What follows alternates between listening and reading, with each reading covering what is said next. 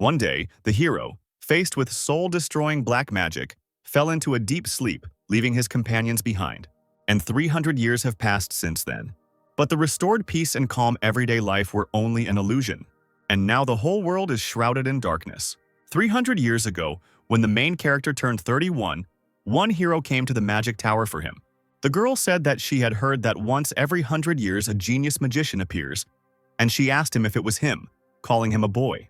Archmage Lin just looked at the girl silently, slamming the book he was holding in his hand shut. Still silent, he approached the bookshelf and, under the gaze of the stranger, put it away from the shelf. Ignoring the girl behind him, Lin began to sort through the books that were lying on the floor, and the girl decided to call out to him, asking him if he could hear her at all. With a stone face, the guy replied that he was neither a genius nor a child, and his name was Lin. The girl beamed and ran up to the guy, saying that he really was the youngest 4-star archmage in history, and she said that she had come to the right place then. She smiled, looked at the boy's back and said that he was still a child.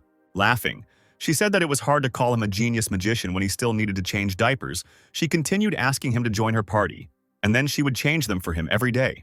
Lin turned around with a dark face. A fireball was shining in his hand. The girl immediately tried to back away, shouting at him not to rush in such a hurry because she was only joking. Without looking where she was going, the stranger crashed headfirst into a bookcase. The books that stood in tall stacks on the cupboard swayed and fell down like rain. The orb in Lin's hand went out, and he stared at the stranger who was buried under those books. Seeing such a sight, the guy could not help but smile and laugh. The girl climbed out of the books and laughed too, and that's when Lin became interested in her. The girl introduced herself by saying that her name was Esther Alter Chiprin, and she said that she was a fake warrior of the Heavenly Light Dragon Church. Esther asked Lin to help her defeat the void spreading from the young pole. In other words, she invited him to join her group of heroes. Esther's group already included 2 famous people, the famous archer of the Kaya's Empire and the fire dragon priestess from the Dragon Republic, Frida. In response to this proposal, Lin told Esther that he did not want to die, to which the girl asked who did. The guy asked the girl if he was as interested in those 2 as she was. Esther laughed and replied that they were as crazy as she was. But there was something even more interesting. When Lin asked her what it was, the girl replied that it was peace, a word that caused a strange dissonance in Lin, a man who had studied magic in the tower after being rescued from the slums. He had a goal to become the highest-ranking mage in the Empire, a 7-star rank mage. It was said that if you reached the 7th star, you could see the truth of the world, and Lin wanted to reach a dimension where no one had ever stepped before. Living here and reading books about magic for the rest of my life wouldn't be bad. But to reach the 7th star, he needed to know about the world outside the magic tower. However, aimless travel seemed tiresome to him, and he wondered whether he needed it at all. And then this clumsy heroine appeared and offered him to save the world. And this unexpected offer was enough to pull him out into the outside world. Even though he didn't have a burning sense of justice to save the world, he accepted it. Kaze was an archer whose accuracy dropped catastrophically without drink. He was also mute. Frida the priestess was a heavy smoker. She said that, as a priestess of the fire dragons, she should at least be able to cast a breathing spell. And then she would blow black smoke into Lin's face, giving out a crazy laugh. After this, a monster could suddenly appear and attack with loud screams. And although the party members had their shortcomings, they were masters of their craft. This monster prepared to attack people, and its eye lit up with a green light. But before he could do anything, a bright flash of light had already curled up in Frida's hand, blinding him. And then a huge wave of fire headed towards the monster. The party was strong. The terrible monsters they encountered on their way and the minions of the abyss approaching the server were nothing to them. Esther often joked with Lin. She would tell him not to dare fall in love with her. In the evening, she asked him when it would all end, and if he wanted to go on a trip with her. While Frida was fighting the bat, Esther nonchalantly told Lin that she was afraid that he would be deceived by another girl, since he was so innocent. And thus, in the company of his companions, Lin spent 5 years. As their journey to save the world from the abyss came to an end, Lin's body began to show signs of erosion. This was the result of 5 years of being attacked by enemies. Before the final battle with the abyss, he was dying, consumed by the poison that poisoned his soul. Kaze stared sullenly at the ground as Esther called out to Lin, urging him to wake up. She asked Frida to do something, but she replied that she could not lift this curse. Tears streamed down Esther's face when she was told it could not be healed. The girl protested and screamed that Lin could not die like that. But Lin muttered that he did not want to die. Esther screamed that she knew. She would find a way, he just had to hold on. Suddenly, Lin began to cough, drops of blood escaping from his mouth as he clutched his clothes tightly. Lifting his jacket, he showed his companions the seal on his chest, telling them not to worry too much. As it turned out, it was the tiny overlord's filter lapel, an immortality spell carved into his heart. It contained magic that would put his body into a dormant state and heal him. Lin muttered a spell, and his body began to be covered in ice. He didn't know how long it would take him to revive, but it was the only option. Esther watched with wide eyes as ice covered the boy's body. Lin tugged weakly at her cloak and told her that he would be back. He chuckled and asked her with all his might to win. Smiling, Esther promised that she would do it. She told him that no matter what, they must meet again. Taking his hands, she said with a smile that then the four of them would go see the world. She told him that she would be by his side until he woke up. Lin smiled at her, promising that she would, and the ice had already reached his head. Lin's consciousness was being pulled into the cold grip of death. He felt buoyant and empty, as if he was sinking into a swamp. Finally, he thought about the fact that he still couldn't see the truth from the magical system of the seventh star. Lin sank deeper and deeper into oblivion. Meanwhile, Esther, Kaze, and Frida returned to the fight. Their journey together across the vast world ended here. It ended in front of the army of the abyss, which rushed forward with terrible screams. All that was left in front of Lin was darkness. But in an instant, he was already tired of floundering in the darkness. Lin opened his eyes. A female voice came from the side asking him if he was okay, and the woman reflected back to him as Rain. Turning around at the sound of the voice, Lin immediately addressed her as his mother. Lin's appearance was now different. His hair was black and his eyes were red, and he looked like a teenager. Lin immediately stopped short, thinking about where his mother came from, since he was an orphan, and the woman looked at him questioningly. A bright light shone somewhere to the side and Lin covered his face with his hand, shielding himself from it. Looking around, he realized that he did not recognize these places. Next to him was not a battlefield, but a city and its crowd.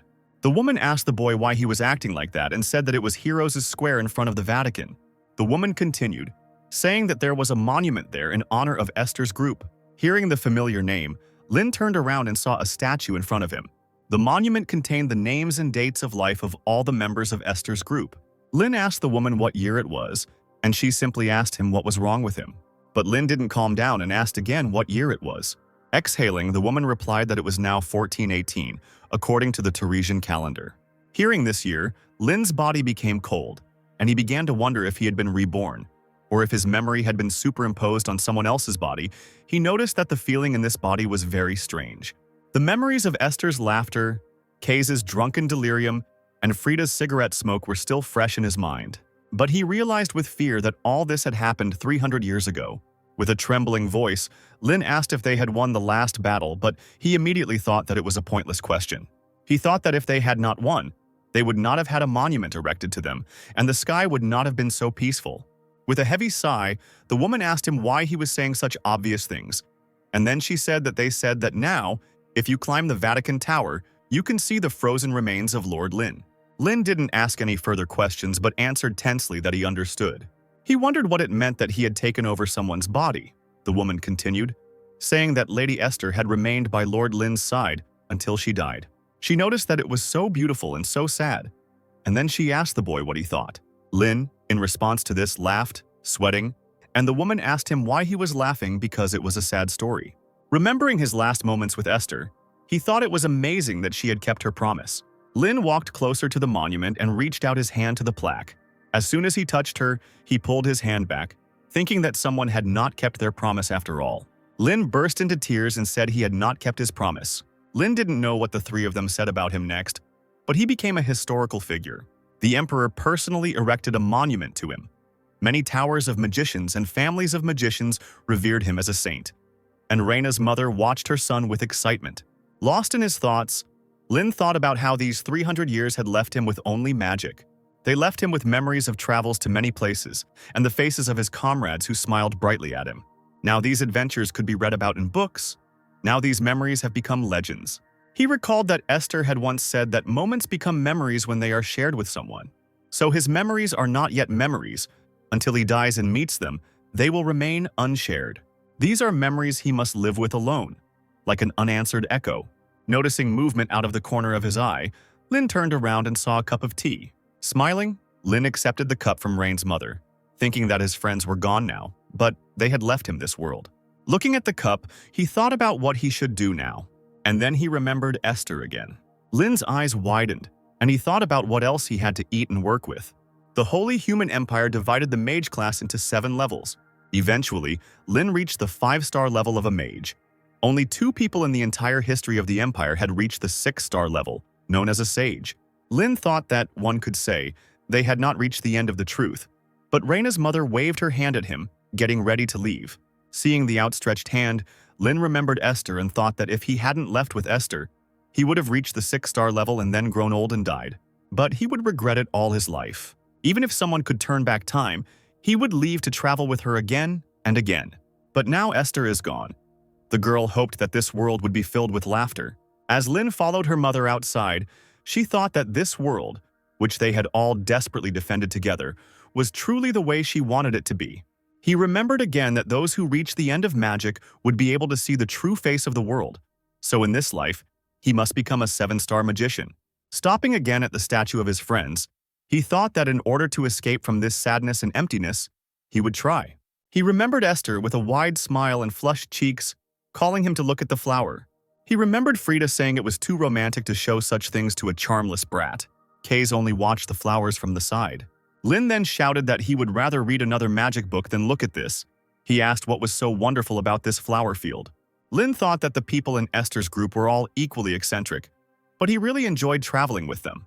Looking up at the sunset sky, Lin in Rain's body said goodbye to his friends with a smile on his face. He thought that now they were left in the past and could not be together. The living, following the flow of time, must move into the future. Lin had a dream where Esther asked him if he ever regretted not having a family, to which the guy replied that he didn't even know his mother. Lin replied that he didn't even know what it was, so he wasn't interested. He grew up in the slums. If the headmaster of the school Osiris hadn't noticed his magical talent and taken him in, he would have lived as an orphan and died on the streets. Frida came up from behind and hugged the guy around the neck, saying that he was a poor thing. Lin pushed her away, screaming that even if he had a family, he wouldn't know how to treat them, so he didn't need a family. Esther smiled at him, telling him it wasn't as difficult as he thought. She told him to just cherish them, but Lin took the advice with a grain of salt. Esther smiled brightly, telling him that he was a good child so everything would work out for him. Lin heard someone call him. He opened his eyes, waking up in Rain's body again. The maid entered the room, bowed, and said that she would prepare breakfast since he was awake. Stretching, Lin walked over to the mirror and looked at his new face. Memories of this spoiled 9-year-old boy's old life returned only 20 days ago. This boy, Rain, is the eldest son of the Ludwig family, one of the 5 great families of magicians. Since Lin himself is an orphan, he had to work hard to adapt to life in a noble family. Lin entered the dining room and was greeted by the maid and Rain's mother. She asked him if he could go and tell his father that breakfast was ready. She said that he would be very glad if he came. Lin smiled, not refusing. A couple of minutes later, he reached his father's office, where he was sitting at the table. Kevin Ludwig noticed his son and asked him if he hadn't had enough sleep. His face had a bad color. Ruffling his son's hair, he noticed that he still looked unwell after the journey. Looking at his father emotionlessly, Lin told him that breakfast was ready. Kevin smiled and removed his hand, saying that this was the only reason he came here. Thanking him, he said that he could go eat first. Lin asked the man if he was not going to have breakfast, to which he looked away at the table. There was a piece of paper with magical seals on the table. Kevin said that the dissertation presentation was next week, so he was in a hurry. The man said that his mind was foggy from eating, so he tried to concentrate and get as much done as he could in the clear morning hours. And looking at the paper, Lin wondered if he was really stuck on this. He asked his father if he wanted him to help him. Kevin asked him if he wanted to support him, to which the boy replied that he wanted to help solve the magic circle. Kevin said that the help was welcome, but his mother would scold him if he was late for breakfast. But Lin didn't listen to him and took the pen. As Lin drew his pen across the paper, he said that magic was the expression of natural laws numerically and then their distortion. He said that the Go rune complicates the equation and conflicts with the hand Cha, so it is better to replace it with the Gu rune. When he finished writing, Lin turned to his father and said that then, using the imperial equation 41:2, he would be able to get the answer immediately. Kevin picked up the paper, asking if such a method was possible. The man thought that this was a difficult problem that even the best scientists could not solve, and yet this was a high-level spell that was 200 years old. Looking up at his son in surprise, Kevin asked him how he had guessed. Digging through Rain's memories, Lin realized that Rain, in terms of his knowledge of basic magic, was a completely ordinary person. However, given that he belonged to a line of mages, this meant that he did not inherit the talent for magic. Lin did not answer his father's question and asked him if he could have breakfast with them now. Smiling, Kevin rushed to hug his son, saying that now they could all eat together. Raina's family was small: mother, father, 6-year-old sister. A little girl, Siri, looked into the room where her brother was sitting. Her hair and eyes were the same as Rain's. She was a sweet girl who inherited the traits of the Ludwig family. Lin turned around, noticing someone's gaze on him. The girl flinched when she realized she had been noticed. Without thinking twice, she ran away. Lin sighed heavily, thinking that such behavior was quite understandable. Because in Rain's memories, he was never kind to Siri. Instead of being cold, he was simply indifferent to everything. Lin didn't think about it anymore and returned to his book. Esther's voice echoed in his head, telling him that he had to take care of them. He couldn't just run away. Lin slammed the book shut, his teeth clenched in frustration, the words about him being a kind child echoing in his head again. Siri, who was standing behind the door, suddenly heard her brother call her, saying that he taught her magic. The girl looked out from behind the doorway uncertainly. Lin asked her if she wanted to play together then, but instead of answering, Siri ran off somewhere again. Lin sighed heavily, thinking that children were too difficult to deal with. But then, after a couple of minutes, the sound of little feet was heard. Siri walked up to her brother and handed him a book called The Basic Formula of One-Star Magic. Surprised, Lin asked her if she was really reading this at 6, and the girl nodded happily. He looked again at the girl, who was now smiling excitedly. Esther's voice came back to him in his head, asking him if he knew the meaning of this flower. In another memory, she happily shouted that she would tell the story of a certain cliff. Lin always complained that Esther treated him like a child, but in reality, he loved these moments more than anything in the world. Siri sat on her brother's lap and began to show what she didn't understand. Lin began to explain to her that a house with a thatched roof and a brick house are different. It all depends on the materials. In magic, this role is played by a magical figure. The shape of a magical figure determines the attribute of magic.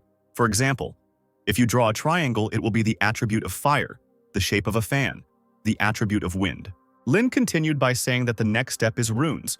Runes determine the effect of magic, and runes are magic words. Yule means to bind, and Ho means to disperse. For example, if you engrave the Yule rune on a triangular magic square, you will get a spell of binding with the attribute of fire. Lin said that it actually uses mathematical formulas. Siri innocently asked him what mathematical was. The guy looked back tiredly while the girl looked at him with interest. But he continued to explain anyway, deciding that they needed to go over addition and subtraction first. The servants who watched Lin teach Siri said that Master Rain had changed completely, and someone remarked that he didn't care when Mistress Siri cried before. As they entered the room, Raina's mom and Kevin smiled at the sight that met their eyes. The woman said she wanted to capture the sight in a painting, and meanwhile Siri fell asleep, nestled comfortably in the lap of her brother, who was also sleeping. Kevin said the artist might not make it in time, and Siri is too shy, so it might be too much. Looking at the table, the man noticed a book and notes, and realized that his son was teaching his sister magic. He noticed that after returning from the square, Rain seemed like a completely different person, and the woman agreed with him, saying that his tone had suddenly become more mature. She asked worriedly if it was possible that the void had possessed him, to which Kevin replied that it was not like that. He said that he had a similar experience. He said that when he was still a student, he had the honor of meeting Lord Lin. At that time, Kevin bragged that he had become a 3-star magician. But during the war, Lord Lin rose to 5 stars. Living in the peaceful era that the heroes created, Kevin realized how complacent he had been. Perhaps Rain had the same thoughts. After leaving the room, Rain's mother asked if Lord Lin was really frozen in time. Kevin answered that it was true. He had mastered ice magic perfectly, and that he remained the same as he was at 18 years old. The woman asked him to tell her more, to which the man replied that he didn't know anything else. Scratching his chin, Kevin noticed that the ice contained Lady Esther's magic. He said that only Lord Lin and Lady Hester could have induced her. He said he suspected that this letter turned out to be Esther's bequeathed letter to Lin, because one day he would still wake up. Kevin said he thinks their son is a genius. He said that he, moreover, could reach the level of a sage, because he had solved the magic square, which he himself had been struggling with for more than a year, and he had only looked at it. The woman exclaimed in amazement and asked the man if that was why he had come to breakfast today. Kevin said that was true. and he thought it might be a bit early, but it was time to teach him their family magic. Rain can become a mage thief who reads and steals any magic. This is only allowed to those who belong to the Ludwig family. This magic is only available to their lineage. The man said he wasn't sure if he could teach him, to which his wife asked if it was that difficult. The man replied that everything was fine. He already had an idea. Under a blue sky, a dazzling field of tulips stretches to the horizon. Cius Tulica.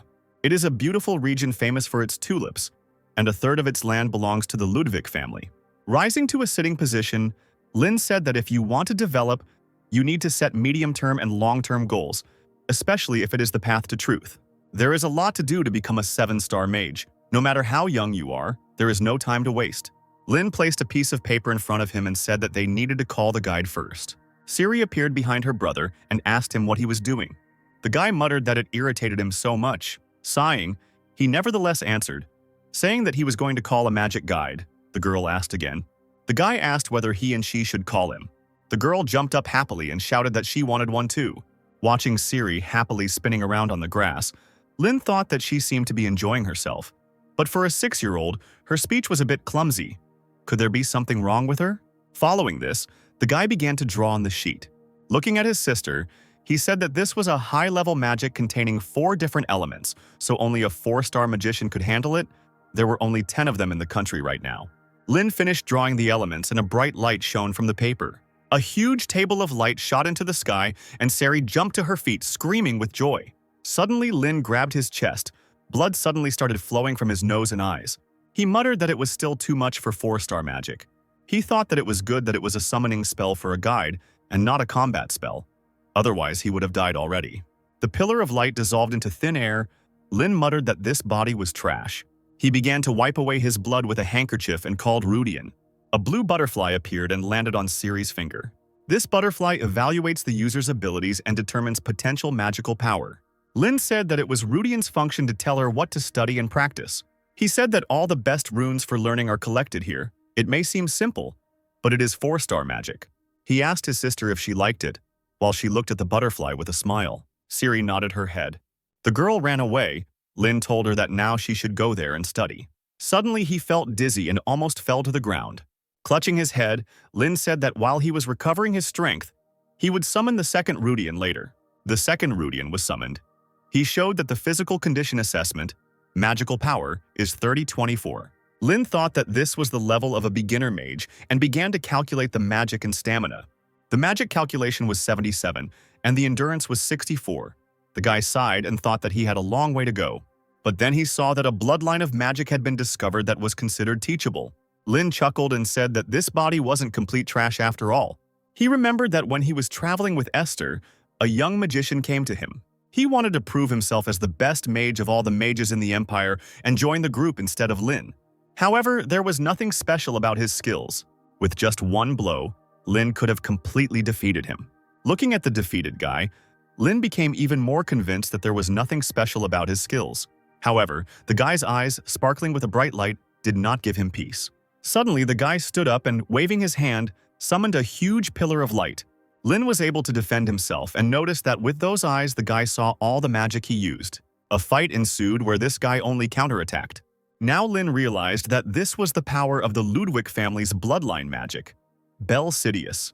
By simply observing the flow of magic, a person can determine what kind of magic the opponent is using, and if their magic skills are equal, the one who uses it better gets the advantage. This Bel Sidious is a legendary eye that only 3 people have opened in the entire history of the Empire. If Bel Sidious is the ability to recognize an opponent's magic, then Bel Curious is the ability to steal it. The reason why the Ludwig family became known as magic thieves is because of this eye. Standing on his feet, Lin thought that the goal of childhood had now been achieved, and he thought that without magical power and endurance, he would not become a great magician. Returning to the house, Lin immediately went to the library where Kevin found him. The man asked him if he was interested in the family's lineage of magic. He asked that it was, of course, a bit early, but would he like to try to learn it? Lin replied that he would like to, thinking that it wouldn't hurt to study the theory beforehand. Kevin replied that then from today, Elin would be his mentor, but only while he was at the academy, and when he returned, he would teach him personally. Lin asked again about Elin, trying to search through Rain's memory to find who she was. Nodding, Kevin said that she was a wonderful person, taught at Deleighton, had great magical talent, and most of all, she was Aunt Elin, who loved her nephew more than anything in the world. He said that they met her when they were 6 years old and someone came into the library. A girl appeared in the library, frowning and looking ahead. She walked up to Lin and looked at him intently, and he just moved away from her. Elin snorted in annoyance and asked if the genius professor Elin Ludwig had come personally to train some unloved child. She grabbed the boy by the head and asked him menacingly if he was ready. The girl asked the boy if he knew who she was, to which he replied that she was Aunt Elin. Turning to the window, the girl exclaimed that he should now address her as Professor Elin, the great genius, and she said that she could not stand slow-witted people who did not understand at first. She glared at him and told him not to ask her any questions after she had taught him once. Thus began Lin's training in the bloodline magic of the Ludwig family. She did not enroll so that it would not be stolen by other mages, so it could only be learned from family members. Elin sighed heavily and said that she would now demonstrate. Then she opened her eyes, which were shining like bright sparks.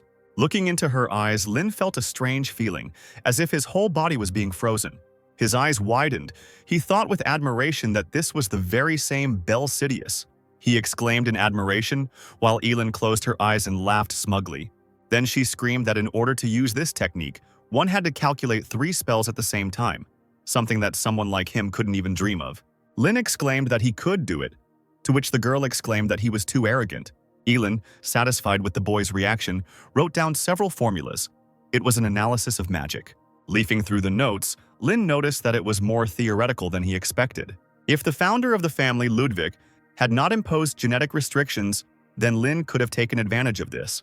Leaning towards her nephew, Alice asked him if it was too difficult for him since he didn't even understand what it meant, to which he replied that he just needed time to understand. Alice had not expected such an answer, and so she hesitated to do the honor of helping. Lin bowed to his aunt and thanked her for guiding him, and he said that he would now figure it out on his own. Alice asked him if he didn't need any guidance, and when there was no response, she told him not to ignore her. Lin sat down at the table and began to read the notes. Alice got angry at being ignored and walked away, saying that he could do whatever he wanted, but it wouldn't work anyway. After a while, she sat down opposite the boy and began to read a book. Lin tried to make sense of the notes and got stuck at one point. Suddenly, Alice snatched the paper from his hands without saying anything. She quickly moved her pencil across the paper, her face expressionless. After a couple of minutes, she placed the sheet on the table in front of the boy. The girl buried her face in her book again while Lin looked at her in shock. After a while, Lin thought again, unable to immediately understand what to do, and the sheet was again torn right out from under the boy's nose. And again, Alice placed the sheet of paper with the written solution in front of him. The girl buried her face in the book again. Lin tried to understand what was happening. He was trying to figure out if this was how modern magical education worked or if she was testing him, while Raina's mother was secretly watching them. After some time, Alice announced a break. She left the room, and from the side, a voice was heard calling Rain. Lin asked her what happened. The woman asked him if he thought Aunt Elin was unusual, to which he replied that she was very unusual. The woman said that Elin is not really honest. She tries to teach him everything. So even if he already knows something, he should ask her questions. She remembered that Elin was the same when she followed her and Kevin around. A few minutes later, Elin returned and sat down at the table, burying her face in a book. Looking up, Lin noticed his aunt sneaking a peek at his notes. When the girl noticed that the boy had noticed her gaze, she immediately turned away. But after some time, when Lin returned to the notes, she began to peek again. Lin thought that Elin was very annoying, even more annoying than 6-year-old Siri. Finally, Lin decided to follow his mother's advice and approached his aunt, saying that she didn't quite understand that part. Elin immediately threw the book aside and screamed that if he didn't even know this, then their family was doomed. And she asked what exactly he didn't understand. Lin pointed his finger at the text on the page, to which Elin immediately told him how he should solve it. Laughing, she said that he should use this formula, and then he would be able to solve it much faster. Lin apologized to her, and she continued, asking him about what he did before he was 9 years old. Lin resigned himself to his fate and continued asking his aunt. Elin's teaching was such that it required a lot of effort, but thanks to her, he significantly reduced the time spent studying theory and gained practical experience. On the 10th day after receiving Elin's instructions, he felt a burning pain in the retina of his eye. He felt all the blood in his body rush to his head, the world slowly turning blood red. And then it happened. The eyes, glowing red, were engraved with the mark of death. All information about everything in the universe comes in the form of formulas. Lin used a fire spell and immediately a fireball appeared on his palm, and on top of it were numbers. Lin thought about what he realized was that in the eyes of the young wizard, all his magic looked like numbers. He said it was really amazing. Elin, stunned, asked the boy if he could really achieve this in just 10 days. Even after specialized training, it took Elin 7 years to master Bel Sidious. They said it would take 70 years to master Bel Curious. Elin thought about how in just 10 days, Rain had gone from a blank slate, knowing nothing, to using multiple spells at once. She thought that he could rival Lin, who was called a master of simultaneous summoning. Looking at him, she thought that he might be a genius. Elin went to Kevin, who muttered that his son had awakened Bel Sidious in just 10 days. The girl told her brother that thanks to Rain, the Ludwig family can become a leading family of magicians. He is really amazing. Elin walked out of her brother's office, slamming the door. Kevin said that as a father he had nothing more to teach him. After that, Kevin called out to Yud, and a black figure appeared behind the red curtain. The man told Yud to send a message to his father. Yud asked him if he was referring to the former head of the family, to which Kevin asked him if there was any problem with that. The man immediately replied that that was not what he meant. Kevin said to pass on a request to guide his grandson, who has an innate talent, on the right path. Smiling, Yud noted that Kevin had truly gone through fire and water for his son. He said he would do as ordered. Kevin just smirked in response. Thus ended spring and a short summer began. Looking out the window, Lin thought about how this summer seemed to last for about a year. Dark clouds covered the continent, pouring rain day after day. Lin was incredibly busy that summer. During the day, he studied household magic from Elin. At every opportunity, he taught Siri the basics of magic. And at night, he concentrated on training his physical and magical strength. The development of modern magic that Lin learned from Elin and from books was truly astounding. And for Lin, a person living 300 years ago, it was quite shocking. He noted that such complex formulas were simplified to such an extent that the activation time was reduced and the power was greatly increased. The level of magic has increased significantly compared to 300 years ago.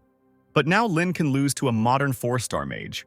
He thought that magic grows with time, and with his current state, becoming a 7-star magician in this era is absolutely impossible. He needs strength and incredible knowledge. At dinner, Lin told his father he had a favor to ask, and Kevin asked again. The boy asked his father to send him to the city of magicians. He said that it would take about 3 years. The parents' eyes immediately popped out of their heads. While chewing bread, Siri asked her brother if he really wanted to go somewhere, to which he said yes. He said that he was thinking of going to the Golden Rose in the city of magicians, where the best magic university, Delighton, is located. He asked his father if he would let him go. Siri rushed to her brother, screaming for him not to leave. Kevin said that was impossible. He told the boy to think about his age because he was only 10 years old. It was too early to leave home. Kevin said that children from magical families enter Delaith when they turn 16. Then it is not too late to go to the city of magicians. And he also said that he had already scheduled a very important meeting. Taking a letter out of his vest, Kevin told his son that this letter was sent by his father, his grandfather. Elin, who was sitting at the table and eating a steak, immediately froze with a piece of meat in her mouth. Choking, she coughed silently and asked her brother again, to which he told her to wipe her mouth before speaking. Lin immediately guessed who his grandfather could be. Kevin said that in their family, only 3 people awakened the Bel Curious. Lin's thoughts were confirmed, and he thought that this was indeed the Bel Curious Scalzi Ludwig Motivator. Kevin told his son that his grandfather would personally guide him through Bel Curious. Alice rushed to sob into her mother's skirt, and Elin began to wipe her mouth while the man told his son that he should first visit his grandfather. After some time, the carriage reached a huge mansion. Kevin and Lin got out of the carriage and walked down the corridors, Lin looking around. Kevin told his son that he would go and greet his grandfather first. After a while, the man came out of the room and called Rain to meet his grandfather. The man standing by the window turned his red eyes behind him. He raised his hand and pulled out 2 fingers, around which red triangles of the spell glowed. Suddenly, he dropped his hand sharply, which activated the spell. Lin was immediately overcome with an unusual sensation. Everything around shook. The chandeliers on the ceiling swayed. Books began to fall off the shelves. Lin wondered in fear what this old man was thinking. Meanwhile, Scalzi had no intention of retreating. His hand glowed even brighter with the same spell. Lin decided to put his thoughts aside and respond to such a gesture. He raised his hands and they glowed blue. But the next moment, Lin's spell in his hands faded away, as if it had never been there. The man said that it was Bel Curious, and Lin involuntarily shuddered at the voice. Looking at the man, he noticed that his eyes were glowing with a bright red light. Scalzi said that this spell can control visible magic at will. After recovering from the shock, Lin smiled weakly, admiring the man. Lin exclaimed in delight, in response to which his grandfather asked him if he wanted to try it too, while Kevin only sighed understandingly. Scalzi's eyes dimmed, and he said that mastering Bell Curious was not enough. In order to use it properly, a master must fully understand it. He asked the boy what level he was at now. Lin replied that he could barely do a speed calculation of a 3rd-star spell, and he himself thought that he could handle spells up to 5 stars, but Scalzi also said that it was almost amazing. He said that, however, Bell Curious requires a huge amount of magical power, so in his current state, he was still far from that. In response to this, Lin asked about it being just a long way, and he asked if it was impossible. Scalzi was caught off guard when the boy screamed at him to take him to this level. Scalzi said his training will be very hard, so he will learn the right way. He said that his first greeting was too rude. He apologized for it and greeted them. Kevin was about to leave when his father called him and said that they could have a drink together after they confirmed Rain's suitability. Kevin, not expecting this, turned to look at his father with wide eyes. Scalzi did not look at his son, but raised his hand to wave to him. Kevin bowed low to his father, saying goodbye and thanking him. After some time, winter came and snow fell in flakes to the ground. At this time, Scalzi and Lin were practicing outside. The man raised his hand to the sky. A bright flash was shining in his palm, and he exclaimed to his grandson that he should be able to use Bell Curious freely. Lin rushed back as his grandfather shouted at him to cast the spell quickly and not screw it up. Scalzi's lightning struck the ground, knocking the boy off his feet, and the man screamed, asking his grandson if he was just going to stand there and watch as the enemy's spell was activated. And Scalzi himself thought with admiration that this boy had an amazing talent. If you teach him one thing, he will comprehend 1,000. He is a genius who masters in one go what would take others a month. All that remains is to master the use of eyes and develop magic. Lin ran around his grandfather as he told him that he had to risk his life in his studies in order to grow significantly. Lin shouted back at him that he understood everything. A bright fireball glowed in Scalzi's hand, and he told his grandson that he would release it now. Looking at his grandson, he told him that if he couldn't dodge, he would die. Lin ground his feet, preparing to meet the spell. Rushing forward, Scalzi gave the boy the signal to take action. Lin screamed loudly as he used Bell Sidious, and his eyes glowed a bright yellow. Meanwhile, the fireball was getting closer and closer to him. Scalzi shouted loudly at his grandson to hurry up. Lin stared at the orb, thinking that he needed to master his opponent's magic with Bell Sidious, and then manipulate it with Bell Curious. The ball came closer and closer when suddenly a bright red light lit up in the boy's eyes. Everything in his eyes began to move in slow motion. The fireball disintegrated into numbers. The grandfather who stood behind turned into a silhouette, covered in numbers. Lin's eyes widened as he realized that he had been able to activate the Bell Curious, the universe being converted into equations and fed directly into his brain. He thought that now he needed to change the formulas for his provision. He held out his hand to begin changing the spell. Information immediately appeared in his head that the array consists of 2 triangles. The designated runic symbol is Rudihin. The range is 23 km, the size is 17 axles. The solution immediately came to his mind, and a moment later the fireball exploded in a bright flash. After finishing casting the spell, Lin began to fall from exhaustion, but Scalzi managed to catch him. Breathing heavily, Lin asked his grandfather if he could do it. Scalzi responded by joyfully exclaiming that everything had worked out. Now all he had to do was strengthen his magical power. Lin smiled faintly as the man continued, admiring the fact that he was able to awaken Bell Curious at only 14 years old. Scalzi thought that he had barely reached this level at 39. This boy could rewrite the history of the Empire. After some time, when Lin came to his senses, Scalzi said that he would not interfere in his life but wanted to give advice. With a serious face, he told him that when he turned 16 he should definitely enroll into Lighten. Lin didn't answer. He looked away and thought that he was no longer interested. Scalzi told him that if he graduated from the university with the highest level, he would have a chance to meet Archmage Lin. Lin agreed, but said that he was not very interested, and he thought that it was time for them to stop mocking the dead. Scalzi said he felt the same way, but Esther's character left a letter. Isn't he interested in its contents? Lin froze in shock. He couldn't believe that Esther had left him a letter. Scalzi told his grandson that no one had ever awakened Bell Curious at 14 years old. With his abilities, he should be able to read the letter. At that moment, Lin was so stunned that he could only listen blankly. Looking back, he could tell that this was the beginning. It became a story about a journey along the path of former comrades, following Esther's letter.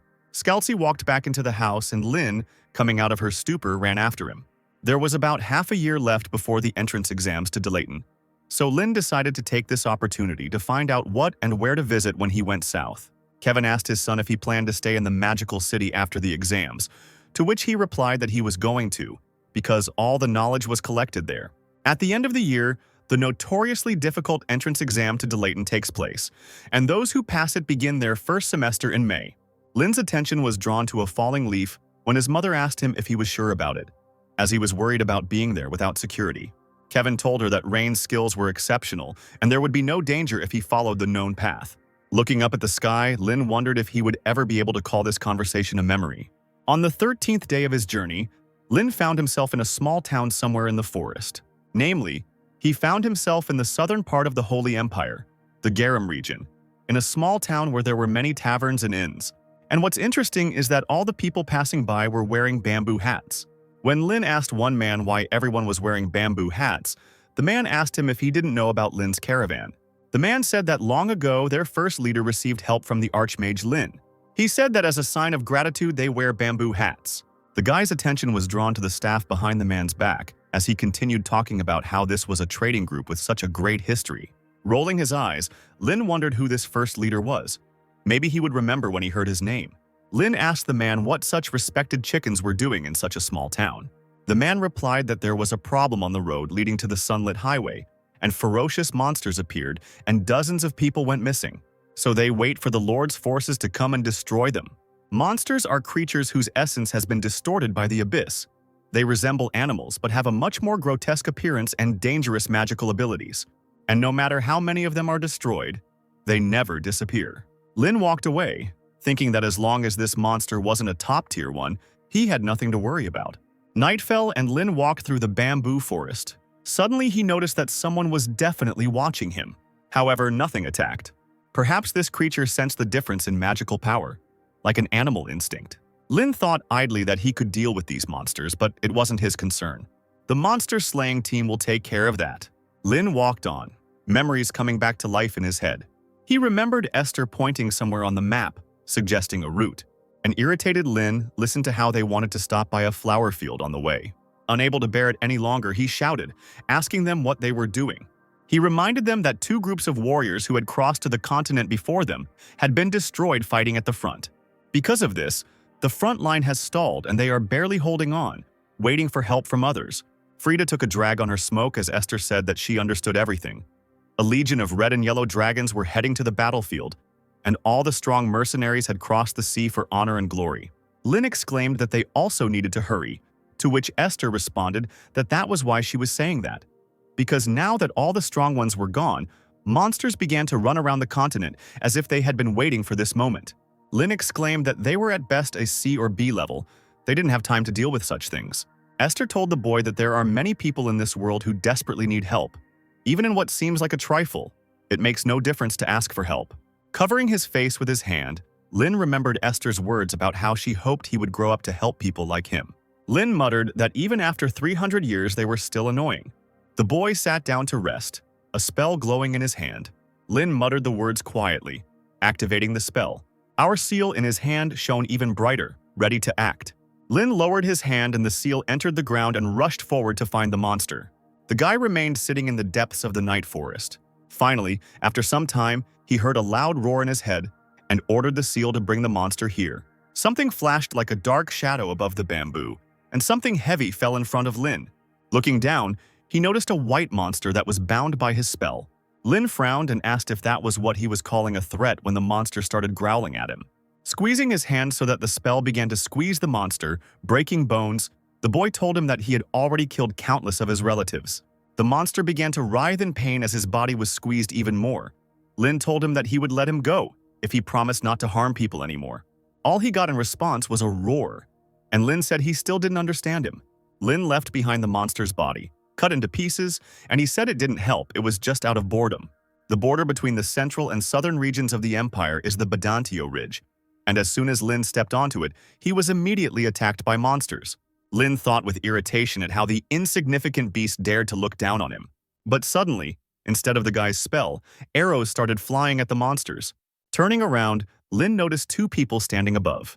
The figure and hairstyle of one of them seemed familiar to Lin, so he inadvertently called out to Kaze. The strangers hurried to jump down. Someone asked Lin if he was okay, and the guy smelled alcohol. A young man, who didn't look like Kaze at all, told Lin that monsters often appeared in this place, and he asked him if no one had warned him on the way here. The second stranger also jumped down, asking why anyone had to warn him, and he said smugly that they, the descendants of the Great Palace, guard it. Lin stood frozen in place, just listening to the strangers and thinking that there was no way it could have been Kaze. Scratching his head, he finally said that he didn't know what school they were from, but they helped him, so he was grateful. And he decided to ask them if this was really the Badantio mountain range. After exchanging glances, the strangers suddenly burst out laughing without answering the guy. A little angry, Lin shouted at them, asking what they were laughing at.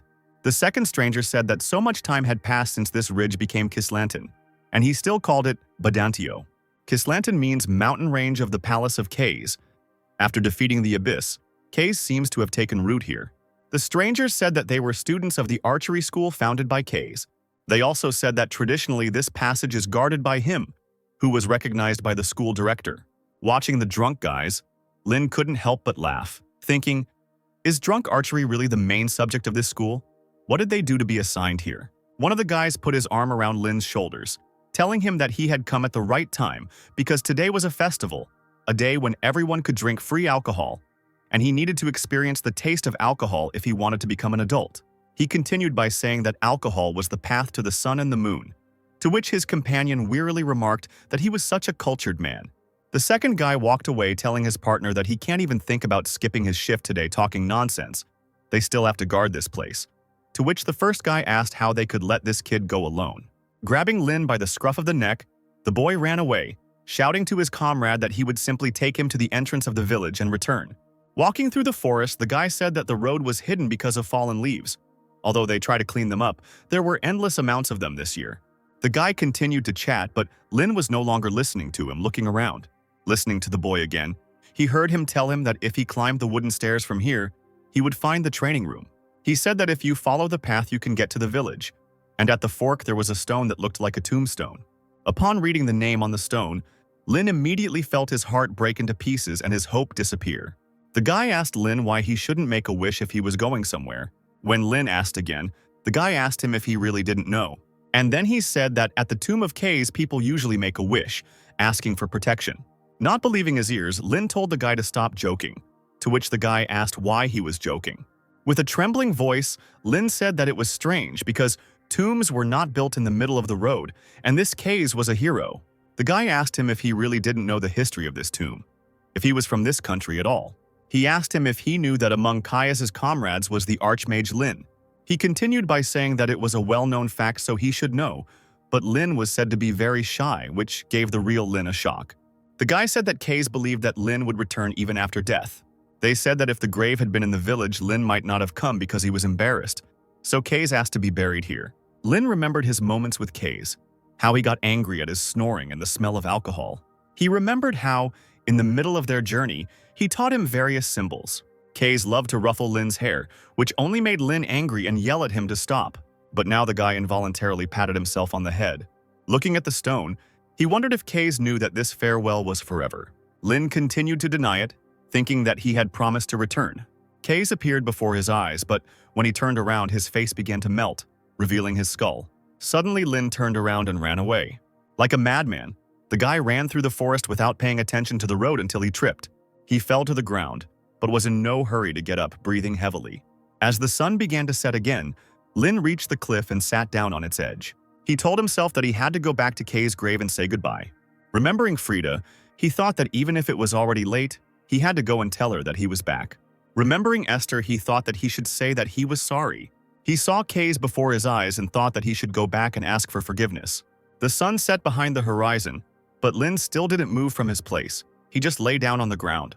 He recalled how Kaze was able to find an eagle in the sky in pitch darkness. All the guys were wondering how Kaze could aim when he was drunk. When Kaze came down from his drunkenness, his hands began to shake so he could not aim. He recalled how Esther had told him that Kaze had no language and therefore could not speak. He remembered how loudly Kaze snored at night, leaving everyone else unable to sleep. Remembering all this, Lin couldn't help but laugh. But then he remembered their last moment together. But the guy kept laughing louder and louder. Soon this laughter turned into loud sobs. Lin raised his hands and covered his face with them. After some time, he rose from the ground and wandered through the forest. He walked towards the village where he again encountered the tombstone. Rustling dry leaves, Lin came closer, a bright red spell shining on his hand. Gritting his teeth, Lin smashed the stone with a sharp movement of his hand. Burnt leaves rose into the air, burning to ashes there. But the stone remained standing in the middle of the road, as if untouched by anything. The sun set again and Lin turned and walked away, making no more attempts to destroy the stone. He mentally apologized to Case, thinking that it wasn't because he was shy, and all because he lacks courage. He lacks the courage to face them and ask for forgiveness. Without looking back once, Lin walked away, feeling the past recede even further. Autumn in the south was simply amazing. Under such an autumnal summer-autumn sky, a glittering city spread out before Lin. It was the magical city of the Golden Rose, in the center of which the University of Delayton was built. This proud was interesting to Lin from his past life, but he did not live up to his expectations. Everywhere there were shouts from vendors trying to sell books on magic and teaching aids. All sorts of charlatans offered people tools to enhance magic and rare items found in the dungeon. All knowledge passes through the Golden Rose is a phrase that suits the status of this place where everything gathers. Lin sat down next to one of the merchants and asked him how much this item cost. The seller replied that it only cost 10 coins, causing Lin to ask again. Smiling, Lin said that he paid at least 80 coins for it back then. Suddenly, the seller called him, saying that the bell had already rung, which meant the exam would soon begin. Lin hurried to give the money to the seller, almost forgetting why he came to this city. Suddenly, a scream was heard, and a man flew past in front of the guy. People were shouting for someone to catch the thief. The thief ran further through the crowd. Lin thought that the security here was not very good. Turning away, he thought that this was a big city, so the guards should be able to handle it. But then his thoughts were interrupted by the fact that someone crashed into him. Having collided with the guy, the old woman lost her balance and fell to the ground. Lin apologized excitedly and said that he had to go already, he was late. The old woman quietly muttered that it was a family heirloom and that her grandson needed it for the entrance exam. Continuing to mutter, asking for help, the old woman stood up and walked on. Turning away, Lin thought that now was not the time. He had an exam. But suddenly he heard Esther's voice telling him to help her. Coming closer to the old woman, Lin asked her if the man had stolen something from her. Frowning, the guy stopped the old woman, telling her to wait here. After chasing the thief, Lin climbed onto the roof and flew further with the help of a spell. Lin was burning with anger that he still had so much to do, and he was doing this. A bright flash of light flashed in his hand, and he told the thief that now he would turn to ashes. But before he could do anything, a voice was heard from behind and someone's hand touched his shoulder. The girl pushed him away and ran on, shouting at him to move away. She flew down from the roof, and a bright flash shone in her raised hands. Suddenly the thief slowed down, noticing that sand was starting to rise in front of him. The man looked around in confusion, wondering where the sand came from. Meanwhile, the sand rose higher and higher. The girl shouted loudly to the thief across the street that stealing someone else's property in the Golden Rose was brave, she should give him credit. But he chose the wrong day.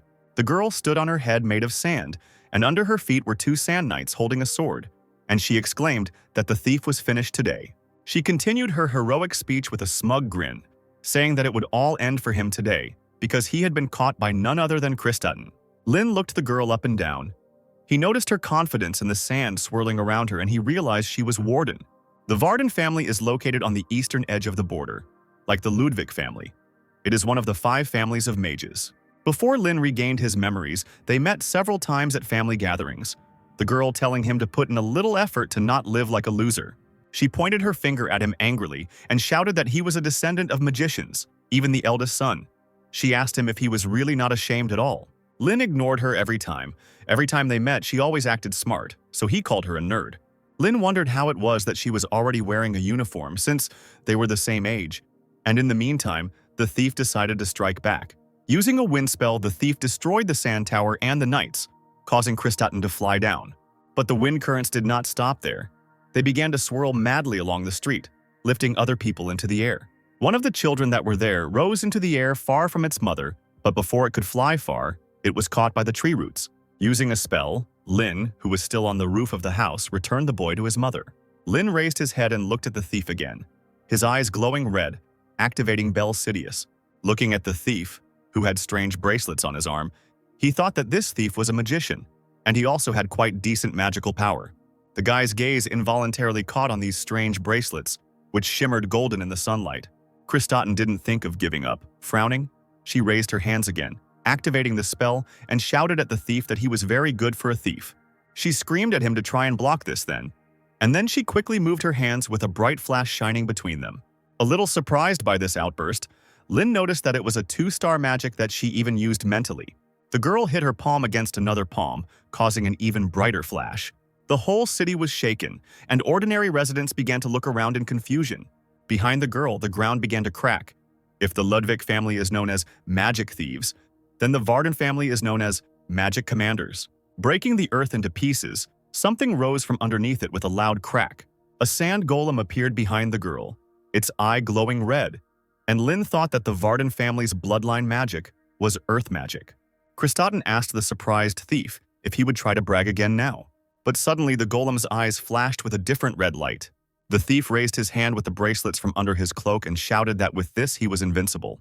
His hand glowed with a dark light, and then something pierced the golem through and through. The golem's eyes went dark, and he was ready to collapse as a heavy mass onto the ground. But after that, the golem's eyes flashed red again, and he didn't care about anything. Noticing this, Kristaten turned to the thief and told him not to even think that he would fall from such an attack, while the golem prepared to attack its mistress. The thief smiled slyly, and the bracelets on his hand once again began to shine with a dark glow. But before the golem could strike, something flew into his hand, smashing it into tiny pieces. Lin appeared in front of Kristaten and said that if he showed his trump card so early, he could get a counterattack. Attacking the golem further, the boy said that just because someone used a spell first, it doesn't mean they've already won. Lin didn't think of retreating. His hand twisted again, but this time with the blue light of the spell. The thief screamed desperately, ordering the golem to kill those children. The golem obeyed the orders of its new owner and decided to strike with its other hand. Lin, in response to this, decided to use a fire spell in a circular shape. Raising his hands to the sky, the boy launched a fountain straight into the golem's face. Kristaten, who, like Lin, was soaking wet, asked the guy if he was a water mage. She said that although the water element is the natural enemy of the earth element, her golem does not fall from a 1-star spell. And to confirm this, the golem rose to its feet again, its eyes glowing with a menacing red light. The thief laughed like a madman and asked how they could boast of such a thing. Kristaten pushed the guy away and rushed forward again. Meanwhile, the golem did not stand still either, and, at the command of its master, rushed forward. Lin once again put his hands forward, using another spell, and the golem was again met by a strong stream of water. Kristaten, who was once again behind the guy, shouted at him that he should already understand that this doesn't work. The man still wouldn't stop and continued to shout at her to stop wasting time and just die. But Lin didn't give up. He continued to use the spell, pressing on the water golem. After a couple of seconds, sounds were heard and cracks began to run across the golem's body. Noticing this, the guy began to spray water even harder at the stone golem. The golem stepped back, and then he noticed that his last hand was beginning to crumble before his eyes. However, she was still intact enough to strike again, which is what the golem decided to do. Lin grabbed Kristaten by the collar and quickly jumped to the side, dragging her behind him. The golem's fist hit the ground with a loud thud, shattering it into pieces. The thief used his bracelets again. Lin thought that he was stealing someone else's magic, but he couldn't use his own. Kristaten, lying on the ground, screamed, asking the guy what he was doing because it was dangerous. But Lin had already jumped to his feet, and a bright flash of a spell shone between his palms. Kristaten noticed that the 1-star spell had only been cast a few seconds ago. Lin began to transform the spell, looking for a solution to this situation. The guy changed the law of the spell. He raised his hands up, and the spell shone even brighter. Lin released the spell from his hands, and it crawled across the ground, breaking it into pieces. From these cracks, plant roots emerged and wrapped around the golem's body. After a couple of minutes, the golem's body was securely tied and pressed to the ground. One of the roots slid across the golem's face, breaking his red eyes. The golem was neutralized. The thief wanted to rush forward, but roots burst out from under the ground again. Approaching the shackled man, Lin tore off his bracelet and asked what it was. Taking a closer look, the guy realized that it was an artifact, and it looked interesting. The thief shouted at him to give it back, to which Lin replied that he had stolen it. The guy thought that stealing control over the enemy's magic was similar to Bel Sidious. There were 2 magic circles engraved on the stone, which meant that he could steal up to 2-star magic. In a panic, the thief asked the boy who he was and how he was able to cast magic so quickly. But Lin didn't answer him and just turned around, walking away and thinking that even if he told him, he wouldn't believe him. Approaching the old woman, Lin returned the artifact to her, telling her to pass this thing on. The old woman took the artifact back with tears in her eyes, and the crowd erupted in joyful shouts. People began to shout compliments to Lin and Lady Varden.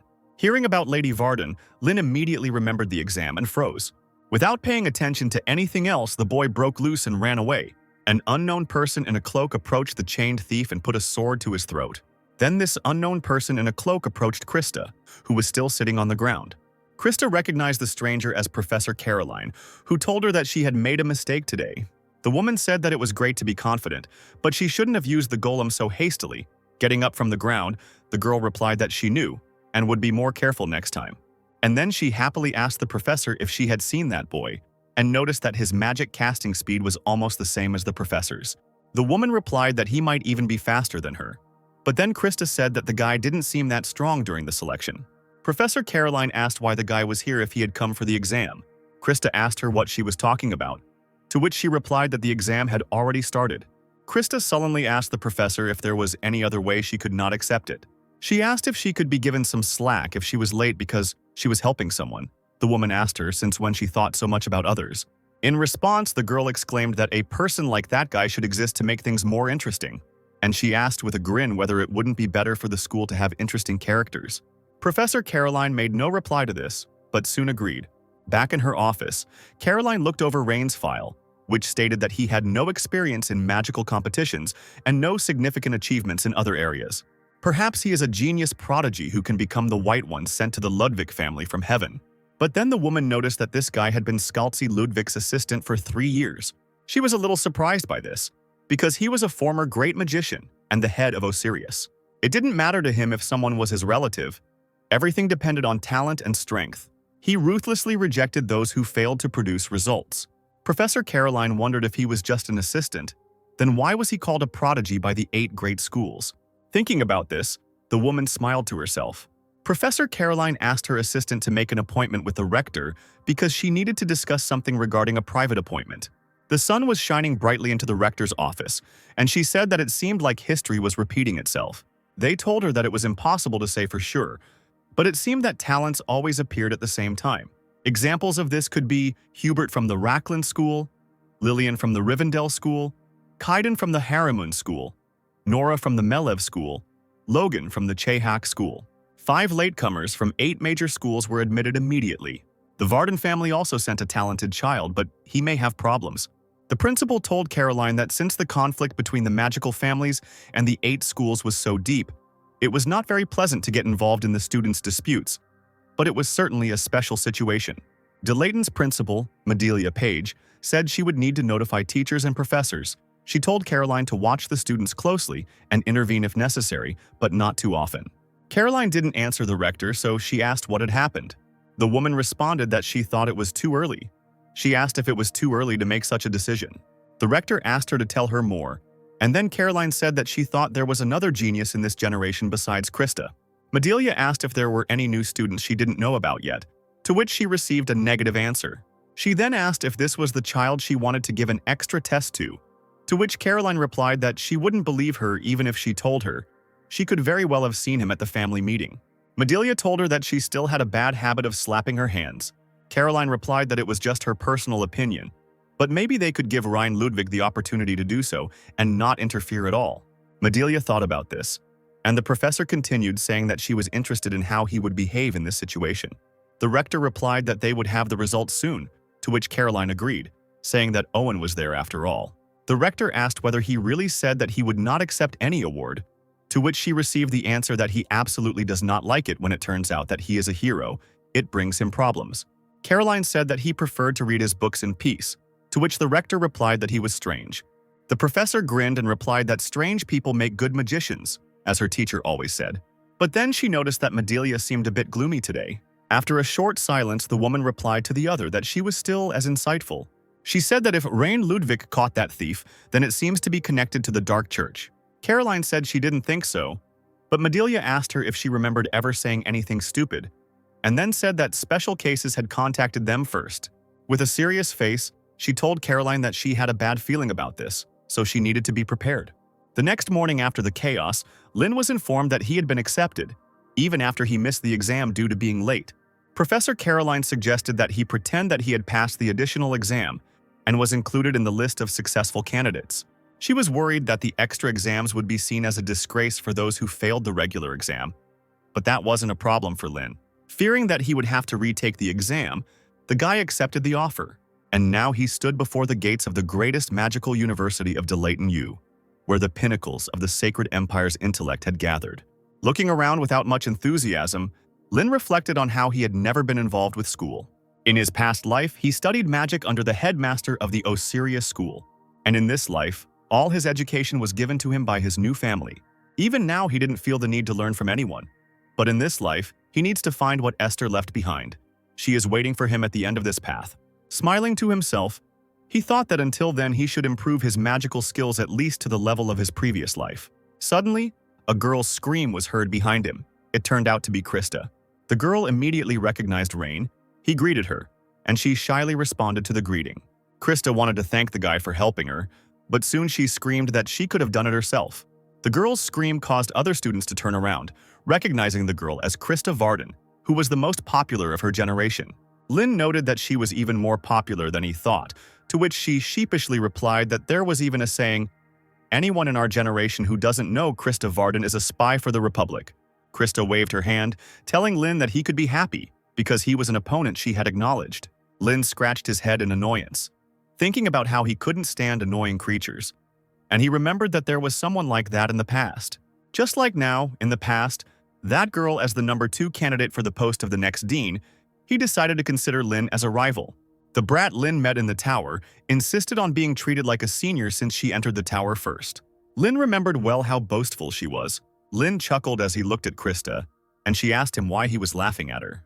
She brought her hand back and began to cast a spell, screaming that if he thought what he saw then was all she could do, he would soon regret it. With a wave of her hand, the girl summoned a sandstorm that filled the entire corridor. Lin couldn't understand why she was acting like that in a place like this. Krista asked the guy with a grin whether he had already understood what her true abilities were, whether he felt that he wanted to give it his all. The guy thought that this girl didn't care about her surroundings. He thought with irritation that she looked like Giselle. Maybe she was her reincarnation, and he decided to put her in her place. But suddenly someone's mocking voice was heard, which said that this was such a dramatic performance. Looking at the girl, he reproachfully noted that on the one hand, she was the best newcomer, and looking at Lin, he noticed that on the other side was a genius prodigy who had barely passed the additional exam. Coming closer, he said it was like comparing extremes. Krista immediately recognized the guy and named him Hubert. There were rumors in the crowd that this Hubert was from Rohwinham School. He was a graduate of Delayton High School, and he had also been a rival of Krista for a long time. Krista called off the storm, to which Hubert encouraged her to continue as it was great fun, to which the girl responded that the quality of the audience was too low, so it wasn't fun. She smirked and said that it would also be a shame if he got caught in her magic and flew away somewhere, so he should be grateful to her for her attention. Hubert laughed and said that it brought tears to his eyes, and he asked if it wasn't too shameless to open his mouth, when even she couldn't handle it herself. He said that she should know her place or she would regret it.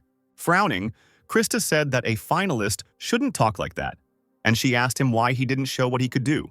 Hubert noticed that her proud nature had not changed, and he said that she would disgrace her family if she continued to live like that. Hubert's attention turned to Rain, and he said that he was so insignificant that he didn't even notice he was there.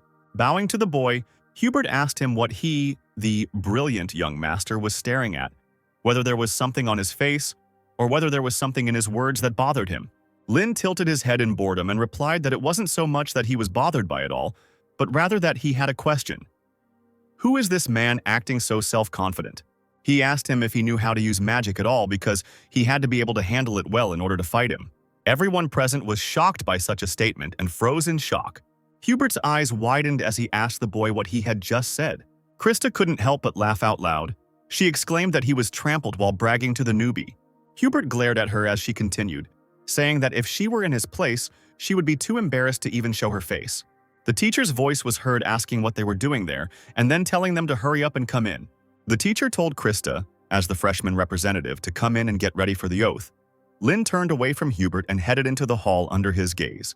Krista was dragged into the hall, but at the end she called out to Rain.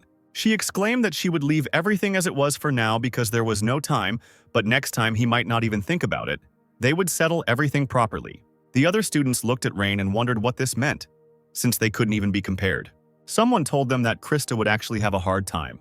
The student asked him what he meant, to which he replied that the young gentleman was the assistant of Director Scalzi. Soon everyone would see how strong he was. All the first years gathered in the hall, and the 1338th Delayton entrance ceremony began. Krista, as the freshman representative, gave her speech. Lynn listened to all this with boredom, thinking that it would all end as soon as possible. But then, the rector's welcoming speech to the first-year students was announced, and Lynn perked up a little. Madelia walked onto the stage as the host announced her as the best mage in the entire empire. The crowd began to whisper animatedly among themselves. Lynn thought about how she was the greatest mage in the empire, the current head of the Council of Mages, and a direct descendant of the founder of magic, Imitsa Page. When Madelia showed everyone, the guy noticed something in her appearance. As it turned out, he noticed her purple hair, which was a result of genetics. A microphone flew up to Madelia, and she greeted all the freshmen at Delayth and introduced herself again. She congratulated the 233 freshmen gathered there on their admission, but said that half of them would not survive until their second year, either being held back or expelled. The entire hall froze in silence as it listened to the rector's speech. With her hands spread, Madelia continued, saying that of the 117 survivors, about 60 would go on to third year, and only half would graduate, leaving less than 30 graduates each year. The rector said that Delayton was such a place where talents were honed. They would be constantly tested under the guise of polishing to determine if they were raw gems. Delayton's policy is unlimited competition. Those who resign in the competition will not even have the right to receive a diploma. She said they would feel it acutely throughout their stay here. Finishing her speech, she exclaimed that they should sharpen themselves.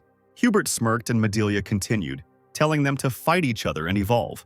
After all, Delayton only works like this, until the insignificant cameras shine with their own brilliance. Madelia told them that she would be happy to meet them again in 3 years. She said that after these 3 years, she will greet them as a fellow magician.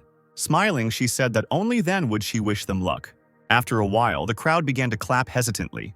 Then the audience burst into joyful shouts and Madelia walked off the stage. The students stood up from their seats, clapping their hands loudly, and Lynn thought about how much he was looking forward to this day. Meanwhile, the professor stood on the balcony and watched the new students. Caroline said they were chaotic, but she liked the energy, to which they countered that energy should match ability. The woman asked Professor Owen what he thought. Tall replied that he expected this party to be of a high level, but so far he sees only idiots with manure in their heads. He said menacingly that they were all doomed to failure. The next day, Lynn went to the faculty building, the Hall of the Sleeping Dragon. He noticed that the building was truly majestic. Lynn found his office and went in. There were no people there yet. The guy sat down at a desk by the window and began to sort through his notes. A voice came from the side, saying that they were now classmates, so they should take care of each other. Lynn turned his head with a smile. He froze when he noticed Krista sitting down next to him. The guy covered his face with his hand, and the sky immediately darkened. Krista smugly said that he had the honor of sitting and competing with her, the best student, from the very beginning. A little girl with pink hair appeared from behind Krista and said that this meant she was very happy to sit with him. Krista laughed and said that she was really happy because she would be turning up this guy's arrogant nose from the very beginning. Hubert walked by and said ironically that it was so delightful. He said that the daughter of the Panton family was also watching this performance, and he was very sorry that the lady was behaving rudely, pointing her finger at others. The girl replied that he did not understand. This is actually often Krista's charm.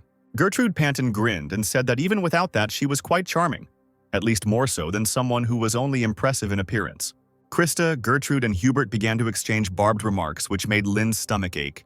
He remembered how Frida had once asked him if he had ever wanted to go to school, to which he had replied no, and the woman had said that was strange. Lynn told her that he was already an elite magician. There was nothing left to teach him at school, to which Frida replied that he was an idiot. And she said that school is not a place to study for academic success, so Lynn asked her, what is the purpose of studying then? Frida replied that there you learn to communicate with people. Looking at the trio, Lynn wondered if Frida was right, and school was the place where they would learn about people like these. The hands on the clock moved closer to the start time of the lesson, and Professor Owen entered the classroom. He walked behind the lectern. Lynn wondered if it was a gorilla, but immediately realized it was the curator. An excited hubbub began again among the students.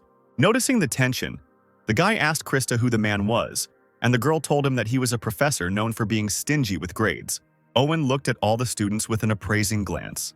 She noticed that many were yawning, talking among themselves, and in general were not in the mood to study. Covering his face with his hand, Owen made a displeased face. He muttered that he had no motivation at all when he thought about spending a whole year with these pathetic monkeys. Taking a piece of chalk in his hands, he said that they only have manure instead of brains. After asking someone where he was looking while he was talking, he snapped his fingers and sent the chalk flying. The chalk immediately flew into the chin of one of the students, forcibly knocking his head back. Noticing that the students were laughing, Owen raised his voice and said that they didn't know anything. They think that the whole world belongs to her. Since they have come to Delayton, they dream of becoming a court magician of some noble nobleman or living in clover, having built their own tower of magicians. They should cast aside their illusions if they ever become like that. They can call him master, but for now they are just monkeys, barely growing fur, and they still have a whole mountain of things to learn. He asked them if there was anyone from the 8 major schools there, and several students, including Hubert, raised their hands. Owen sighed and said that the worst thing here was them, the idiots from the 8 main schools. He said that the strange mathematical formulas they used in the name of school traditions were simply astounding, so he didn't even expect any contribution from them. They just needed to be left alone. He then asked if there were any noble families of mages, and Krista and Lynn reluctantly raised their hands. Owen told them they were just disgusting. He said that it was all because they were acting all know-it-all and arrogant, and without experiencing any difficulties, he told them to go home and learn to change their clothes on their own first.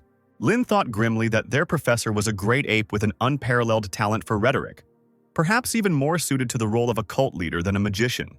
The man said that his task this year was to make them at least useful magicians, even better than monkeys. He sternly said that there was no place for anyone worse than a monkey here. Anyone who couldn't cope would be thrown out, so they should at least try to evolve. There was a deathly silence in the audience. Owen asked them why they weren't answering. Were they not paying attention? Approaching one of the students, he asked him whether he should teach him to answer. Owen asked if he was scary, to which the student quickly replied that he was not scary. Then Owen asked him if he was easygoing. The man announced that they were going to have a test now. He told the students to form teams of 2 with those sitting next to them. Owen said the last team would be eliminated. The students began to talk quietly, not expecting that they would be expelled so easily. Some began to suggest that this was all just to scare them. Owen walked up to the board and began writing the test assignment on it. A few minutes later, a task in the form of a spell appeared on the board. The man said that they were given 20 minutes for everything. From that moment on, they had to solve the problem on the sheets of paper that were in front of them.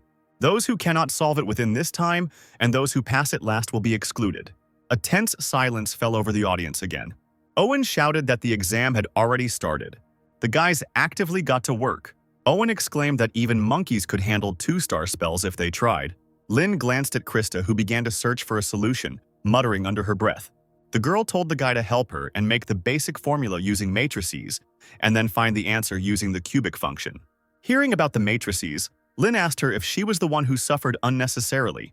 In response, Krista screamed that he stopped talking and started doing something. Krista's mind was filled with memories of everyone saying that the Varden family was already finished. And all because the eldest and youngest daughters were so disorganized. Krista was given the responsibility, believing that she would definitely be able to restore their family. Krista stubbornly scribbled her pen on the paper, muttering under her breath that she had to become the best at everything. Lynn looked at the girl and thought about the heavy burden she had to bear. Krista asked him irritably why he was looking at her like that. Had he already found the answer from the function? Lynn handed them a piece of paper with the function written on it, and Krista happily said that all that was left was to decide. But suddenly a strong wind blew, and the girl irritably asked why this was happening right now. Lynn extended his hand, using a spell to stop the interfering wind, and then all the sheets of paper with the solution were torn to shreds. Krista jumped up and screamed in panic. Owen told her to be quiet, and he asked if they couldn't do anything without making noise. After apologizing, Krista sat back down and said in a weak voice that she would have to start all over again. Lynn, noticing something was wrong, activated Bell Sidious. Near the torn sheets, he noticed a stream of magic. Following this stream, Lynn noticed that it was coming from one person, who turned out to be Hubert. The boy thought that the 8 main schools were just playing childish pranks. The Rohirrim school is the school of wind. Their secret art has no sound or color, meaning the magic used is wind manipulation. Lynn was pulled out of his thoughts by Krista's scream. telling him to give her his paper. She told him to rewrite it quickly. Unable to bear it any longer, the girl quickly took the piece of paper from him, asking him what he was doing. She began to write nervously, thinking that there were 8 minutes left, and she already had the solution process in her head. But then Lin snatched the paper from her hand. Before the girl could ask anything, the guy told her that they wouldn't be able to finish on time using this method.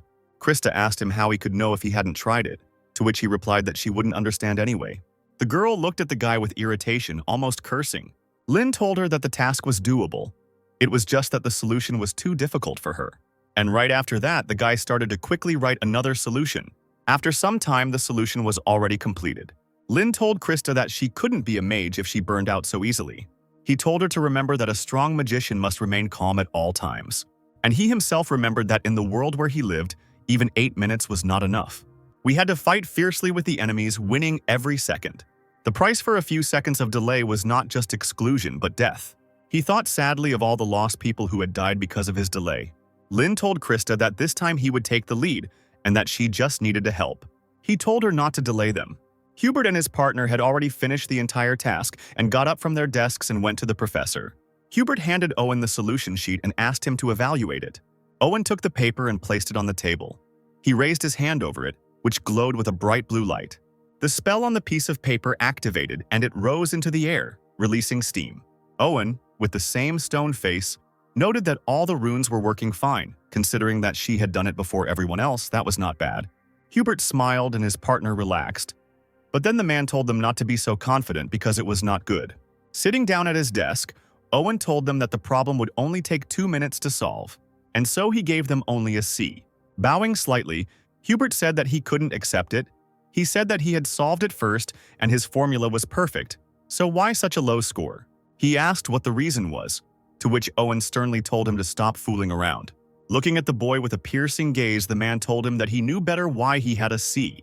Hubert's partner asked the professor what it meant, and Lin appeared behind her. Lin asked the girl to step aside.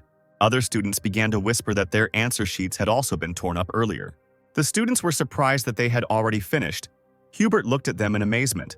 Lin handed the paper with the solution to the professor and asked him to evaluate it too.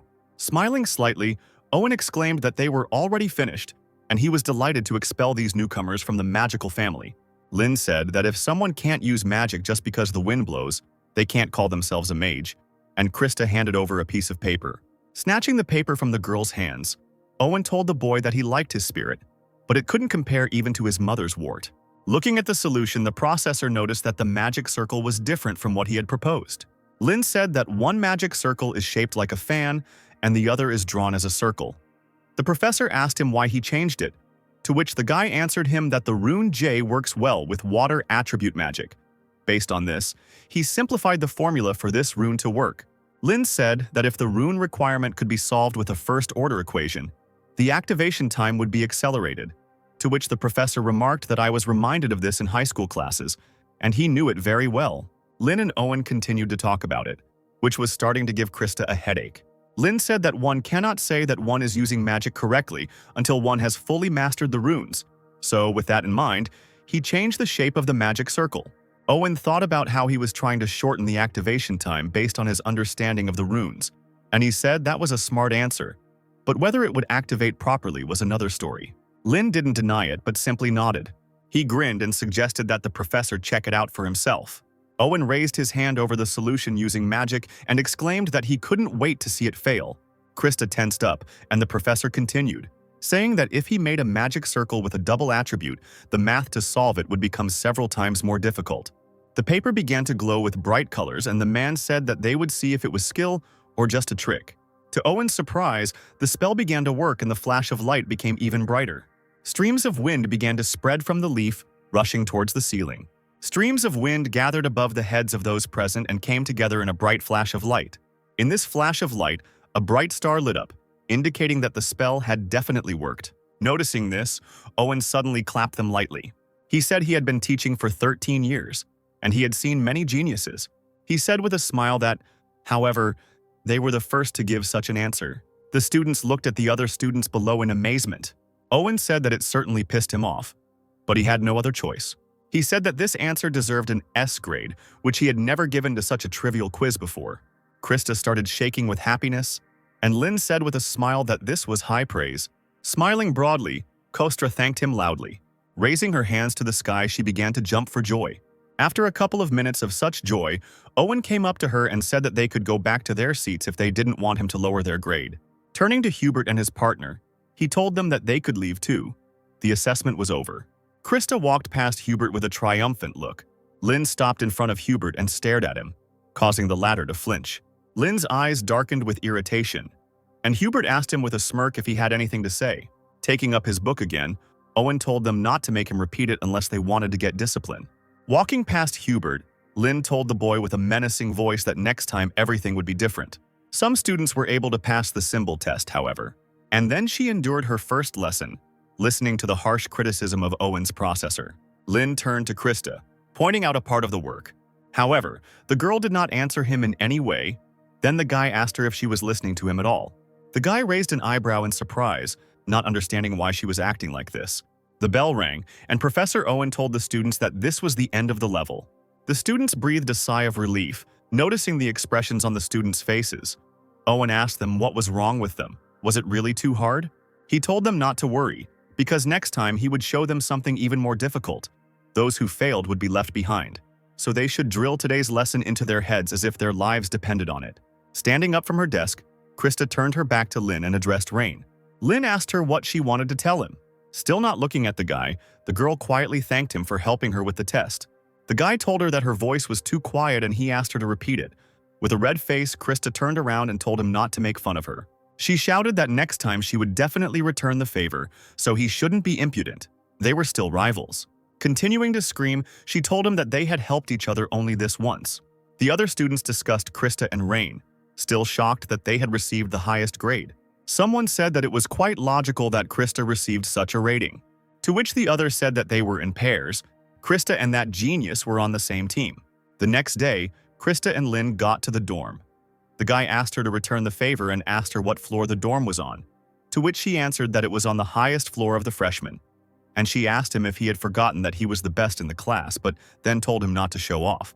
Lin told her that she started it herself. He asked her about whether promises that she cannot fulfill do not seem frivolous to her. Krista walked away in irritation, shouting at the end that she was looking forward to this. Lin entered the dorm when everyone around him started talking about him. Someone recognized him as the son of the Ludwig family, but another immediately stopped his thoughts by saying that he would not get a room next to Krista. The first one answered him that with such skills he would have passed the regular exam, so why take the additional one? Lin, however, made it to his dorm room. Taking out a small piece on a chain, the guy brought it to the door. The pendant lit up and the door began to open. There were bookshelves on either side of the entrance, and Lin noticed that this was a solitary room. In the corner of the room, by the window, there was a table and a chair. Walking up to the table and running his hand over it, Lin said that it reminded him of his time in the Magic Tower. He smiled as he thought about how even in his past life, he had sat in a room like this, focusing only on studying magic. And he immediately remembered his room in the tower, where Esther came for the first time. Lin shook his head, trying to clear the memory. Approaching the bed, the guy fell onto it with all his might. He thought that there was nothing else here except the first lesson, and he wondered if he should instead infiltrate the Vatican and explore its remains. He thought that it would be too difficult to get in there with such a personality and abilities. He raised his hand, on which the spell began to gather. 3 red triangles flashed in the air above the boy's hand.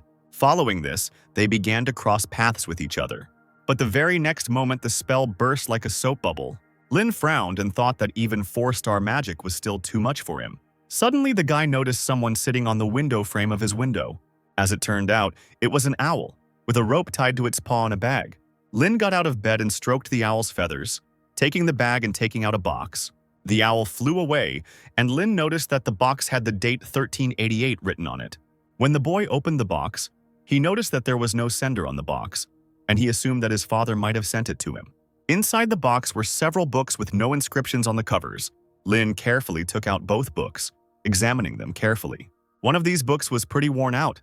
The guy looked at it more carefully and his attention was drawn to the inscription.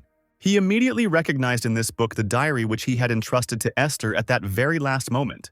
Lin froze in shock and immediately wondered who could have sent him this. In a panic, the boy looked out the window in an attempt to see the owl or the sender. Looking around the street, he wondered if anyone knew his true identity. The next day, Lin and the other students went to the campus's magical training facility, the Battle Dragon Field.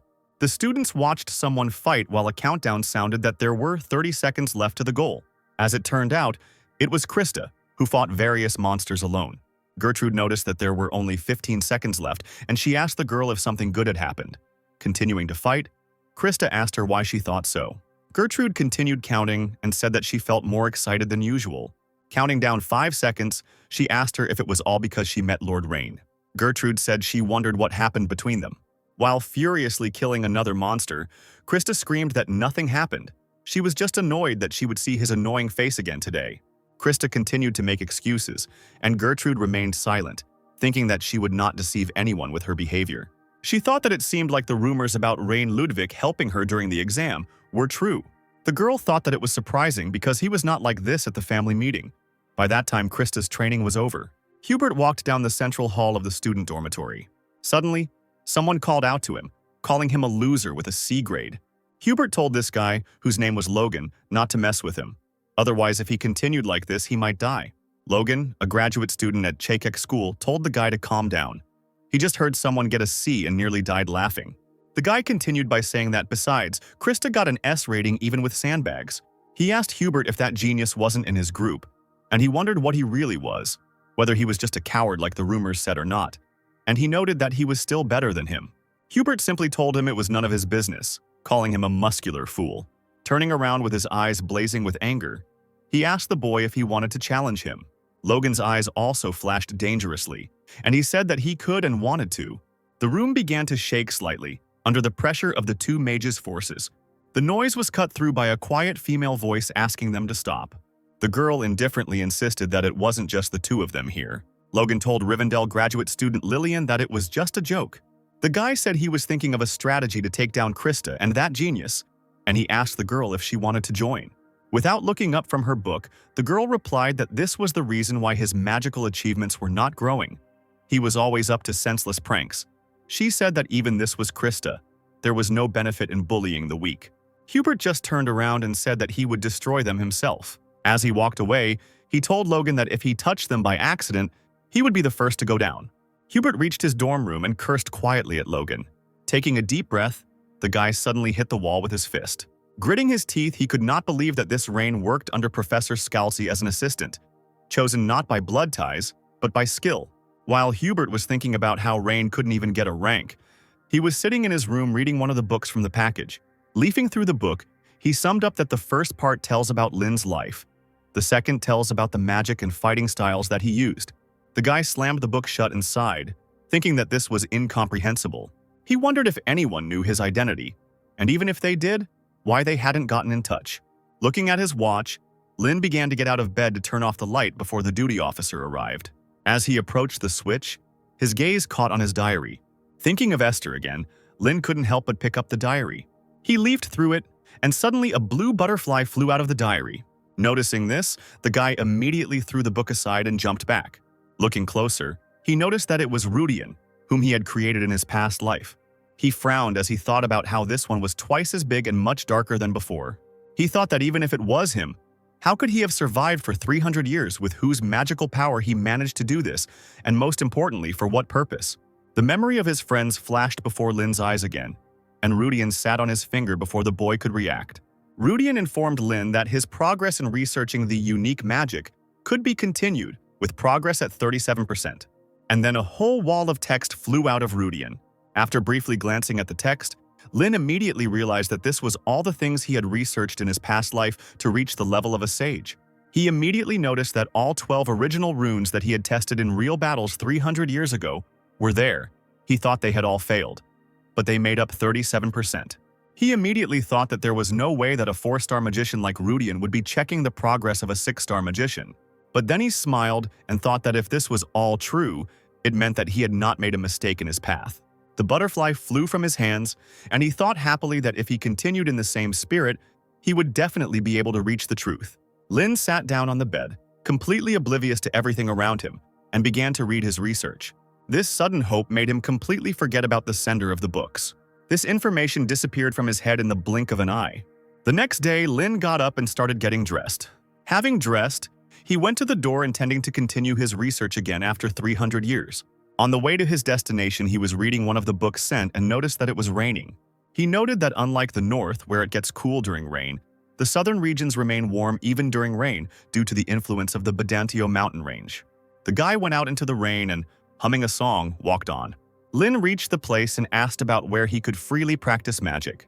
The girl at the answering machine said that Battlefield was perfect for him, and she asked him why he was wet. According to the head of the dormitory, Battlefield is a place to train powerful magic with a wide range, surrounded by high-level fire magic to prevent and restore damage. Grievances can mindlessly cast spells without caring about the surrounding environment.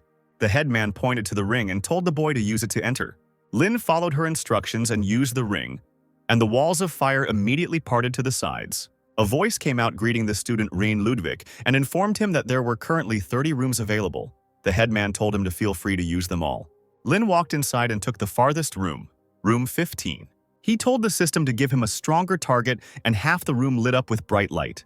A green one-eyed monster immediately appeared from the circle of light on the floor. Looking at the monster, Lin noticed that it was at the level of 2-star magic. The boy opened his book, choosing a spell he wanted to try. Closing the book, he decided to start with the rune U, which gives molecules the property of wriggling, thanks to which the flame, if engraved on fire magic, can burn for a long time. Lin decided to get down to business, and a triangular magic circle began to glow above his hand. On this magic circle, he found the rune U. However, the spell did not work, but simply dissolved into thin air.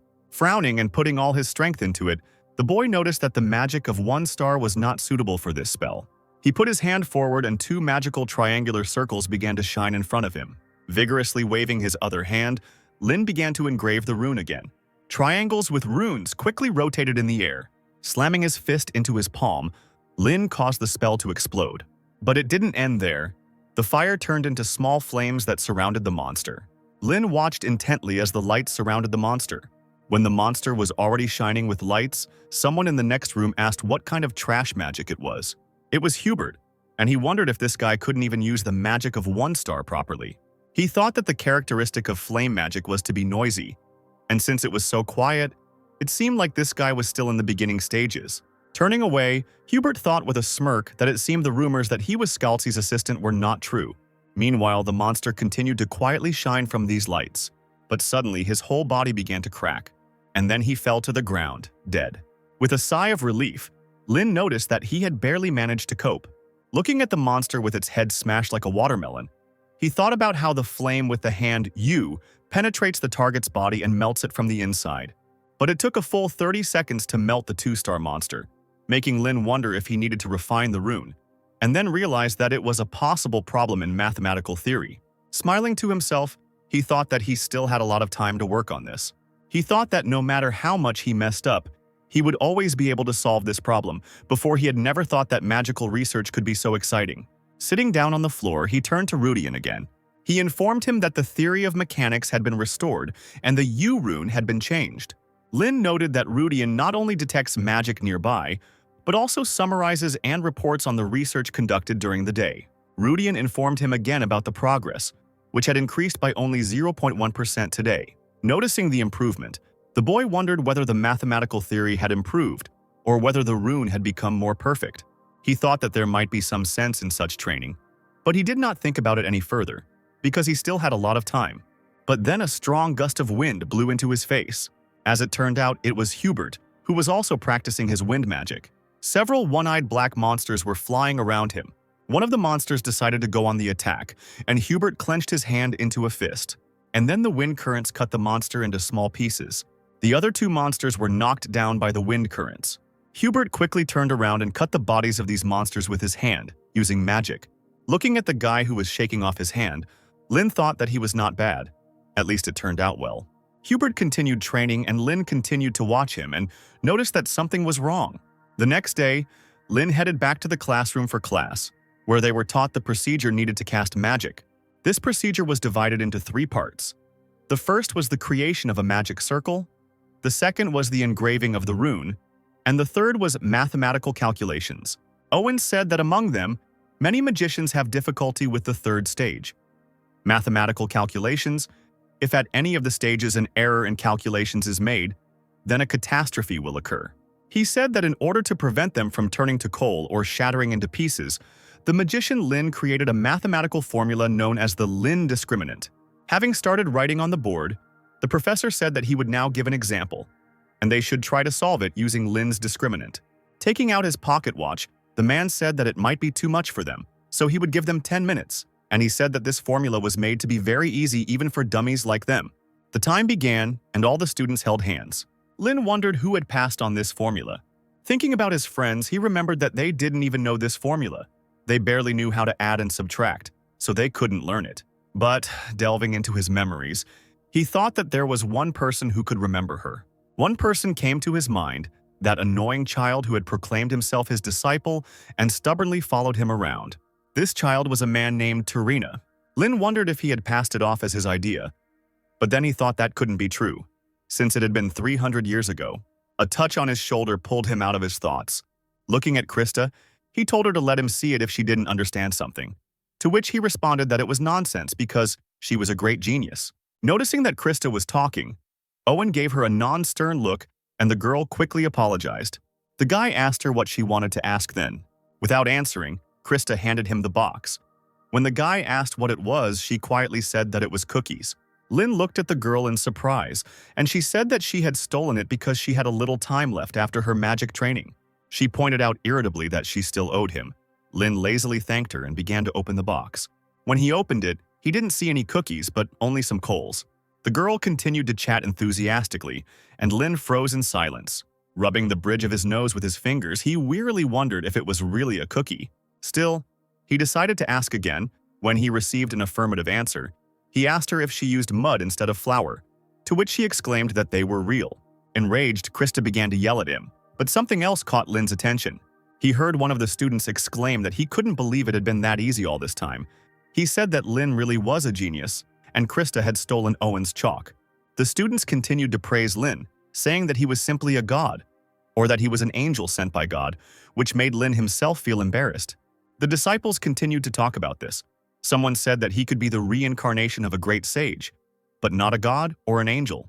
They talked about how they envied him because he could handle any magic freely, which made Lin feel even more embarrassed and covered his face with his hand. Noticing the guy's embarrassment, Krista wondered why he was so blushing. Looking at his red face, she mockingly asked herself in her head if he was really that embarrassed because of a few cookies. She continued to smile, thinking about this proud boy being embarrassed because of the cookies. And in the meantime, Owen approached her with a threatening look. He sternly told her that for a monkey who does nothing in class, she knows how to protect herself. He asked her if she was interested in attending special classes. Krista wanted to justify herself, but she didn't have time. Owen announced the end of time and told everyone to hand in their answers. The fourth period of study was attending classes. Lin and Krista came out of the class and the girl asked him about what club he was going to join. Krista, without waiting for an answer, said that she would definitely join the Magic Volleyball Club because the descendants of the Magic family are obliged to maintain dignity while playing volleyball. Lin asked her again without interest. He asked her about the connection between volleyball and dignity. Krista didn't know what to answer, and so she started screaming, asking him why he was asking her something just to cut her off. He told her to take her time and look around, and he said goodbye to her. Krista ran after him. There are various clubs in Dilaton designed for the exchange of experiences and competitions between students, and they were created for this purpose. This is how the Combat Magic Club and the Fire Attribute Magic Club were created. A Festival Magic Club was even created. Clubs are created by students with common goals or motivations and receive funding for their activities after approval by a faculty advisor. This gives everyone the opportunity to dedicate themselves to research outside of classes. Lin thought that there were a lot of great places here, so he should look around. And he noticed with irritation that because of Krista, who was following him closely, he could not concentrate. She followed him, exclaiming that the magical family should join the volleyball club. The guy answered her that he hadn't heard that, but even if so, it was not a problem. Krista asked why it wasn't a problem, to which Lin replied that his father told him he wouldn't interfere wherever he went. Gertrude appeared from behind Krista and said that this couldn't be. She told him the same thing as Krista, in response to which Lin asked her if it was necessary. He smiled and said that he found the Fine Arts Magic Club much more interesting, and there was also this local development club. He thought happily about how in those days people were clinging to survival, but when the world became free, everyone was gradually able to do what they liked. He remembered Esther one evening talking about how when Lin grew up, the world would be a prosperous place. She hoped that Lin could protect these lives. Gertrude began waving her hand near Lin to break him out of his thoughts, but to no avail. The guy, without saying anything, walked on. The girl asked him where he was going. Lin told her that he was going to check out the local development magic club.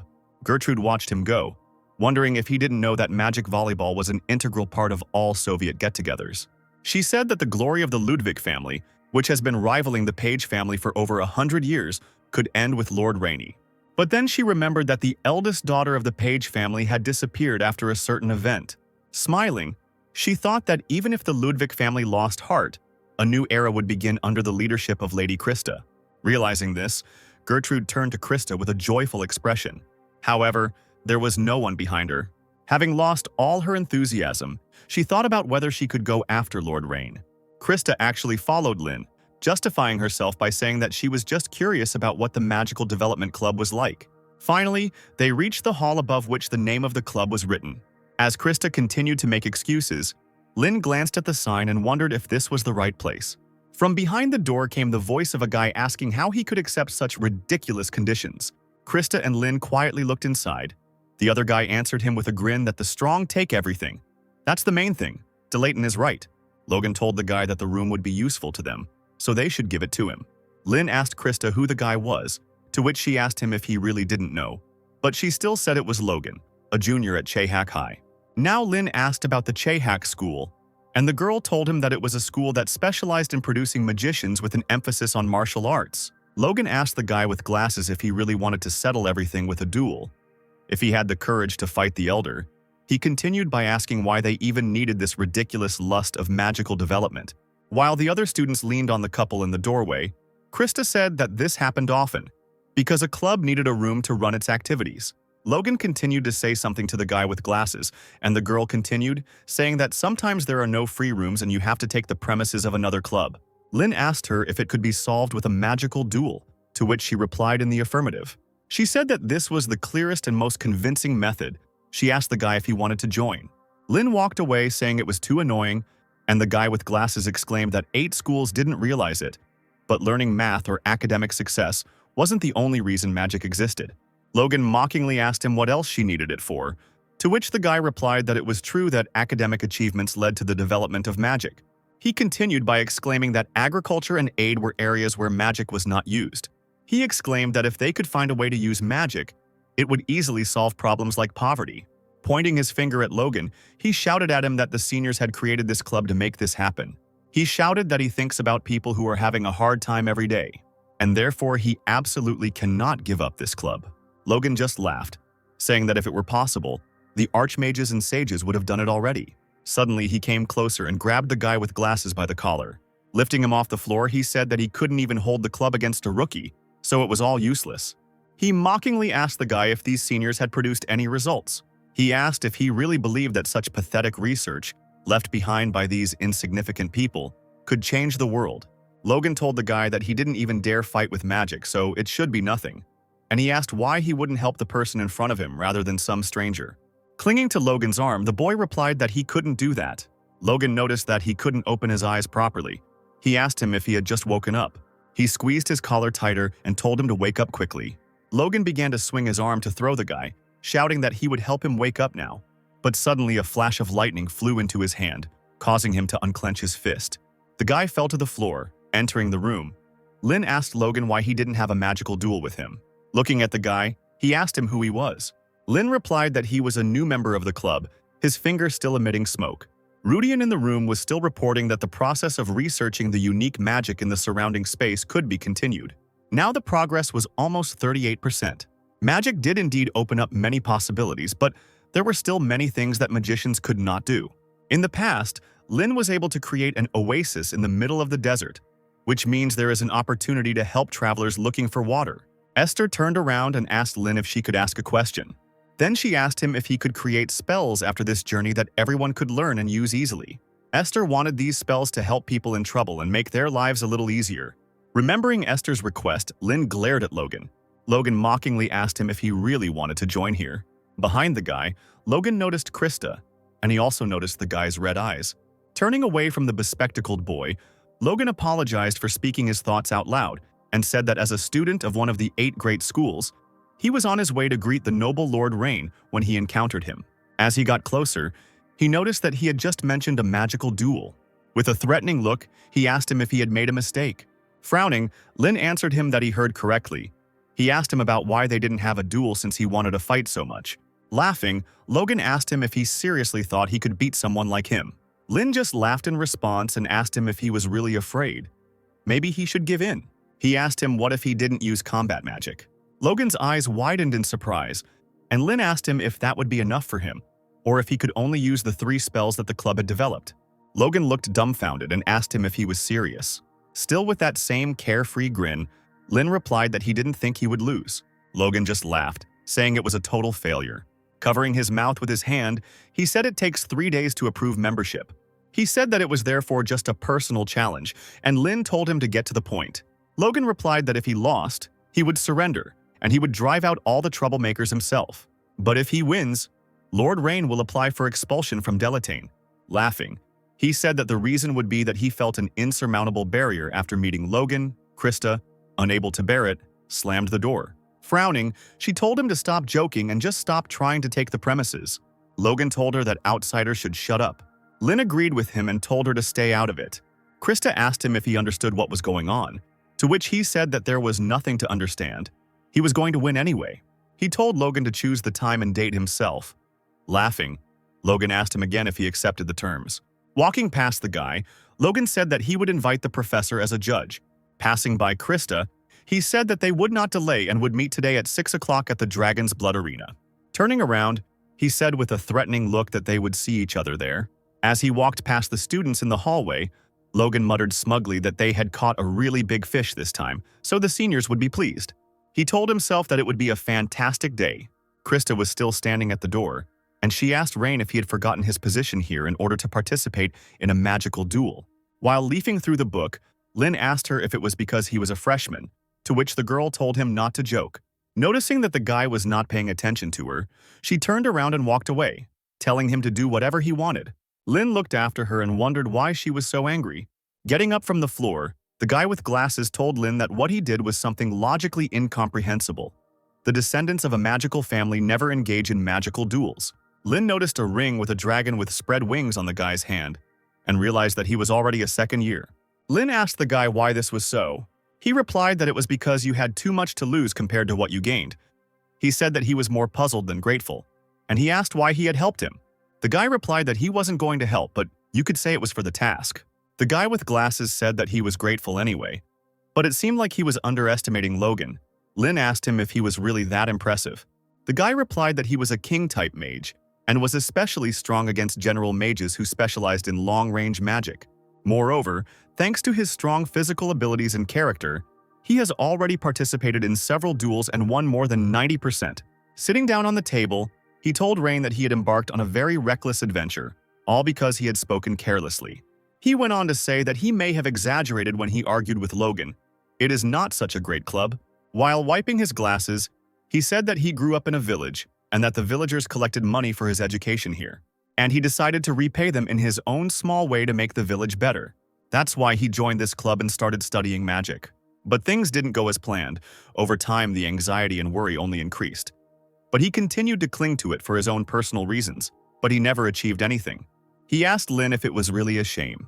Laughing, the guy with glasses said that it was simply the will of God that he drop everything and take part in this duel himself. But Lin asked him what was pathetic about it. He said that he had agreed to this duel himself, and he asked if he could borrow some books related to the club's magic to look through. Taking the books, Lin walked away, saying that he would return them when the duel was over. The guy with glasses called out to him. Suddenly, Lin asked him if he knew why Archmage Lin started practicing magic.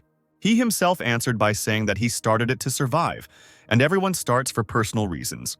Lin walked down the hallway to the sound of other students sniffing, wondering if the rumors had already spread. Catching glances at himself, he thought that this was more than expected. Suddenly, someone called him sharply, causing him to flinch. Turning around, he noticed his Aunt Elin, all sweaty, asking him how he was doing. Before Lin could respond, Elin ran up to him and punched him in the chin. Just recently, she received news that the genius of the Ludwig family was participating in a magical duel. Rubbing his cheek with her fist aggressively, She said that she must have misheard that he was starting a duel. But Lin told her honestly that it was true. Squeezing her nephew tighter, Elin said that her nephew had caused quite a stir, and for that she needed to drink some liquor. After letting the guy go, she told him that if Logan hit him, it would hurt several times more, and she asked him what he was even thinking. Looking at his aunt's back, Lin asked her if she was worried about him. Running up to him, she screamed, asking him if she really looked like a pathetic aunt who was worried and asking about someone like him. Tapping her finger on his chin, she said that he would only come to his senses after he got a good beating from Logan. Puffing with irritation, Elin walked away down the corridor. Rubbing his cheek, Lin apologized to his aunt and told her that he didn't know that wasn't allowed. But he assured her that it did not bring shame on their family. Elin replied that it was already connected, because of his thoughtless actions. In the worst case, it would end in expulsion. And then she said that everything was fine. She was still irritated by those who laughed at him as if he were a worthless offspring. She smiled and looked at the guy and told him to trample them properly when he left with victory, since he started it. She exclaimed that the name of the Ludwig family was on his shoulders, so he must do something that others could not even think of, to rise to his level. Lin smirked, and Elin told him to teach them a lesson. At 6 o'clock in the arena, Lin and Logan met. The stands were filled with people. Lin thought that his aunt need not worry, since that had been his intention all along. Some students in the classes noticed others running somewhere. All the students came running to watch this duel. All eyes were on the worthless loser and jock from Chaycock. Professor Caroline asked Professor Owen who he supported. Logan from the same faction, or Rain, whose student was being sent. Owen replied that status, pedigree, or education meant nothing to him. He simply replied that he would support the one who was stronger. Judge Theon entered the arena and announced himself. He announced that this duel was officially sanctioned by the school. Therefore, the winner must fulfill the conditions of the winner set by the school. The judge told the challengers to step forward. Logan took a step forward, throwing his cloak off his shoulders and revealing his chest, hidden by bandages. Lin looked him over and asked him if he had prepared too much for the battle against the failed nobleman. Krista said that it would be difficult to defeat him. Gertrude secretly approached her and told her over her shoulder that she had come after all. Krista waved her hands and began to justify herself, saying that she didn't come here because she was worried, but just wanted to see how this guy would get beaten up. Gertrude gave her an understanding smile. Caroline thought that apprentice mages had very long casting times, so mages who could immediately engage in close combat were a threat. She wondered how he would fight it, and in the meantime, Lin began to twirl something in his hands under his cloak. The crowd froze in surprise. Someone even whistled. As it turned out, there was a cleaning broom hidden under Lin's cloak. Logan froze with a shocked expression on his face. He said he thought he was holding some kind of wooden stick, but this was too much. The entire stadium burst into loud laughter. The professors looked at this with ambiguous expressions on their faces, and mockery was heard from the students. Krista covered her face with her hand in shame, and Gertrude simply froze in shock. Judge Theon asked the guy what it was, to which Lin replied that he took it from the library. Fortunately, the cleaning had just finished. The judge asked him if he was going to use it for a duel, to which Lin asked him if it was prohibited, to which he said it was not prohibited. Logan asked the guy if he was really so easy to indulge. He noted that he used to be so confident in himself, and now he came with a broom. He told him that they could finish now. He could just give in and not embarrass himself. Lin told him that it had always been that way since he came to the university. He noted that from a senior's perspective, it was truly unfortunate. Logan asked him, confused, which senior he was talking about. But Lin didn't answer him, but only continued, asking him why young people at this time are so good only at empty talk. They are not witches sending curses. He asked him since when magicians began to win with words. Judge Theon told the boys that they were getting too close and he told them to move away. After clearing his throat, the judge said that he would now announce the final confirmation before the duel. He announced that if Logan lost, he would serve as a security guard at the local magical development club until he graduated. Otherwise, Rain will be expelled from Delayton. The judge asked them if they agreed to these terms, and the boys answered yes in unison. Theon, raising his hand with a spell, told them to disperse. Logan and Lin moved a few meters apart and the referee began the countdown. Using magic, he summoned a golden clock that began to count down 10 seconds. Students from all over the university ran to the duel. Elin's assistant asked her if she wanted to take a look, and she would sort it out, to which she replied that she didn't want to. The assistant noticed that she was so calm when her nephew was facing a serious test. Elin asked her threateningly if this meant that she could not remain calm. Elin turned to the window, and the assistant began to say that she had not meant it. Smiling to herself, she mentally told her brother that Rain could be a sage. As Logan began to remove the bandages from his chest, he said there was no need to watch. He said that the outcome was already predetermined. 10 seconds passed and Logan ripped off his bandages, telling his opponent to watch carefully. He shouted at him that once he was expelled, he would no longer have the opportunity to see it. Waving his hand, Logan cast a spell on the mark on his chest and exclaimed that this was the secret technique of the Chehak school, strengthening the body. Gertrude noticed that he seemed to be going to finish it in one go. The mark on Logan's body glowed green, and that green light began to flow through his veins. Noticing the speed of the spell's activation, Hubert thought that a small mistake could lead to broken bones or ruptured internal organs. Caroline thought that it was no wonder that Logan was considered one of the great graduates of Chehak school. Lin gripped his broom tighter. Lin closed his eyes and exhaled, collecting his thoughts. Logan's eyes turned red from the strain, and he exclaimed that he would finish this in 10 seconds. Lin continued to stand in place, and Logan jumped up and rushed forward. Lin stood there with his eyes closed, even as his opponent came very close to him. As Logan raised his fist to strike, he thought that this guy couldn't even move, but the result would be the same even if he could. He thought that body fortification was a spell that both attacked and defended. It created a wall of magical power on the surface of the body to defend and exploded the magic at the point of impact to damage the opponent. As he flew forward, he thought that this could not be stopped. He would end this duel with this blow. But suddenly, a broom handle approached his fist. Lin began to spin the broom in his hand, pushing away his opponent's hand. But he didn't stop there. Turning around on the spot, he swung the broom. Lin swung his arms and hit Logan hard in the chest with the broom. The force of the blow sent Logan flying upward. The professor's eyes widened and they froze in shock. No one expected that Logan would fly back with one blow from some broom. Owen noticed that it was a staff technique from the Osiris school. He remembered that 300 years ago, this amazing achievement elevated the Osiris school to the rank of one of the 8 major schools. This staff technique was developed by the great magician Lin. He thought that even mages needed strength to engage in close combat. That's why it is said that he created this technique with the help of the hero Esther. He wondered how the heir of the Ludwig family had mastered this technique. And in the meantime, Logan woke up. He immediately turned around in the air and landed on the ground a few meters from the enemy. Caroline kept her eyes on Rain, still surprised. She noticed that even from such a blow, the broom was not yet broken. She thought about how if the guy hit the body surrounded by body reinforcement with a normal broom, it should have shattered into pieces, she replied. The incredible magic control that was needed to enhance the strength of this broom. She wondered what this guy really was. Lin twirled the broom and threw it over his shoulder, and the entire stadium exploded with cries of delight. They started shouting that Logan had simply been thrown out while he was still on his knees. Suddenly, he felt a sharp pain in his chest, and saliva began to flow from his mouth. As he leaned on the ground, he thought that the reinforcement of his body had been broken, and he couldn't believe that it had happened with the broom that this useless scum had used. Lin said mockingly that 10 seconds had already passed and the end had not yet come. The guy said it wasn't fun to torment a promising junior, to which Logan shot him an angry look. Twirling the broom between his fingers, Lin said he was done in 6 seconds. He moved the broom behind his back and told his opponent to attack. Logan stood up with difficulty, thinking that he was showing off just because he was able to land a punch. Deciding to take a different approach, Logan quickly lifted his leg. Releasing magic, he smashed the ground with force, shattering it into small pieces. The destruction reached Lin too, causing him to jump. Logan didn't stop there and jumped up, swinging his leg. The guy kicked one of the fragments in the air with all his might, shattering it into even smaller pieces.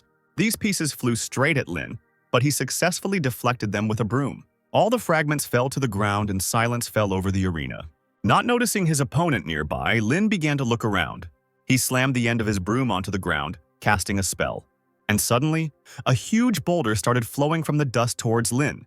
But Lin managed to notice him in time and fight him off with a broom. But in the meantime, Logan jumped up to kick his opponent. The guy flew down with force, bringing with him a roar and even greater destruction. After a couple of seconds, everything became quiet and someone's figure appeared among the dust. That someone turned out to be Logan, whose feet were stuck in quicksand. From somewhere, Lin's voice came, saying that he had heard that this magical remedy was used for plowing fields. Logan looked up where Lin couldn't remember the name of the spell and said it was 1-star level anyway. Lin stood on top of the pile of rubble and he said that this spell, which creates a temporary dam during a flood, was already 2-star. He smirked and asked Logan how he felt about it, if he found it useful. After the crushing defeat, a roar swept through the stands. Some spectators whispered in bewilderment. Others shouted in admiration. Owen chuckled, noting how deftly Lin had neutralized Logan's close combat with a well-thought-out strategy. The man was amazed that the guy not only predicted the attack and turned the ground into mud, but also cast 2 spells almost simultaneously, binding the enemy. Caroline thought, no one expected him to be capable of such precise mental calculation. Owen glanced around the stands and concluded that the fight would soon be over. But suddenly Lin swung his hand sharply, throwing his broom down, right at Logan's feet. The professors froze in shock. Their mouths dropped open in surprise and their eyes widened. Krista jumped up from her seat and screamed, demanding an explanation of why he did this. She shouted that he should have just used a ranged spell and ended the fight without further ado. However, before the broom could reach him, Logan, gathering his last strength, managed to escape from the mud trap. His blow shattered the broom into pieces, and he himself, without slowing down, rushed forward to attack. Logan's fist froze a centimeter from Lin's face. At the same moment, a vine wrapped around his wrist. Logan froze in amazement as he realized that his entire body was now entangled in living vines, restricting his movement. Lin calmly explained that this was the 3rd spell, reviving dead plants, and the stands exploded with new exclamations of surprise. He added that the effect would only last 10 seconds, but that was enough, and Logan noted with annoyance that the vines were created from the remains of his own broom. Breaking off one of the branches, Lin reminded him that he kept his word and only used 3 spells as he promised. He leaned over to his fallen opponent, placed the sharp end of the branch against his face, and asked, "Isn't it time to end this fight?" Logan's face was veined with rage, and he gritted his teeth, but he couldn't move to break free from the wooden bonds. Casting an angry glance at Lin, he thought that he could not allow such a disgrace to lose like this without a fight. Suddenly, he was distracted by a sharp tightening of the vines around his body, and he jerked in surprise and almost screamed. Lin, noticing this, muttered thoughtfully that perhaps he had put too much magical power into the spell. He mused out loud that the vines were too sticky due to the nature of the plant, but overall the technique needed some work. He then reassured Logan, telling him not to worry, but he still flinched when the sharp end of the branch came close to his face again. Lin looked at him with an icy gaze and said that he would soon feel more comfortable. Instead of gouging out the eye, he hit Logan on the head with the blunt end of the stick. Logan shouted after him that he promised to finish it all with 1 blow and not to mock him. Lin responded indifferently that the fight was already over and Logan should accept defeat. He ordered him to shut up since he had already lost and not to disgrace himself further. Then, turning around, he asked Logan if he now understood what it was like to be hit and advised him to change if he didn't want a repeat of it. The stone platform beneath Lin's feet began to crumble, sending him plummeting downwards, leaving Logan hanging helplessly in the vines. Logan couldn't believe what was happening. For the first time in his life, he felt so helpless, as if he was that boy again that everyone laughed at. Memories came flooding back. The taunts that he was only pretending to be a magician, the shouts for him to stop embarrassing himself and stand up like a man. He always believed that magic was a world of power where the weak did not survive, but now that the vines began to crumble, he simply collapsed. Lin, watching this, noted to himself that the vines lasted longer than expected, meaning the spell had potential. But then he remembered that a duel officially ends only when one of the parties is completely defeated, and he decided to deliver the final blow. Before Logan could come to his senses, something heavy hit him in the head and his consciousness went black. Lin explained that the outcome had already been determined, so it was not an attack, but simply a point in the fight. A stunned Logan fell to the ground unconscious. The judge sighed and raised his hand, summoning a flying microphone. "The winner is Rain Ludwig," echoed throughout the stadium, and the applause grew even louder. As the stadium applauded, Lin looked around and noticed a familiar figure hurrying towards the arena. It was the president of the club who had started it all, a breathless guy running towards him, waving his arms. He began to thank Lin for his kindness, but Lin interrupted him, asking what kindness he was talking about. Lin noted that in all 3 spells he felt the guy had potential, although not perfect. He added that the efforts of the senior students were clearly not in vain. Then, as if realizing it, Lin sheepishly apologized for the lecture and fell silent. But a second later, he asked the club president if he could ask for one favor. "Continue to develop local magic so that I don't have to interfere again," he said. He confidently added that everything would work out for him and turned around to leave. The guy in glasses, barely holding back a smile, bowed low behind him, unable to hide his delight. As Lin left, he wondered what Esther would say at such a moment. He immediately pushed these thoughts away because he was not Esther, but he still wondered if he had managed to maintain his dignity. By evening, the news of the nobleman's victory over Logan had spread throughout the dormitory. The students heatedly discussed what had happened, one shouting that it was impossible, while another claimed that he had seen everything with his own eye. Logan was lying in the infirmary and heard the students outside the window saying that the guy's skills were serious, since he was able to not only win, but also lecture Logan before knocking him out. Logan sat up abruptly in bed, but immediately grabbed his head in pain. Owen's voice came from nearby, asking how it felt to bring shame on his school. Logan looked at him and replied grimly that his punishment had already caught up with him. He greeted his mentor, but he cut him off abruptly, reminding him that he was a professor here, not an old friend. Logan quickly bowed and apologized, trying to make amends. Owen sighed and told him to rest and recuperate.